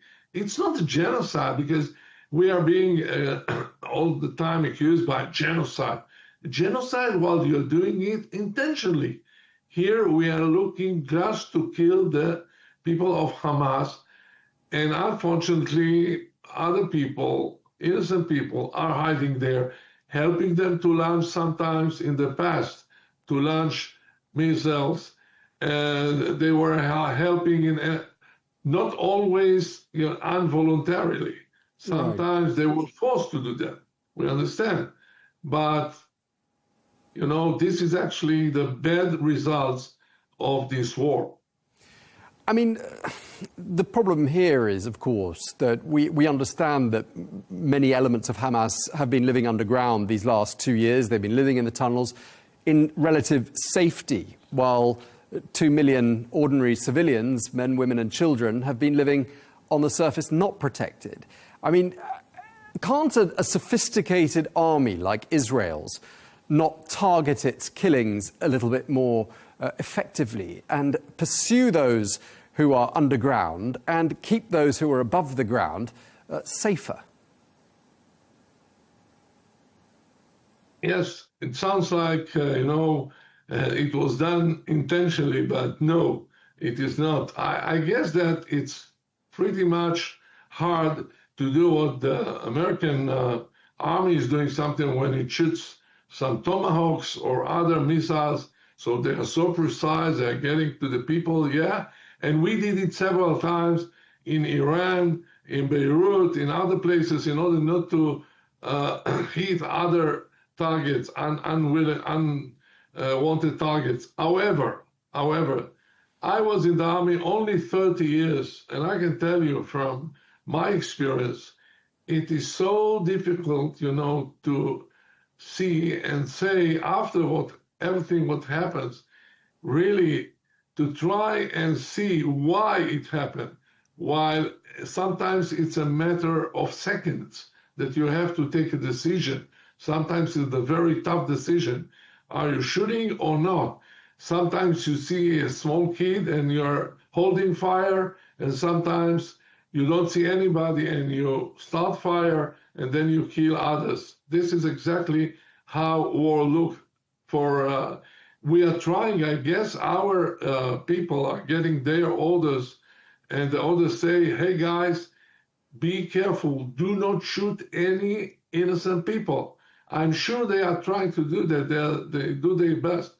But sometimes, as I just told you, the mixture of involved and uninvolved people is a disaster in Gaza. OK, well, we're going to have to leave it there. Thank you for taking the time to speak to us. Dr. Colonel Moshe Elad, thank you very much indeed, sir. Thank you.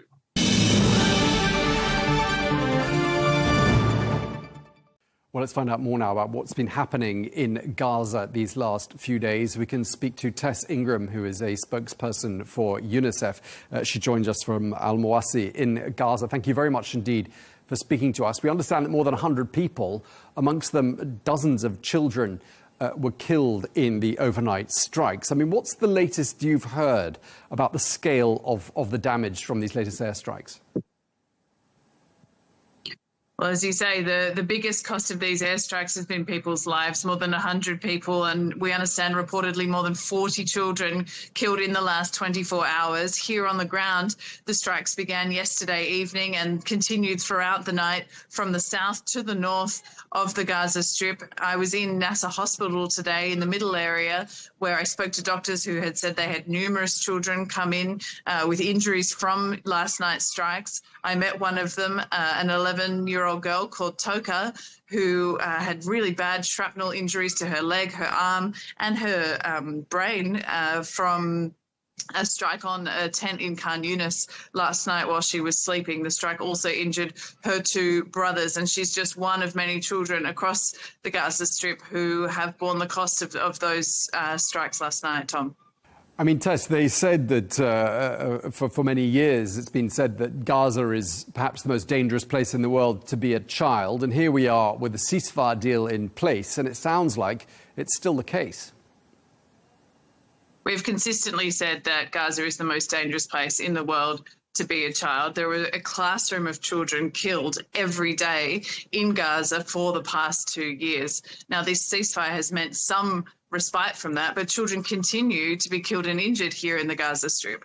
Today, I met a little 5-year-old girl, Tala, who a week ago during this ceasefire was buried underneath rubble from an airstrike that killed both of her grandparents and her uncle.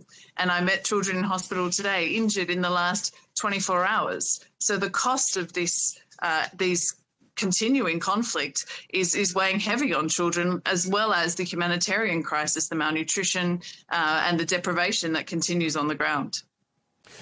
I mean, so many homes have been destroyed in Gaza. I mean, the majority of buildings have been destroyed in the last 2 years. I'm assuming the majority of people, therefore, are still living in tents and will continue to do so for quite some time to come. But have things improved at all since the ceasefire deal came into effect on the 10th of October, Tess? The situation on the ground is still really difficult for families. They struggle to get the basics that they need to survive. I've spoken to families who walk hours to try and find water, who are still sleeping without shelter, exposed to the increasingly cold and conditions here in the Gaza Strip. And food remains something that families are still struggling to access. We have seen improved quantities of food come into the Gaza Strip, but much of it is available in commercial markets at high prices that many families are still struggling to afford. So we need to see more aid come into the Gaza Strip from all of the available crossings to help alleviate the suffering on the ground. What items are still in short supply in particular, Taz? As UNICEF, we've been really focusing on trying to meet children's life-saving needs. We want to get nutrition supplies in to fight the famine. We want to make sure that we can truck safe drinking water to people wherever they are.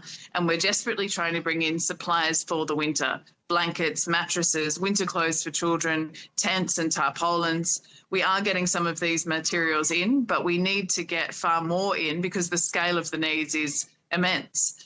And there are supplies that are continuing to be blocked. For example, our education kits and recreational kits that we want to bring in to help resume schooling and run mental health and psychosocial support sessions for kids, they are continuing to be denied entry by the Israeli authorities. There are 650,000 school-age children in Gaza. I'm just wondering to what extent some sort of educational sort of normalcy has returned to their lives.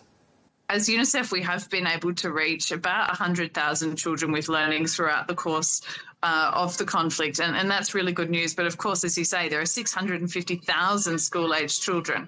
So our aim with education partners here in Gaza is to try and get all of them back into learning. But that's a really big challenge given the scale of the destruction that we have discussed. We need to find clear space to put up temporary learning centres or semi-permanent schools so that children can return to the classroom with their teachers.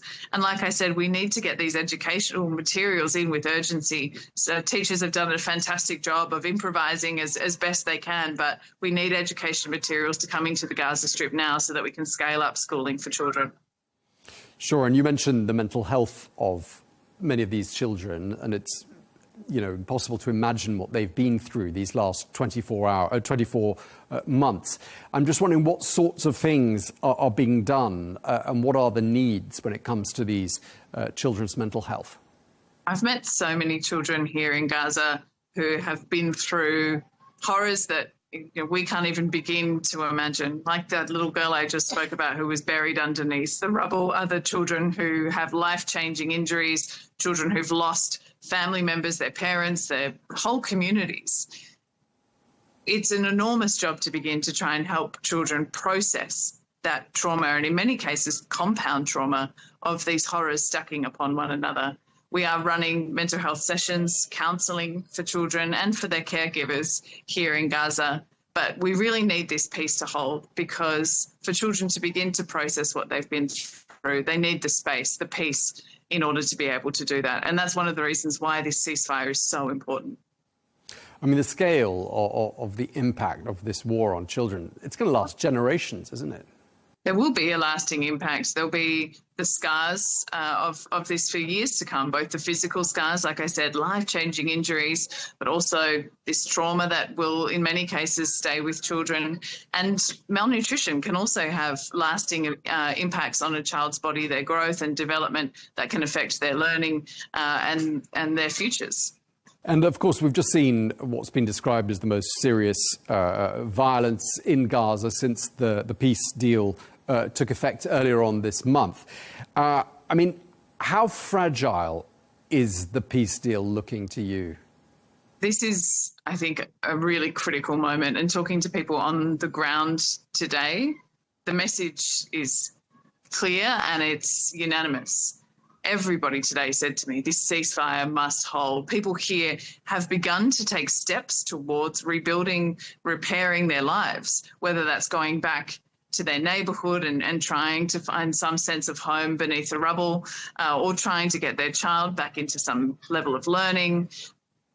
Work is happening, and hope remains that work can continue for the weeks, months and years to come. And I think if this ceasefire were to collapse now, that would be beyond devastating for everybody here in Gaza, and I cannot imagine the impact that it will have, obviously on people's lives, but also on their mental health. And clearly for you and your colleagues at UNICEF, with airstrikes going on, albeit on a less frequent basis than before the ceasefire deal took effect, I mean, clearly a very dangerous environment for you and your colleagues to be working in, Tess. This has been one of the most difficult and dangerous places to be a humanitarian. Hundreds of my colleagues here in Gaza have been killed over the last 24 months.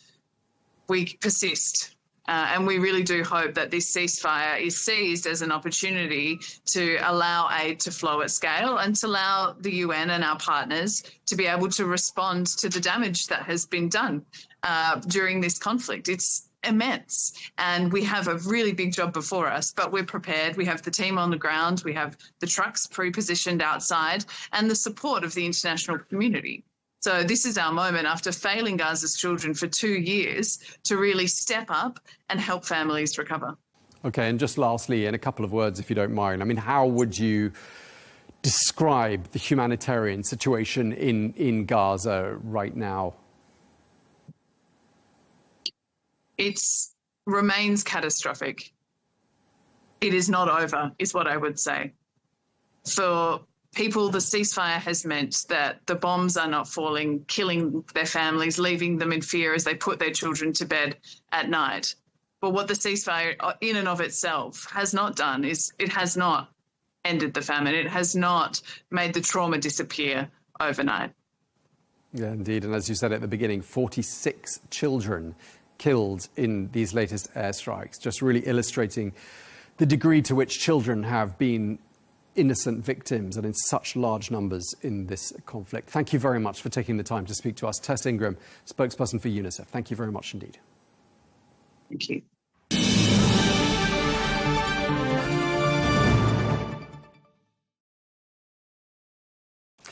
Well, for more, we're joined now by Murad Sadiqzadeh, who is the president of the Center for Middle Eastern Studies and a lecturer at HEC in Moscow. Thank you very much indeed for taking the time to speak to Al Arabiya English. The Soviet Union became the first state to recognize Israel back in 1948. Just looking at the way things are today, how would you describe the state of relations between Israel and Russia? Thank you so much for invitation. So frankly, it's an important question in case of current situation. Yes, it's exactly, USSR was one of the leading states which recognized firstly Israel, because it's hoped that in case, in the current situation, during this time, it will be so like good partnership between two countries, and it will help, for Jewish people who suffer a lot from the activities of Nazi Germany to obtain their own government, to feel their life and to enjoy it.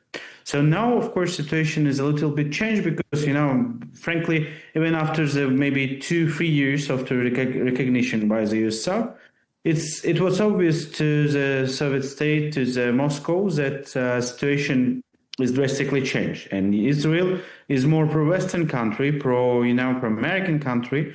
And this is why till now we have some, natural relations based on mutual interest, based on understanding each side's national interest. And it's important. Today, Prime Minister Netanyahu and President Putin has a good personal relation. But in case of Gaza conflict, in different conflicts in the region, we should understand that the Moscow position towards this situation is not, like trying to make pressure on someone. Because first of all, we should outline that Russia, of course, calling for, resolution of the conflict, especially Palestinian issue, using the United Nations General Assembly, United Nations Security Council resolution on two-state solution. But unfortunately, we see that current head of the, Prime Minister Bibi, and his also, leading coalition of far-right politicians, they are not ready to follow it. On the other side, Russia also understands that for future of Palestinian state, Palestinian elites should group, to be together. This is why Russia always tried to invite, if you remember, maybe 1.5 years ago, it was a meeting between Fatah and Hamas and different and other fragmented Palestinian groups in Russia, just trying to make a joint statement on how to, follow the idea, how to follow strategy of creating a Palestinian state, protect the interest of people of Palestine. Okay. And what do you think Russia and the Kremlin in particular think of Washington's efforts to broker peace in Gaza? What's been the reaction and what's the view of the Kremlin, do you think, about those efforts? So it's also clear and obvious, 2 days ago, President Putin had some speech in which he outlined that he is in support of the Trump deal, Trump idea of ceasefire in Gaza and for future of Palestine.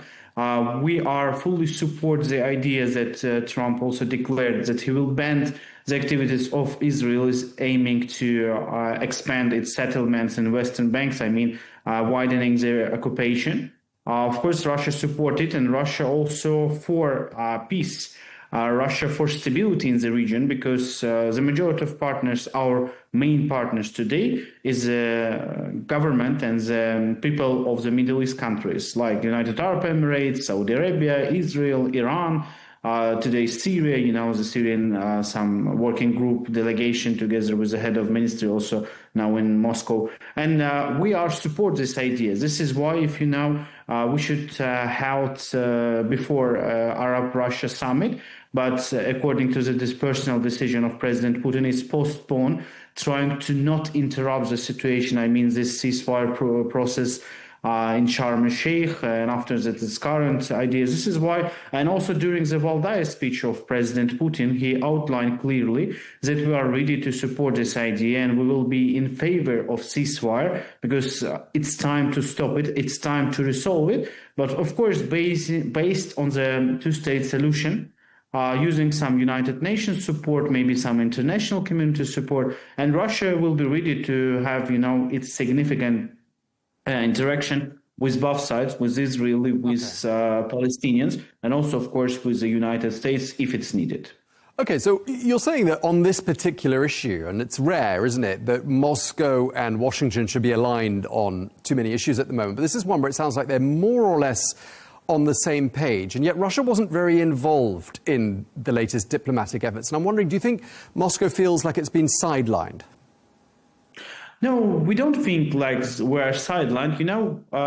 We should be frankly. Today is only one actor in the world who have an ability to make some pressure on Israel to resolve the situation. I'm not just saying something is not true. Yes, we know that the only country now who can make any pressure, make any, attract to responsibility the state of Israel, the Israeli government, is the United States. It's obvious. And today the Trump, it's the only leader, who can really interact with the Netanyahu and to make some pressure. Russia, in this case, we have, with the both sides, a good historical relations, and we are ready to support. But for, about Gaza conflict, about this Palestinian-Israel issues, we should outline. It's not just because, it's some misunderstanding between different parties. It's because of some domestic problems within the Israel. The desire of the current coalition, far-right coalition together with Netanyahu, just to survive, politically survive. And it's not about, security issues or something like that. It's domestic personal issues. And only the US have an ability to make a pressure. Russia never intervened in domestic policy, in domestic, some situation, cases and issues in different places of the world. We are not interested. We can support if the government will, invite us like it before in Syria. We can come, we can try to support, but we can't, intervene in it, just trying to disclose the sovereignty of the country, because it's not our style of negotiation or not our style of politics. This is why we are not feel ourselves like we are sidelined. We just understand that together, okay, America will do what they want. If they needed our help, we will come, because, also Israel, it was maybe 2 weeks ago, a telephone call and communication between President Putin and Prime Minister Netanyahu. Netanyahu sent some messages using, Russia to Iranian government that we are not would like to involve in some large-scale, war, and it can be also read like some type of mediation and efforts from Russian side. Of course, not all of them in public. We're trying to bring peace again to Middle East, because we're just making for our image, for our reputation, but it's directly affected on our security issues and our economic trade relations with the Middle Eastern countries.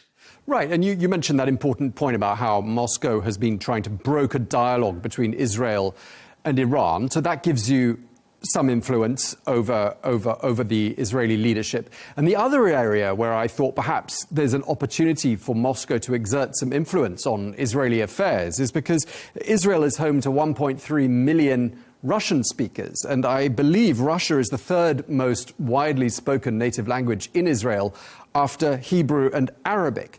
So I'm just wondering, through that diaspora in Israel, surely Russia does have some influence, doesn't it? So, frankly, again, just coming yes, you are right that in Israel we have a big diaspora, Russian-speaking Jewish. They originally from the USSR or from Russia. These current immigrants. So, of course, it's part of one, important ties between two countries, and sometimes it's effectively effects on the different stage. Let us to improve our relations together. Let us to just, to find out resolution in some conflict periods. But I don't believe that, Russia will use it, or Russia used it before, like an instrument of an impact to the Israeli government to make a pressure. It's not that, because, these citizens, these immigrants, they are also citizens of Israel. They also citizens of the Russian Federation. This is why they, I don't believe, it's just from my personal point of view that they will not make some effect or pressure on their Israeli government or Russian government. It's a part of, humanitarian horizontal ties between two countries, because they just coming to Russia or they visited their relatives, the same from Russian sides, and it's make our relation in economy, in understanding each other better. But it doesn't mean that using this diaspora, Russia will make a pressure effect or make, something invade in the domestic policy and domestic issues of Israel. Okay, and conversely, Russia is home to nearly 30 million Muslim people. And I'm wondering whether there were splits in public opinion, or whether perhaps public opinion was more on the side of the Palestinians throughout the course of the war in Gaza. What was the reality? So the reality is, it's really so interesting, because it's not only about Russia, but it's also about whole international community. We see how after the 7th of October 2023, when, Israel's government, IDF, started their operation in Gaza, Gaza people suffered a lot, and it leads, according, due to internet communication, to media, to profile, to different things, it leads the majority of international community, just people, not about governments. They start to be highly concerned about the situation in Palestine. They start to learn about what's happening in this region, what's happening in this, Holy Land, why this conflict is ending, why they can sit together to make some, diplomatic efforts and to try it. The same happened in Russia. And, the most of population, of course, they are on the side of Palestinian people. They said that Israel should stop it. Israeli army, they are not against Jews. It's not about anti-Semitism. It's more about, the activities of government. The military government or military representative of Israel against civilians in Palestine. They are not in support, fully that Hamas is right, or if someone will go and to kill someone, it's good. No. They just, ordinary people, the majority of our population, they are in support, in favor of peace in this region. And of course, they are highly concerned. About the Muslim population, yes, we have a Muslim population, and they are, it's important part of our nation in Russia, and they also take part in our special military operation. They also, take part in decision making and political some issues, etc. And we are all together. We are in favor of peace in the region. We are not, against Israel. We are not against someone. We are just for peace, and we would like to establish a good relation. We don't have any, any Islamophobia or any xenophobia or any ethnic radical, just type of phobia. It's just for Russia, because Russia, we are a multinational state, multi-confessional state. We have not only, Christians, Orthodox, or Muslims. We have a lot of confession. We have a lot of nationalities. This is why we understand, and we need prosperity for these countries and peace between two ancient nations like Arabs and Jewish, especially in the Holy Land. Okay, and you've said that Russia does favor the creation of eventual Palestinian statehood. And when you look at the 20-point peace plan that President Trump put forward, there is mention of a pathway towards Palestinian statehood. Do you think Moscow could perhaps add some momentum to this process, being a large country, an influential country? And as we've been saying, it does have influence in Israel, even though, yes, as you say, the United States has perhaps more influence, at least on the politics. But do you think Russia will add some momentum to this pathway towards Palestinian statehood? So I think yes, because, Russian approach to the resolution of this, regulation of this crisis, it was from the USSR period. And if it was a Middle Eastern quartet in which it was Russia, the United States, the European Union, and the United Nations. We are all together, we're trying to create some mechanism of resolution of this conflict. We're just trying to understand how it will be, amplified in the real ground negotiation. For example, the majority of the resolutions, they said, some countries say that we should recognize Palestine within the territory of 1967. But frankly, let's just imagine, after even this current recognition parade from the side of the European countries like Britain, France, and etc., they even don't talk about the borders of Palestine states, which will be borders. And in these terms, I think, in future, some commission, yes, international body with the participation of Russia can be useful for, make this negotiation, make this regulation process and its architecture maybe more strong. Because, of course, situation needed that all the international players, especially superpowers, not only like Russia, but also China, maybe India, maybe some countries from African side, for example, South Africa, who are, actively support Palestinian issue and just trying to make some cases in international courts, in different international bodies against the activities of Israeli army against Palestinian civilians.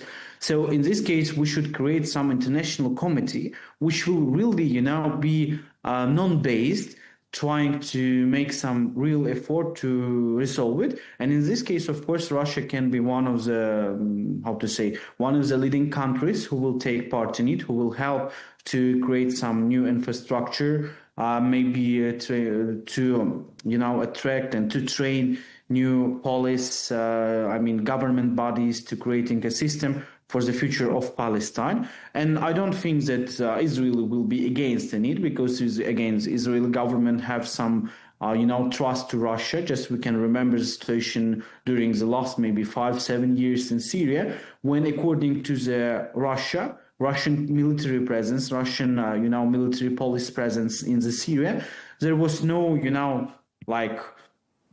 some full-scale war between Israeli and Syrians. But now, when Russia just a little bit weakening its position in Syria, I mean, just we take our some majority of, there is no so influential military presence now in Syria.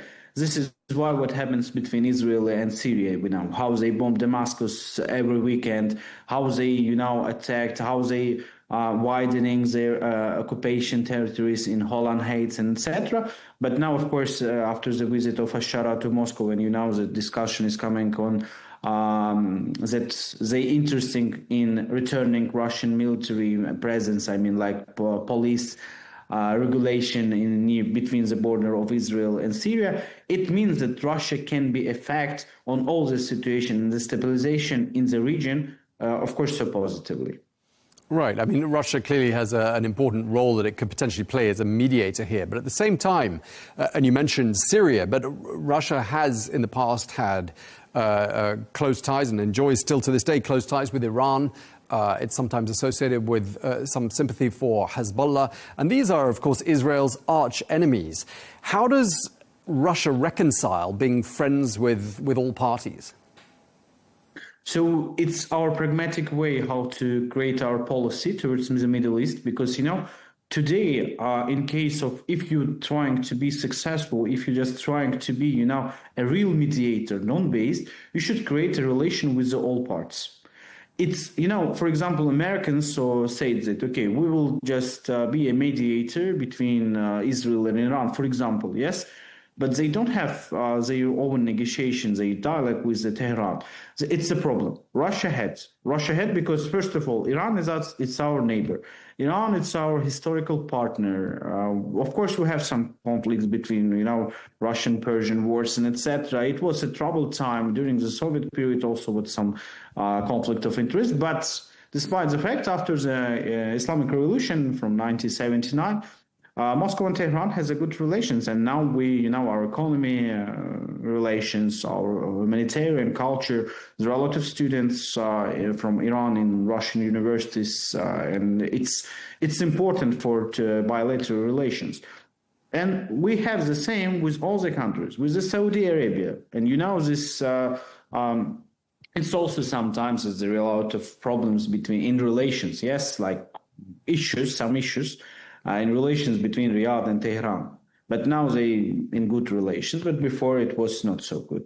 But we, despite all the fact, we're trying to interact with all the parties, because in case, for example, they would like to start to speak to each other, Russia can be mediator. Russia is balancing. Russia don't try to, to make a friendship or alliance with one side, just make it,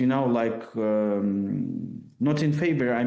Just trying to make some bad effect, some negative effect on the other side. We're just trying to balancing. We're just trying to create a strong and, diversified relation with all the partners in the region, because it's important for first of all, for our future national interest. Our personal interest in the Middle East, for creating more stronger and wider relations with different partners in the region, and in third, of course, for providing some security for our country and also for Middle East. Okay, well, I'm being told we're out of time, but we really appreciate you speaking to us, Murad Sadiqzadeh. Thank you very much indeed for sharing that with us. Welcome.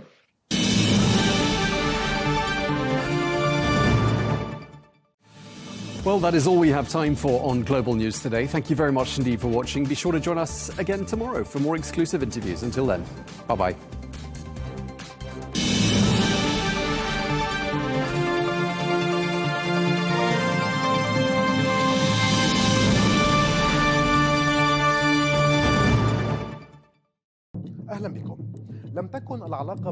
Welcome.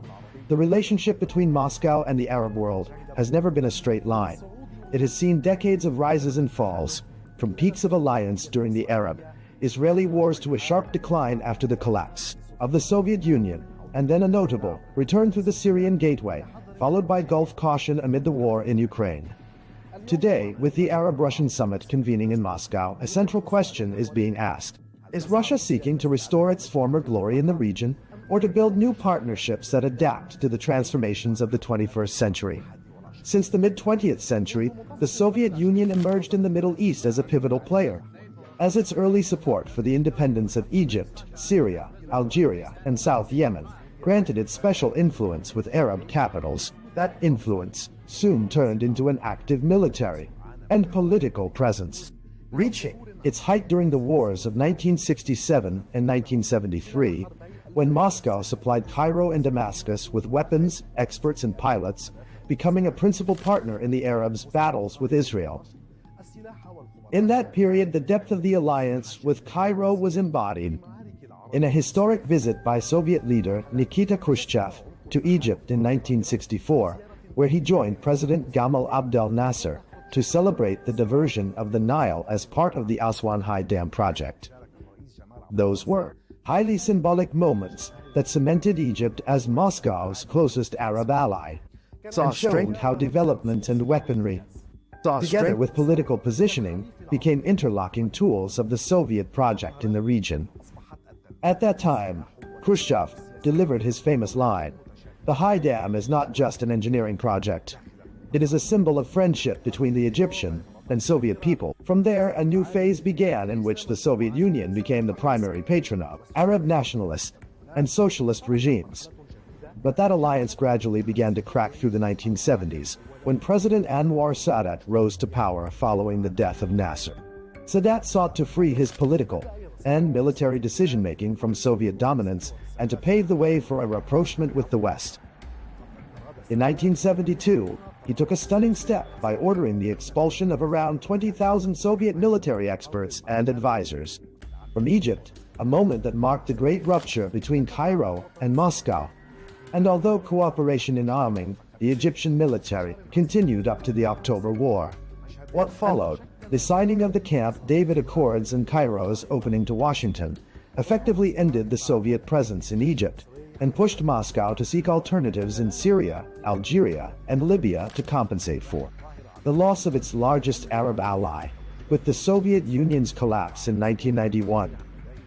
Russia's presence in the Middle East receded, and Moscow withdrew from bases and ports that had underpinned its influence for 5 decades.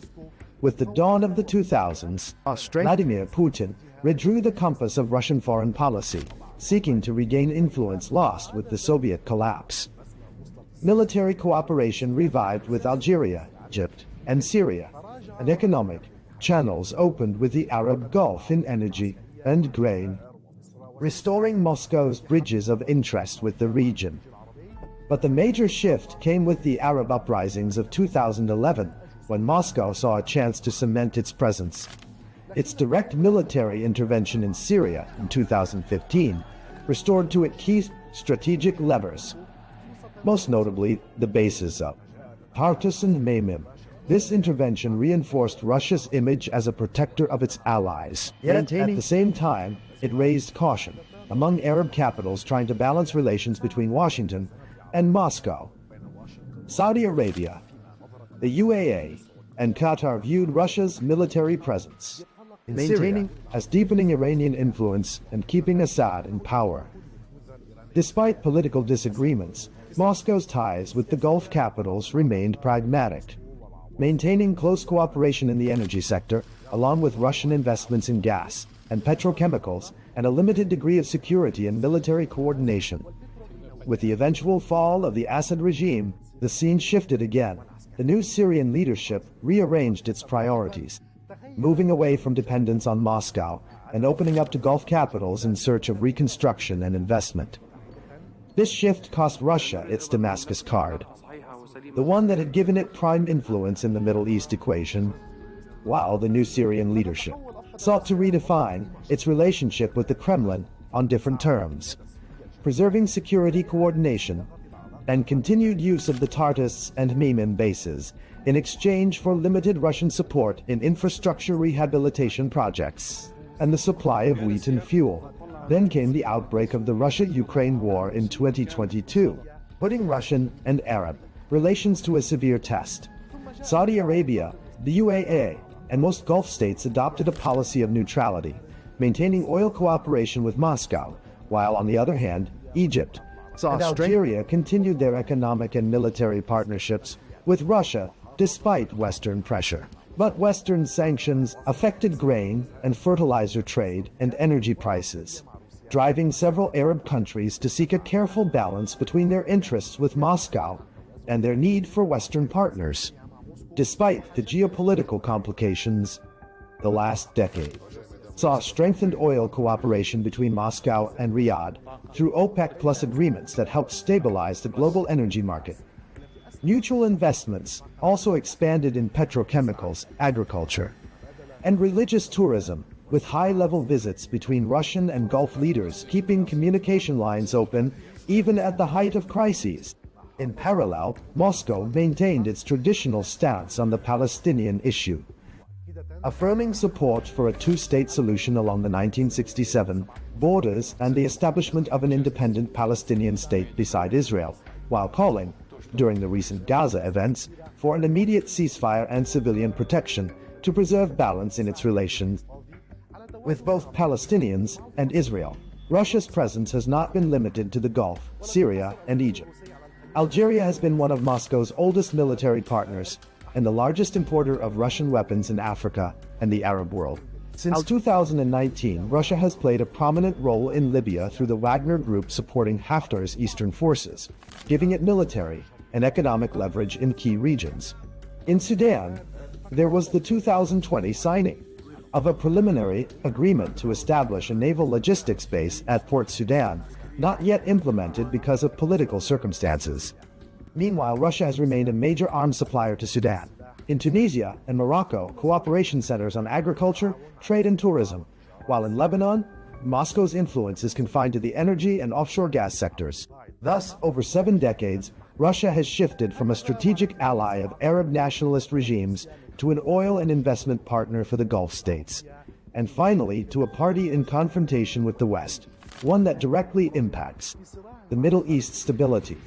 Today, with the Ukraine war still raging, Arab capitals face the challenge of mediating between East and West, while Moscow strives to entrench its footing in the region despite global isolation, and to deepen cooperation with Arab countries in economics and energy. In this context, attention turns to the Arab-Russian summit, on which Moscow pins hopes to represent itself as a principal actor in the Middle East, and to broaden its political and economic partnerships with the Arab world amid a phase of profound regional and global transformation. Our allies, their allies, in many cases, are worse than our enemies. Stay informed and connected with the latest international headlines. There obviously is a risk. From breaking news to in-depth analysis, it would appear that this war is coming to an end. Who buys this stuff? Investors, pension funds. we deliver the most important developments straight to your screen. Iran always wanted to deal with militia. Join us for compelling, expert-driven conversations. A curfew order has been established. And an insightful look at the issues shaping our world today. There are lots of proposals about European architecture for security. I'm Leigh Ann Gerrans, and this is W News. We dealt with this when I was Chief of Staff in the first term. Where you don't just hear the headlines, you get the full story.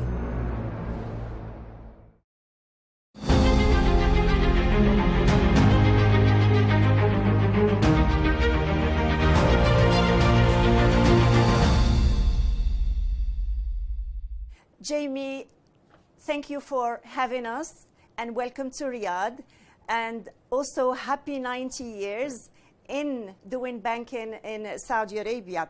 My first question to you, the Gulf, especially Saudi Arabia, is deploying massive capital globally. How strategically important is Saudi and the region for JP Morgan's future? So Fatima, first, happy to be here. Hello to everyone there. I'm thrilled to be back again, and the Gulf has been growing well for a long time, and you have real development of economies, and obviously Saudi Arabia, which you could see from the window. Anywhere you look, you can see it. But you have it in the UAE, Qatar. So we're quite optimistic, and our job is to serve the clients here and serve the country over an extended period of time. And so I'm quite optimistic about the future. FII is on its 9th year, and you have a roundtable tomorrow, quite an important one in the morning.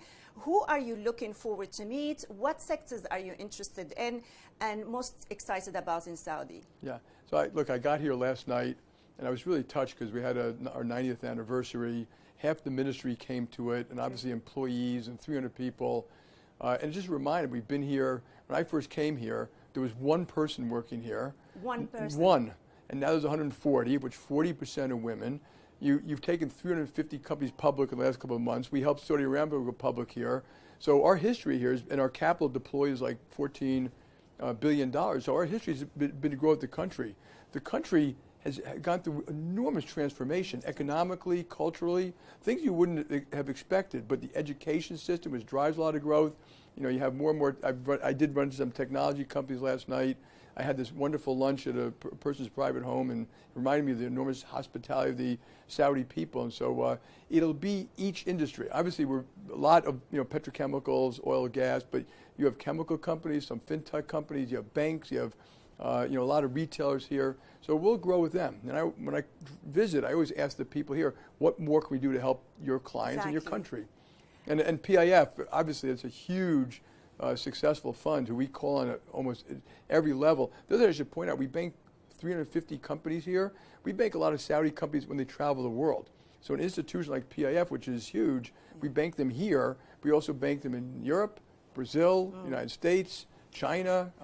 PIF is a big engine, and it has played a key role in the transformation we've seen at the financial economic front. Investments is the key question here. And my question to you, what's the missing puzzle to see more foreign direct investment come into Saudi Arabia? The numbers are good, but they could be better. So what's missing in your view? Yeah, first of all, I think it will be going up. I mean, there's a focus on it. You're building data centers now, and the incentives but I think one of the huge things that's going to help drive it is peace in the Middle East.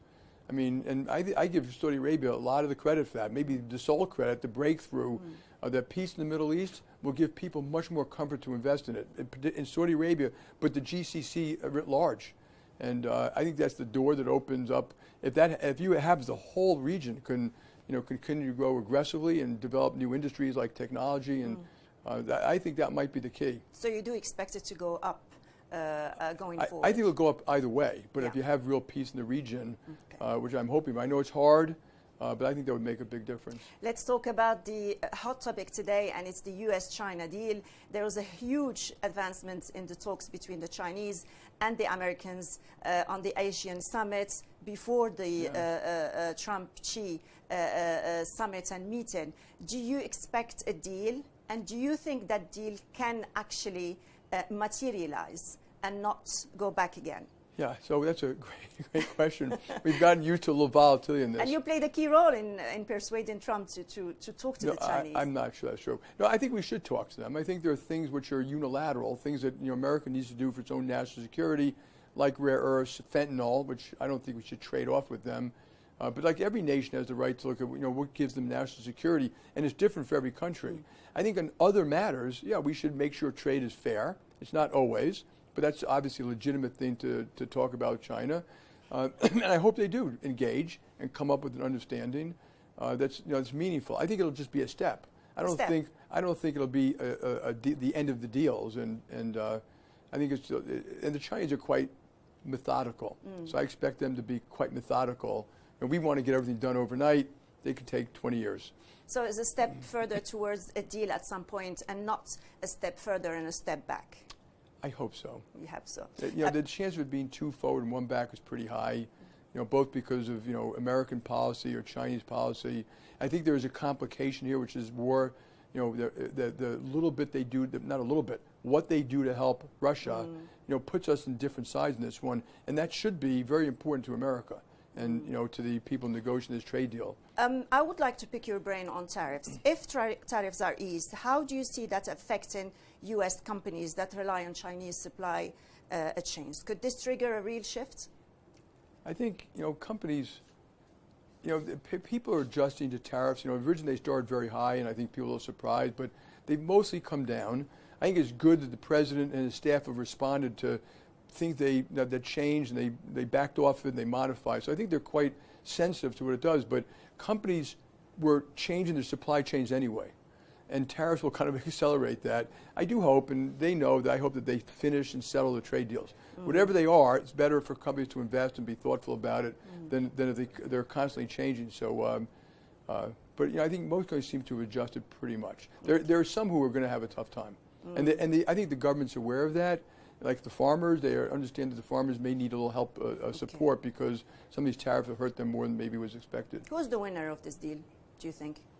China, the U.S.? Well, I hope it's both. I mean, I don't think you go into a deal and always say you have to win. Sometimes it's a win-win. Like, what do you need? What do I need? What's fair? What's unfair? Acknowledge differences and. Let's move to the global economy. You've had a statement a few days ago, and you said warning of cockroaches. If we see one cockroach, more cockroaches will follow. And that applies to what's happening in the global economy. You've warned for years about economic headwinds. Are we already in the storm? Are we not yet there? Are we still waiting for it? Where are we? Yeah, I wish I hadn't said the cockroach thing. It got far more attention than it deserved. So here's what it was. And we'll go to the United States for now. Yes. And I'm going to put geopolitics aside. That is the most important thing for the future of the world, that we keep the world safe and free and bar nothing and dwarfs. Whether you have a recession or not, I consider that the weather. I don't worry about that. Whether we have a recession or not, we're going to continue to invest exactly the same way in Saudi Arabia, just like we continue to invest exactly the same way with their clients around the world. So when you have the United States, you've had very good growth for a while. We've been in the soft landing. Markets seem to expect a soft landing, which partially explains why asset prices are quite high. And you have, I think you do have some tailwinds, which is, a very pro-business president, which is good, a pro-deregulation president. I think regulations just in America and elsewhere have been really damaging the ability to grow and innovate. And those things are free. Good policy, deregulation is free. They want to unleash the banks. I think the banks can do more to help countries in general. And then you do have some of these other headwinds, like we don't really know the outcome of inflation yet. The restructuring of trade will be a little inflationary. The world is remilitarizing. So there are, and the deficits are too high. Now, I don't know what that's going to do or when it's going to do it, but one day, the market will balk at buying more and more, not just our side, we're the worst, but private credits, are you worried about that? I'm not really. I never blamed private credit for the cockroaches. What I was talking about is there was fraud, but put fraud aside, there is issues in subprime auto in the United States. There are some issues, weakening of consumer. Labor demand is a little bit less. There have been some real credit losses in wholesale, not huge, but maybe a little worse than you might have expected when you have such low unemployment. So yeah, my antenna up that we should be looking for things out there that may surprise you. It's not private credit. The private credit people say it's the bank. Though they're right, but I expect if we have a recession, and we will. I don't know when, that credit loss will be a little bit worse than people expect in a recession. Where do you see oil prices, gold prices going further? Oh God, that's almost impossible for an answer. I mean, the world is expert. You've had it wrong on the gold, though. Well, I've never been a gold investor. Yeah, Actually, but I said recently, now's the time to buy gold. Gold it's not replicatable. So there's only I forgot how much, there's 10 trillion in the world or 11 trillion. And it costs, you have to pay 4% or more to carry it. But I understand why people use diversify. I don't feel like I need to do that. Exactly. You see some central banks doing it. You see some investors doing it. It easily could go up. It could easily go down. I have no idea. Oil is a little more complicated because there's short-term supply and demand. There's long-term supply and demand. If you ask me, when I look at the studies, I'm going to talk about just the longer term, oil will be in short supply. The world is going to need more safe, affordable, secure energy supplies, which includes oil, gas, renewables, which you're going to be a leader in. And that may, over time, push these prices up, not down. And, some people think that's good. I actually don't think it's so good because, the alternative to clean gas is coal. And that's all that happens. And I do think that technology will help fix the CO2 issue, but we should be very careful about wasting a lot of money on stuff which isn't going to work. Jamie, let's go to AI, the hot topic everywhere we go. You've called AI as transformative as the steam engine. What part of banking will disappear because of it, junior jobs as an example? Yeah, so it is transformed. We've been doing it, by the way, for 13 years, so it's not like totally new. Gen AI is fairly new, and we have hundreds of use cases of risk, fraud, marketing. I think the difference, AI is huge. It is going to transform a lot of different things. It's much faster than the internet. I mean, it's going to be developed faster than the steam engine, than those other things. So some of the electricity, some of those things took a long time to put the lines in to make electricity available to people in a country. And in total, it'll pay off. But there will be winners and losers in all of that. I'm not particularly worried about that. It will, of course, it'll affect jobs. Just like every technology affected jobs, and every technology is used by bad people too. So that's why governments have to be a little thoughtful that we get the best out of AI and not the worst. It's already been used by criminals all over the place on cyber, et cetera. Yeah, and so for jobs, it'll create more productivity. Like you could have done an LLM model to do your notes and ask questions. It may eliminate some jobs, but my view is let's retrain people and redeploy them and income assistance, and we're going to be fine. Like mankind, I really believe this, like in 30, 40 years, my grandkids will be working 3.5 days a week. That's what we want. Yeah, they'll be spending more time in family and art and nature and wonderful things. It'll cure a lot of cancers. It'll come up with stronger materials. It'll eliminate a lot of crashes and plane crashes. Why would you not be in favor of that? The only risk is that it happens too fast for society, in which case we need to adjust. That government and business should say, okay, let's slow down the development of this. We just can't take all these people and put them on the street. And I think that's easily doable and thoughtful. And most people, we redeploy most people that if we find they don't need them anymore. If they're talented, we just find something else for them, give them a little training, and move them to something else. That's a good side of AI, but what's happening in stock markets and the bull that's going on with AI stocks, do you think this is a bubble? Where is it heading? Are we talking about an overvaluation? People are too optimistic, too excited about holding AI stocks in the market? I really don't know, because I want to go back to the internet bubble, and looking back in 2001, you said, my God, the bubble burst and valuations came down. But remember, out of all of that, we got Google and Facebook and YouTube and gaming, and we provide that big loan to PIF, by the way, to buy electronic arts. So all these things came out. The 50 billion one. 20, but 20. That made the whole thing worthwhile, even though in all the players there were a lot of winners and losers. So in this thing there may be winners and losers, but the whole thing will probably be worthwhile. You've led JP Morgan for nearly 2 decades. You've been there since 2006, and we're nearly closing 20 years. What's the one decision you wish you hadn't made? Oh, God. Look, I've made lots of mistakes. If you ask anyone who works for me here, they say, yeah, well, he put these people in the job he shouldn't have, and he did this thing. And we did a lot of tough stuff, which was good for society, which you can question a little bit. But the toughest mistakes are always when I make people mistakes, because then it takes a while to figure it out, and you subject your own people or clients to, to bad advice or bad people and all that. And that's the most important. People have points some other stuff, but to me, that's the one that sets you back the most. If you weren't a banker, what would you be today? What would you be doing?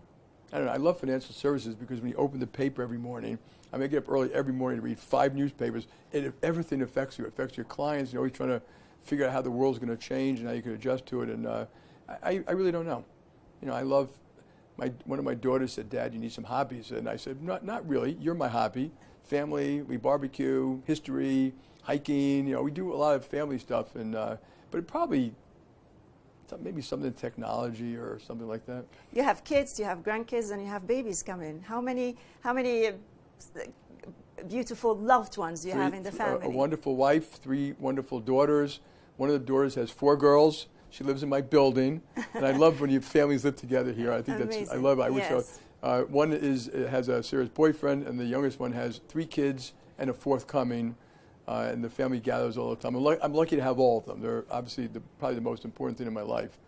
Jamie, we're looking up this exclusive interview for Al Arabiya News, and I would like to end it with a message you can give to many people who actually look up high to you, Saudi young people, whether women or men. There's a huge transformation going on.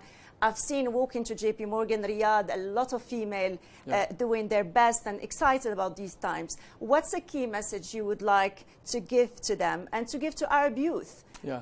So look at you got to, first of all, read history, and the world has been getting better and better, even, with all the problems we have, and be part of that. Be part of the solution, not part of the problem. Learn. Don't have opinion. Don't let yourself be weaponized. And if you have an opinion, make sure you really think it through. Because I talk to a lot of people, both adults and kids. It's a belief. It's not thought through at all if they have a set of facts. And, try to make the world a better place. And there are things we should never assume we have a divine right to success. But I think if we work hard, yeah, we do. Like the progress made in this country alone is one of the most uplifting things I've seen. And when I make a list of positives and negatives in geopolitics, the possibility for Middle East peace, I don't think people thought it was possible 5 years ago. So, good things happen too. And, there are always going to be tough things, but keep the faith.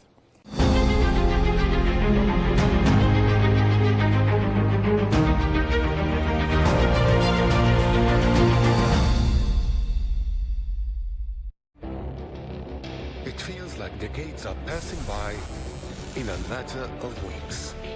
Seismic shifts in the world order. Never, ever will be part of America. With so much happening and then so much noise.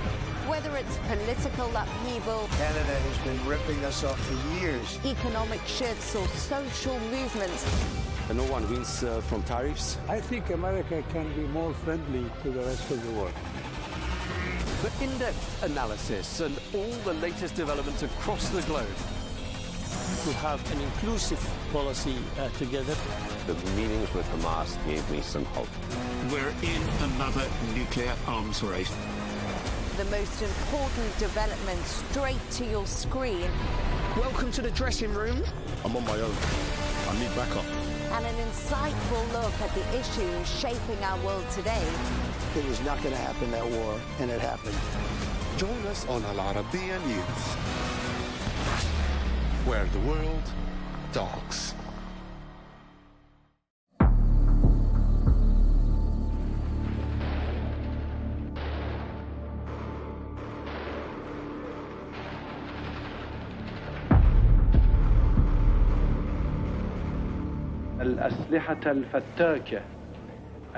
Lethal weapons that have spread into people's hands had begun to ravage the country and tear it apart.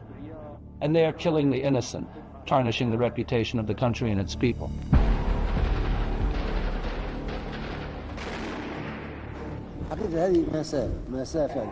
We've lost that margin. Libya is maligned. To all involved, find Musa al-Sadra and how he disappeared. I sought to serve the poor Christians in Tyre just as I worked to serve the Muslim poor, far from sectarian. The Imam's cause does not weaken with time. It is like a snowball rolling from a great height.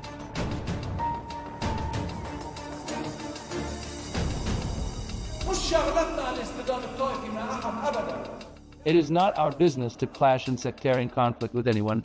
We are not the Lebanese people's adversary, and we will never be the citizens' adversary. We are the victims of the conflict between traditional politicians and party politicians, and we are paying the price.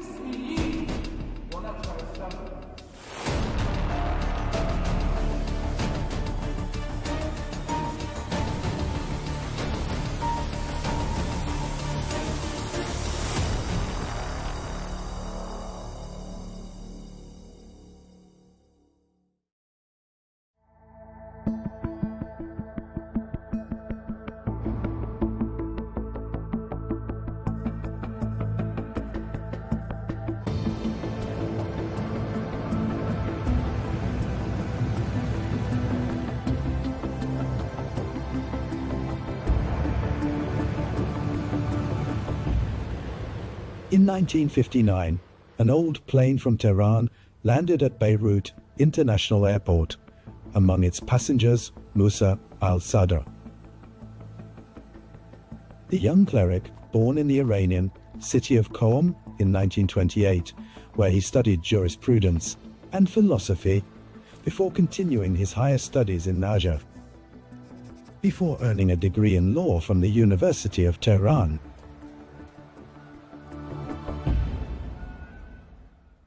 Imam Musa al-Sadr, who descends from a family from Jabal Amel in South Lebanon, came to Lebanon at the Shiite community's invitation to assume its leadership.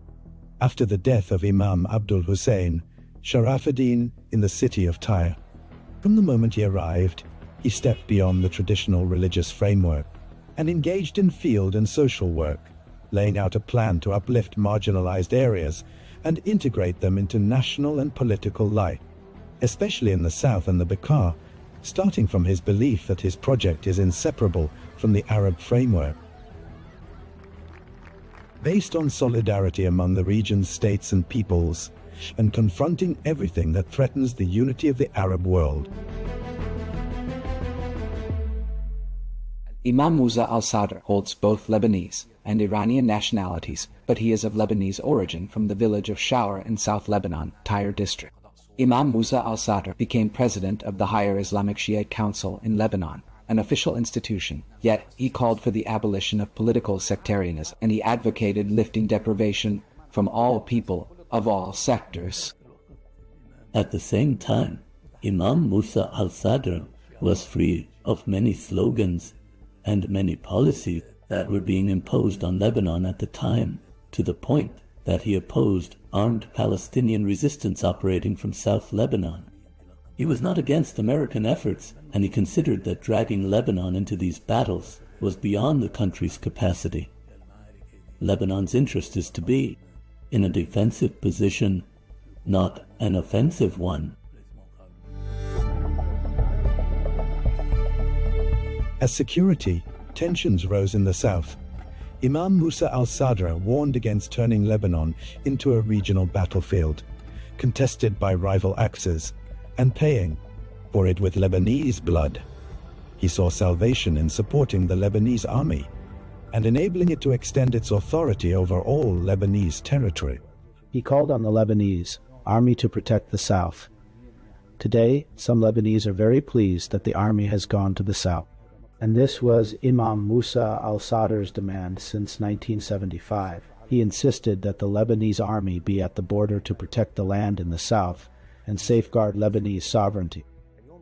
Today, the Shiites need the logic of Imam Musa al-Sadr, who was a pioneer in anchoring the principle of the state among Lebanese Shiites. After they had, for a time, drifted away from Greater Lebanon, he brought them back together with Imam Shamsuddin into the fold of the Lebanese state. This is what we need today. And when he also founded the Shiite Council in Lebanon, he was the first to declare that Lebanon is a final homeland with an Arab identity, meaning even before the Taif Agreement. Imagine in 1989 in the Taif Agreement that Lebanon would, in its first two articles, affirm in the Lebanese constitution that Lebanon is an Arab identity homeland. This is what Imam al-Sadr, with Imam Muhammad Mahdi Shamsuddin, wove into a paper of political and social reform that was adopted at the Higher Shiite Council on May 11, 1977. He had a famous saying, "I am against the unjust ruler, even if he is a Shiite, and with the just ruler, even if he is Maronite or Christian." For Imam Musa, sectarianism was the real affliction of the political system, one that brings with it a lack of trust among Lebanese. Therefore, he focused in his discourse on the relationship among three levels: the homeland, the citizen, and the state. He was on guard and wanted to confront this project, the arming of the Shiites in Lebanon in confrontation, and he sought to preserve the link between Lebanese, Shiites, and the Arab community. At the start of the 1970s, the Lebanese scene began changing gradually due to political and sectarian tensions, along with the strain from armed Palestinians, pushed the Lebanese militias to prepare for internal confrontation. They began organizing their ranks and arming themselves, heralding the country's slide towards civil war. So Musa al-Sadr worked to open channels of communication with various political forces and Lebanese sects. In his speeches, he stressed that social justice and national unity are the real gateway to Lebanon's stability and the strength of its position in the Arab world. What was Musa al-Sadr doing at that time? He, together with Imam Shamsuddin, staged sit-ins in mosques and churches along the front lines. in Ain al-Ramane and in Antelius, to say, stop this war. Consequently, Sayyid Musa, like Kamal Jumblat, became an obstacle to the forces that had their hands on the country. In protest against this civil war, Imam Musa al-Sadr staged a sit-in, and many Lebanese joined him. He tried to launch a role for intellectuals and elites through the body he formed, with roughly more than 120 intellectuals from all sectors. And even in the midst of the Lebanese civil war, when he entered the town of Deir al-Amar, he said, "Every bullet fired at Deir al-Amar is a bullet fired at my turban, my pulpit, and my family." Thus, he was a true unifier of coexistence as a principle.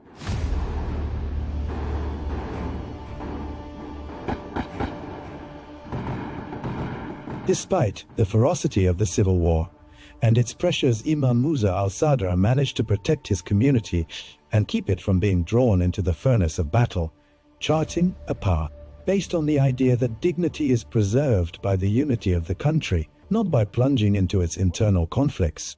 Here the national movement, meaning the leftist parties at the time, convinced Colonel Gaddafi to summon Imam Musa al-Sadr and support him in exchange for his entering the war. Indeed, Imam Musa al-Sadr went to Libya, and something like an agreement took place between him and Gaddafi. This agreement remained a mystery, an opaque deal. In short, what was understood by Imam Musa al-Sadr was that Gaddafi wanted to support the Shiite situation as a whole. What Gaddafi meant was that this support was in exchange for Imam Musa al-Sadr and the Shiites in Lebanon taking part in the war. And here began the so-called misunderstanding, or the beginning of the rift.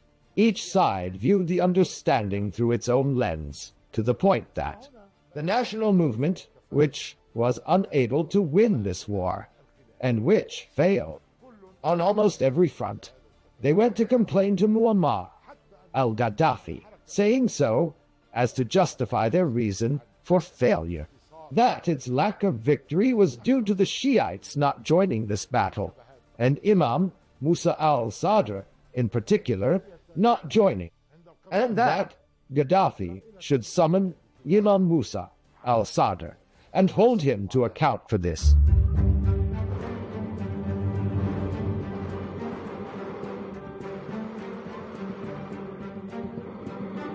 On the fateful day of August 25th, 1978, while Lebanon's summer boiled atop a volcano, Imam Musa al-Sadr left Lebanon with Sheikh Mohammed Yaqub and journalist Abbas Badr al-Din, heading to Libya in response to an invitation from Colonel Muammar Gaddafi. It was a public trip to Tripoli, west, but without anyone knowing, it turned into a one-way journey.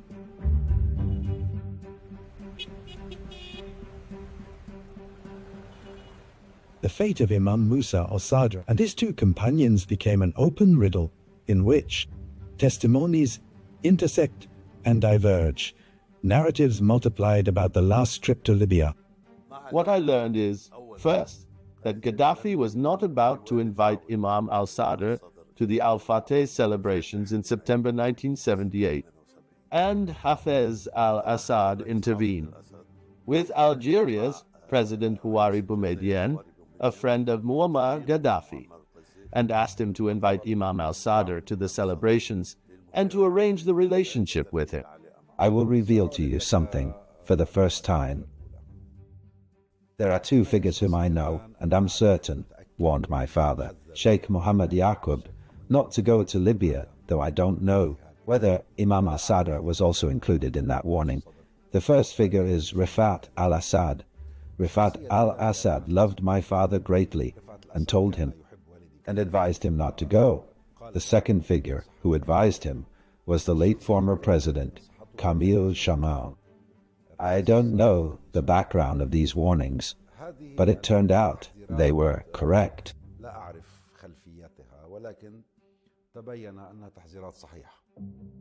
Despite the warnings, Imam Musa al-Sadr chose to proceed with his trip after receiving personal assurances from former Algerian President Houari Boumediene, who encouraged him to go to Libya and meet Colonel Muammar Gaddafi, in the hope that dialogue would open a door to resolving the disputes. There was a kind of reassurance in the positive sense, not in the sense of deceit and treachery, from the president of Algeria, Houari Boumediene. He asked the Imam to make this visit, and believed that with this visit, all the differences in viewpoints and opinions between Imam al-Sadr and the Libyan leaders would disappear. There was a studied, planned conspiracy, calibrated to the circumstances I mentioned, especially since Muammar Gaddafi had some time earlier sent his prime minister, Abdel Salam Jalaud, to Lebanon, where he met most of the leadership, national or Islamic at the time, under a certain banner, and most of them differed with Imam Musa al-Sadr in their approach to the Palestinian issue and to the Lebanese reality. Imam Musa al-Sadr's trip to Libya came to coincide with the Al-Fateh anniversary, which led many to believe that his visit was tied to the festive atmosphere that Tripoli, West, witnessed. However, the official committee following up on the Musa al-Sadr case affirms that the direct aim of the visit was to hold a meeting with Colonel Muammar Gaddafi. He went to Libya at Muammar Gaddafi's invitation to meet Muammar Gaddafi, not to attend the Al-Fateh of September celebrations, nor for anything else. To meet Muammar with the aim of addressing the issue of the civil war in Lebanon, which was raging at the time, and to solve the problem of South Lebanon and the scorched earth policy. A meeting took place with Muammar Gaddafi on August 31, 1972, in Bab al-Aziziyah, with the Imam's two companions, the travel companions His Eminence Sheikh Mohammed Yaqub and journalist Abbas Badr al-Din. The meeting was stormy, and Gaddafi ordered his aides to detain them. The days preceding Imam Musa al-Sadr's trip were laden with shifts. In the streets of Tehran, the features of the revolution were emerging, and as the Israeli incursion neared its end, Lebanon groaned under its wounds and was ablaze with merciless internecine fighting.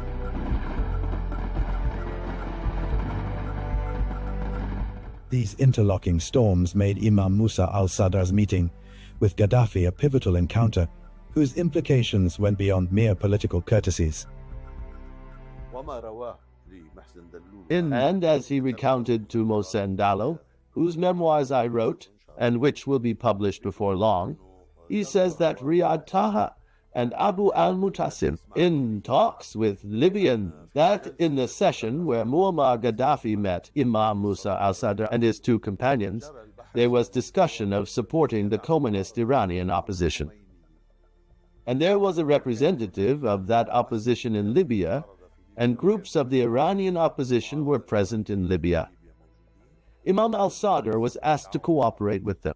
Imam al-Sadr refused. According to Riyad Taha, and according to Abu al-Mutasim bin Hussein Dalu, Imam al-Sadr said these people are suspect, therefore I will not deal with them. Despite Gaddafi's insistence, Imam al-Sadr refused to comply. Then another discussion was opened about the Green Book, and that discussion was the reason. A problem in a previous meeting between Imam al-Sadr and Gaddafi also developed into disagreement over the idea of the Green Book, and Imam al-Sadr's view of this was negative. When Gaddafi would ask Imam Musa al-Sadr where this support was going, while Imam Musa al-Sadr showed him a list of all the social, health, and medical achievements, hospitals, schools, and so on. This led Gaddafi to say to him, "My support for you is not for that purpose. My support is for you to enter the war." Then, according to my information, Imam Musa al-Sadr replied to him, "I am Lebanese, and above all my patriotism compels me not to enter this war. Indeed, the Palestinians are committing aggression against us in South Lebanon, and if I am to enter this war, I will enter it only against the Palestinians, not with them. And I consider that the Palestinians are trying to destroy Lebanon's sovereignty, its security, and its stability. The testimony of former Lebanese President Amin Gemayel, who lived through that period, revealed a different scenario as he considered that former Syrian President Hafez al-Assad was the one behind the operation to make Imam Musa al-Sadr disappear. Hafez al-Assad was, fundamentally, a pilot, and air intelligence had taken charge of all aviation in Libya, meaning the airport Sousse, and the influence of the Amal movement in Lebanon grew at the expense of Syrian interests and Syria's goals in Lebanon. Musa al-Sadr began to be a source of annoyance.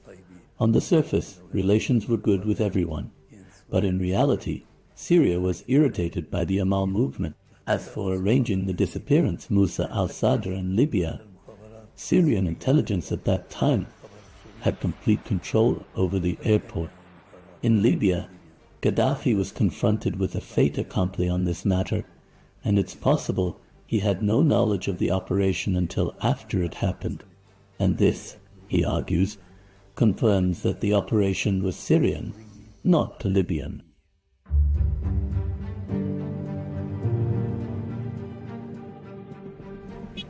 In late August 1978, a delegation of Arab journalists was in Tripoli, West, to meet Colonel Muammar Gaddafi.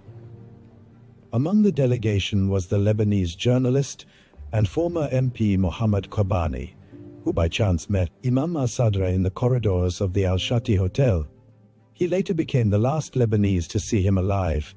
In his testimony, he recounts that the Imam appeared calm and told him he would leave for Italy the next day. His Eminence, the Imam, was there. We saw him in the courtyard, right opposite the Al-Shati Hotel, which at that time was a 5-star hotel. My wife said to me, "This man resembles Sayyid Musa al-Sadr himself." I told her, "It is indeed Sayyid Musa al-Sadr." We then asked him, would he join us for suhoor? For suhoor, indeed. We had the pre-dawn meal in his suite at the Al-Shati Hotel. The occasion, this significant moment, brought to mind the main keys that connected al-Sayyid Musa, his legacy deeply intertwined with Lebanon and the Arabs. After that, as dawn broke, we left. And by then, he had already left for Italy, specifically to Rome. After that, when I finally reached Beirut, I learned that news of him had completely ceased. The reception at the airport was not up to par at Tripoli Airport on August 25, 1972. The Libyan media published only a small item and did not cover the Imam's visit.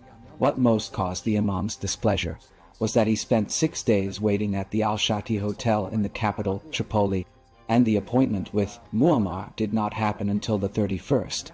Thus, the Imam intended to meet Muammar and then leave for Paris as planned, to visit his wife, who was ill at the time in Paris, where she was being treated.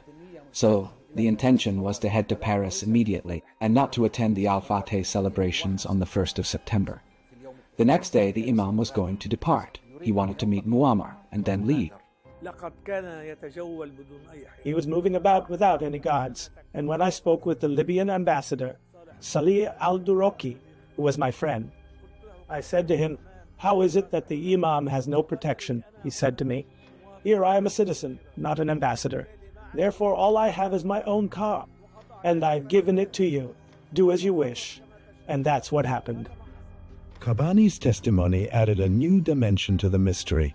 It shows that Musa al-Sadr was convinced his trip to Libya would end safely, before its final hours turned into a riddle that has pursued the truth for more than 4 decades. But the Imam did not go to Rome. He did not depart for Rome on that night, the night of August 31st, and we obtained judicial rulings from Italy that nullify the entire Libyan narrative.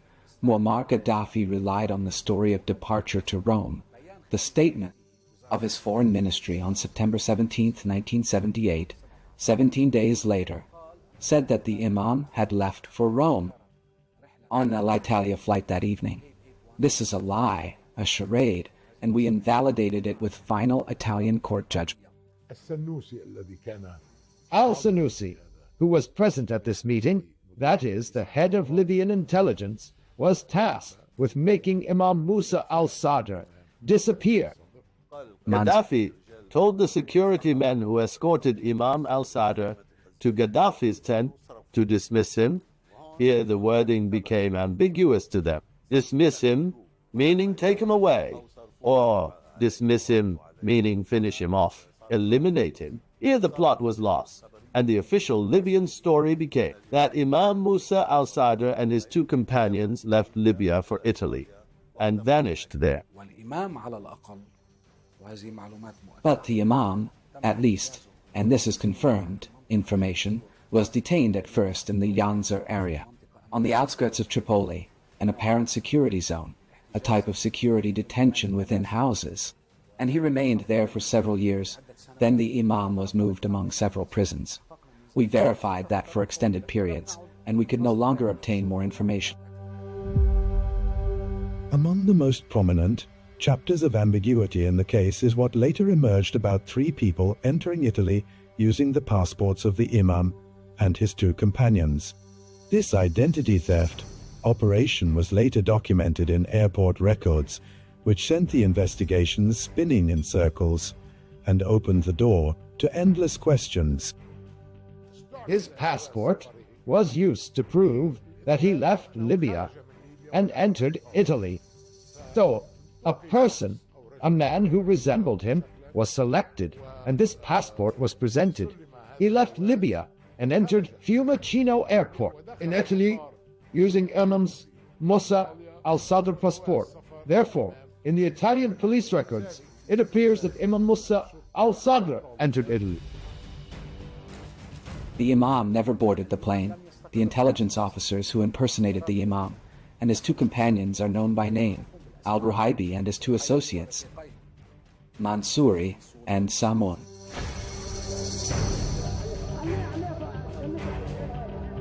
With Imam Musa al-Sadr's disappearance and that of his 2 companions, anxiety and anger swept Lebanon. Demonstrations erupted, demanding to reveal his fate, while institutions moved through their official channels to pressure the Libyan authorities and demand clarification of what happened. The Lebanese state, the Imam's family, and the pillars of the higher Islamic Shiite Council mobilized when news of the Imam and his companions was cut off. And the one who reported that was the Lebanese ambassador, or the chargé d'affaires of the Lebanese embassy at the time in Libya, Mr. Nizar Farhat, who went to check on the Imam at the hotel. They told him, he left, meaning he did not vacate the room. He left, meaning he went out for an errand. They hadn't even cleared the hotel. So he became suspicious. Where did the Imam go? The then president, the late Elias Sarkis, and the then prime minister, the late Salim al-Hos, took action and tried to make contact with Muammar, but Muammar Gaddafi refused to answer Elias Sarkis's calls. May God have mercy on him, and the Libyan side did not respond at all. He imposed blackout and tried to evade contact, and this incriminates him. Prime Minister al-Hos had called me several times and said, "Why don't you return to Libya to look for Sayed Musa?" And I called, as I said, my friend Kamal Younes, in whose house I had met the Imam.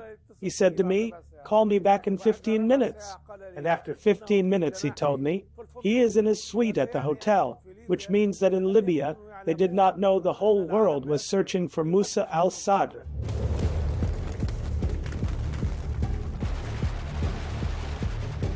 With the fall of Muammar Gaddafi's regime in the autumn of 2011, it was believed that the doors of truth would finally open. An official delegation, a delegation from Lebanon, including state representatives and Imam al-Sadr's family, set out for Tripoli, hoping to unravel the mystery of his disappearance. They toured official headquarters and security centers and met officials of the Libyan Transitional Authority in an attempt to seize any thread. That might lead to the whereabouts of the Imam and his two companions, but despite media momentum accompanying the visit, the delegation returned to Beirut empty-handed. In truth, when the regime fell, we immediately went, as an official follow-up committee tasked by the Council of Ministers, to Libya, to the capital, 3 days after the regime's fall, in October 2011. We were given promises, and there were subsequent high-level official visits. We were given promises, many times by the President, the Prime Minister, and the judicial and also the security leaderships to cooperate. But nothing happened. None of the promises were carried out, and nothing at all regarding the Imam's case. No serious investigations were carried out, even with Abdullah al-Sanusi, and the pillars of the regime who were imprisoned in Libya, among them Abdullah Hajizi and Farai, Abu Ghalia, and Ahmad Ramadan. There was never any serious investigation in the Imam's case. We, through investigations, found the Imam's clothes, or what is believed to be his clothes.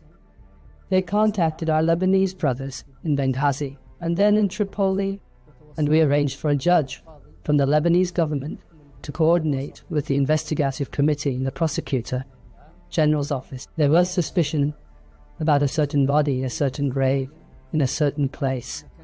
That grave, a mass grave, was not exhumed except with the knowledge of some of our brothers. In Lebanon, the judge attended and the members attended. The grave was exhumed, and a sample was taken from that body, which is believed, God knows best, whether it was the Imam's body or someone else's. We left the matter to the Lebanese government and authorities, as they have many scientific and technical means, and we entrusted the matter to them. He may have been imprisoned. Perhaps he's still in another prison we don't know about, or maybe he was moved elsewhere. But he is not the person who went to Italy. That is something certain, real, and factual.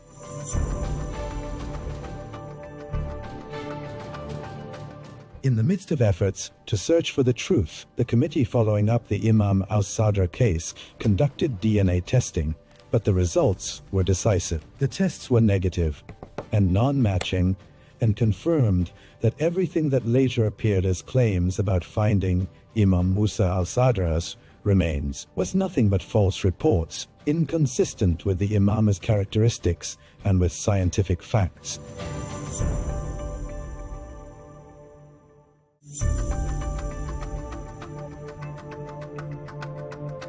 After decades of ambiguity, the kidnapping of Hannibal Gaddafi in 2015 revived the file of Imam Musa al-Sadr and his two companions and pushed it again to the forefront of the Lebanese scene. Hannibal was living in Damascus as a political refugee after the fall of his father's regime, before he received a call from a security officer named Captain Fatima. It appeared to be a chance to meet the Syrian regime's leader, Bashar al-Assad, but that invitation was a carefully laid trap. Once he arrived at the agreed point, he fell into the hands of an armed group that transported him to Lebanon via rugged mountain roads using military corridors in order to avoid any Syrian inspection.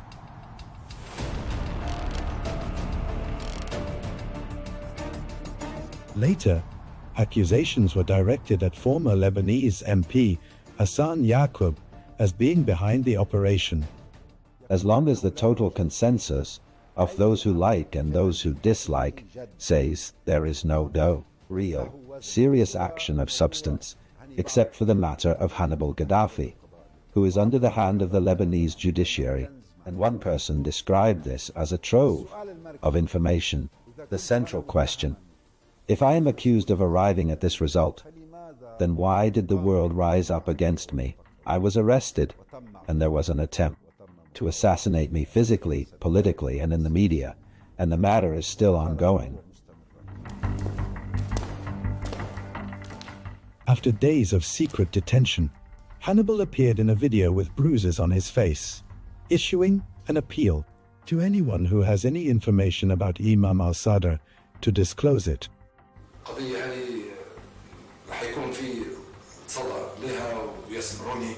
In this case, what I mean is, those who have any evidence should come forward to present it immediately, without stalling and without delay.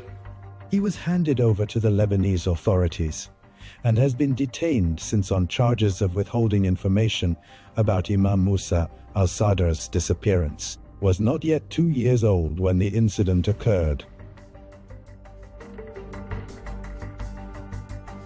10 years have passed, during which he remained in detention without a clear trial, amid criticism from various human rights organizations. Hannibal's problem is that he is Hannibal Muammar Gaddafi. That is Hannibal's problem. That is his only crime. Of course his case is moving even before international courts. There is also contact with global human rights organizations, including Human Rights Watch, which wrote an official report. That is, it contacted the Lebanese authorities and conducted its investigation and procedures regarding this file, and it issued an official public finding that he is a political detainee and an arbitrary detainee, and that he should be released immediately. He decided to withhold the rest of the information and told the judicial investigator, "I will not say the rest of the information until I am on the plane. This is a crime, an offense," so he was immediately detained. A person who has exculpatory information might try to withhold it at first and hold out, but not for 11 years. If Hannibal had any information, he would have given it from the first moment. Hannibal has no information. Consider the circumstances of Hannibal and his life, how he grew up. The incident happened when he was less than 3 years old, and throughout his life he never held any position. And this is by official acknowledgement from the Libyan authorities after the Gaddafi regime. Diplomatically and as a matter of record, they say he held no security or military post.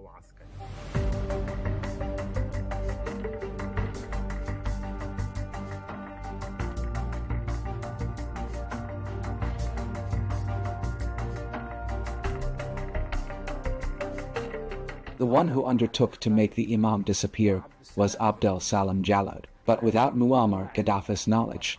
Hannibal tried to say that. For 8 years no judicial procedure has happened with him to this day, and he has not yet met the judge, and note the judicial investigator. Handling Hannibal's case, the judicial investigator had previously issued an indictment decision, and referred the case to the Judicial Council before the arrest of Hannibal al-Gaddafi. Here we may speak about whether he has the authority to look into his case.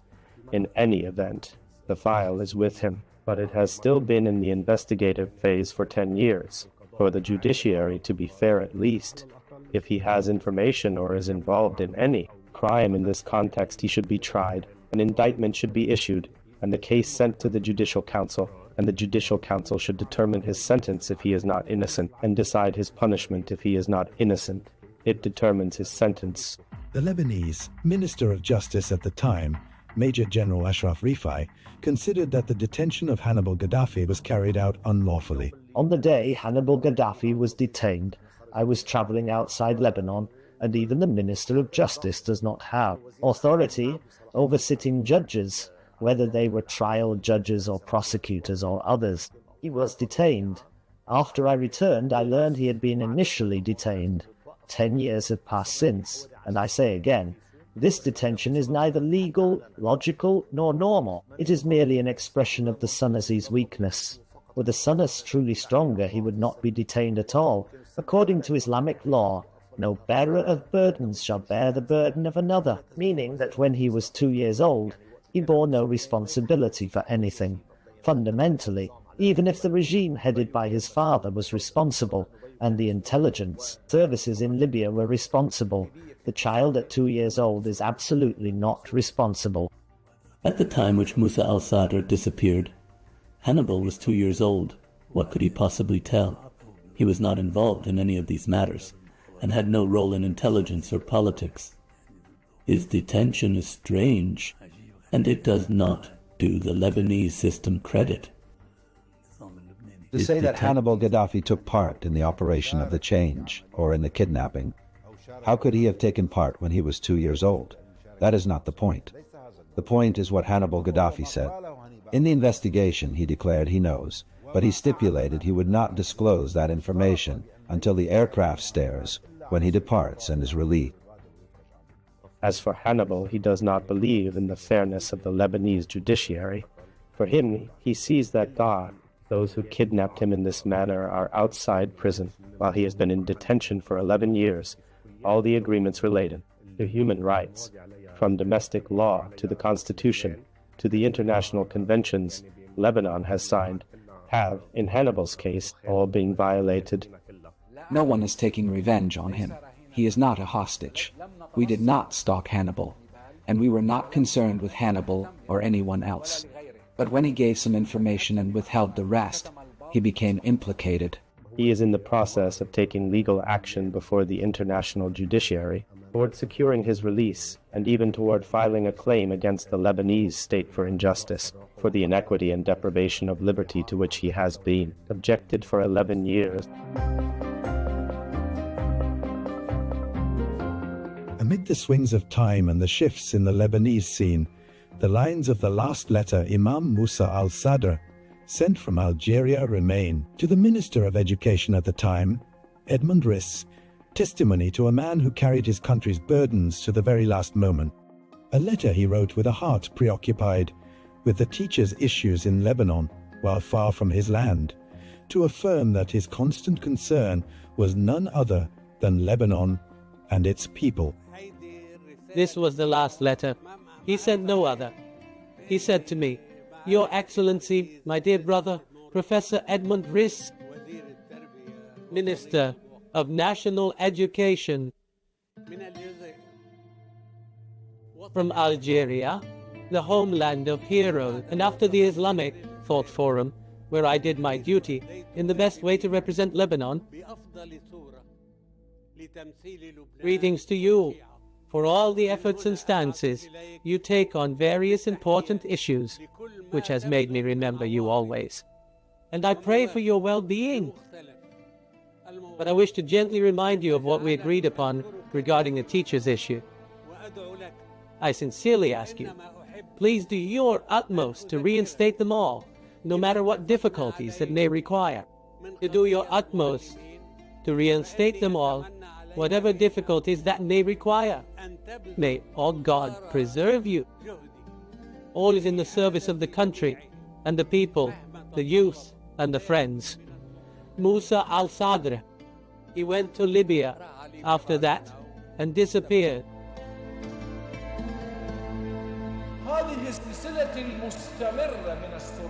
This continuing series of conflict between oppressor and oppressed, however you label both the oppressed and the oppressor. But that heart that beat for the homeland suddenly fell silent in late August 1978, leaving a deep void and hanging questions. 4 decades have passed, regimes have fallen, faces have changed, and this case has remained a riddle shrouded in silence, resistant to oblivion, as if the Imam departed on a journey with no return, leaving behind a people who await him and a homeland that awaits the truth and a justice yet unborn.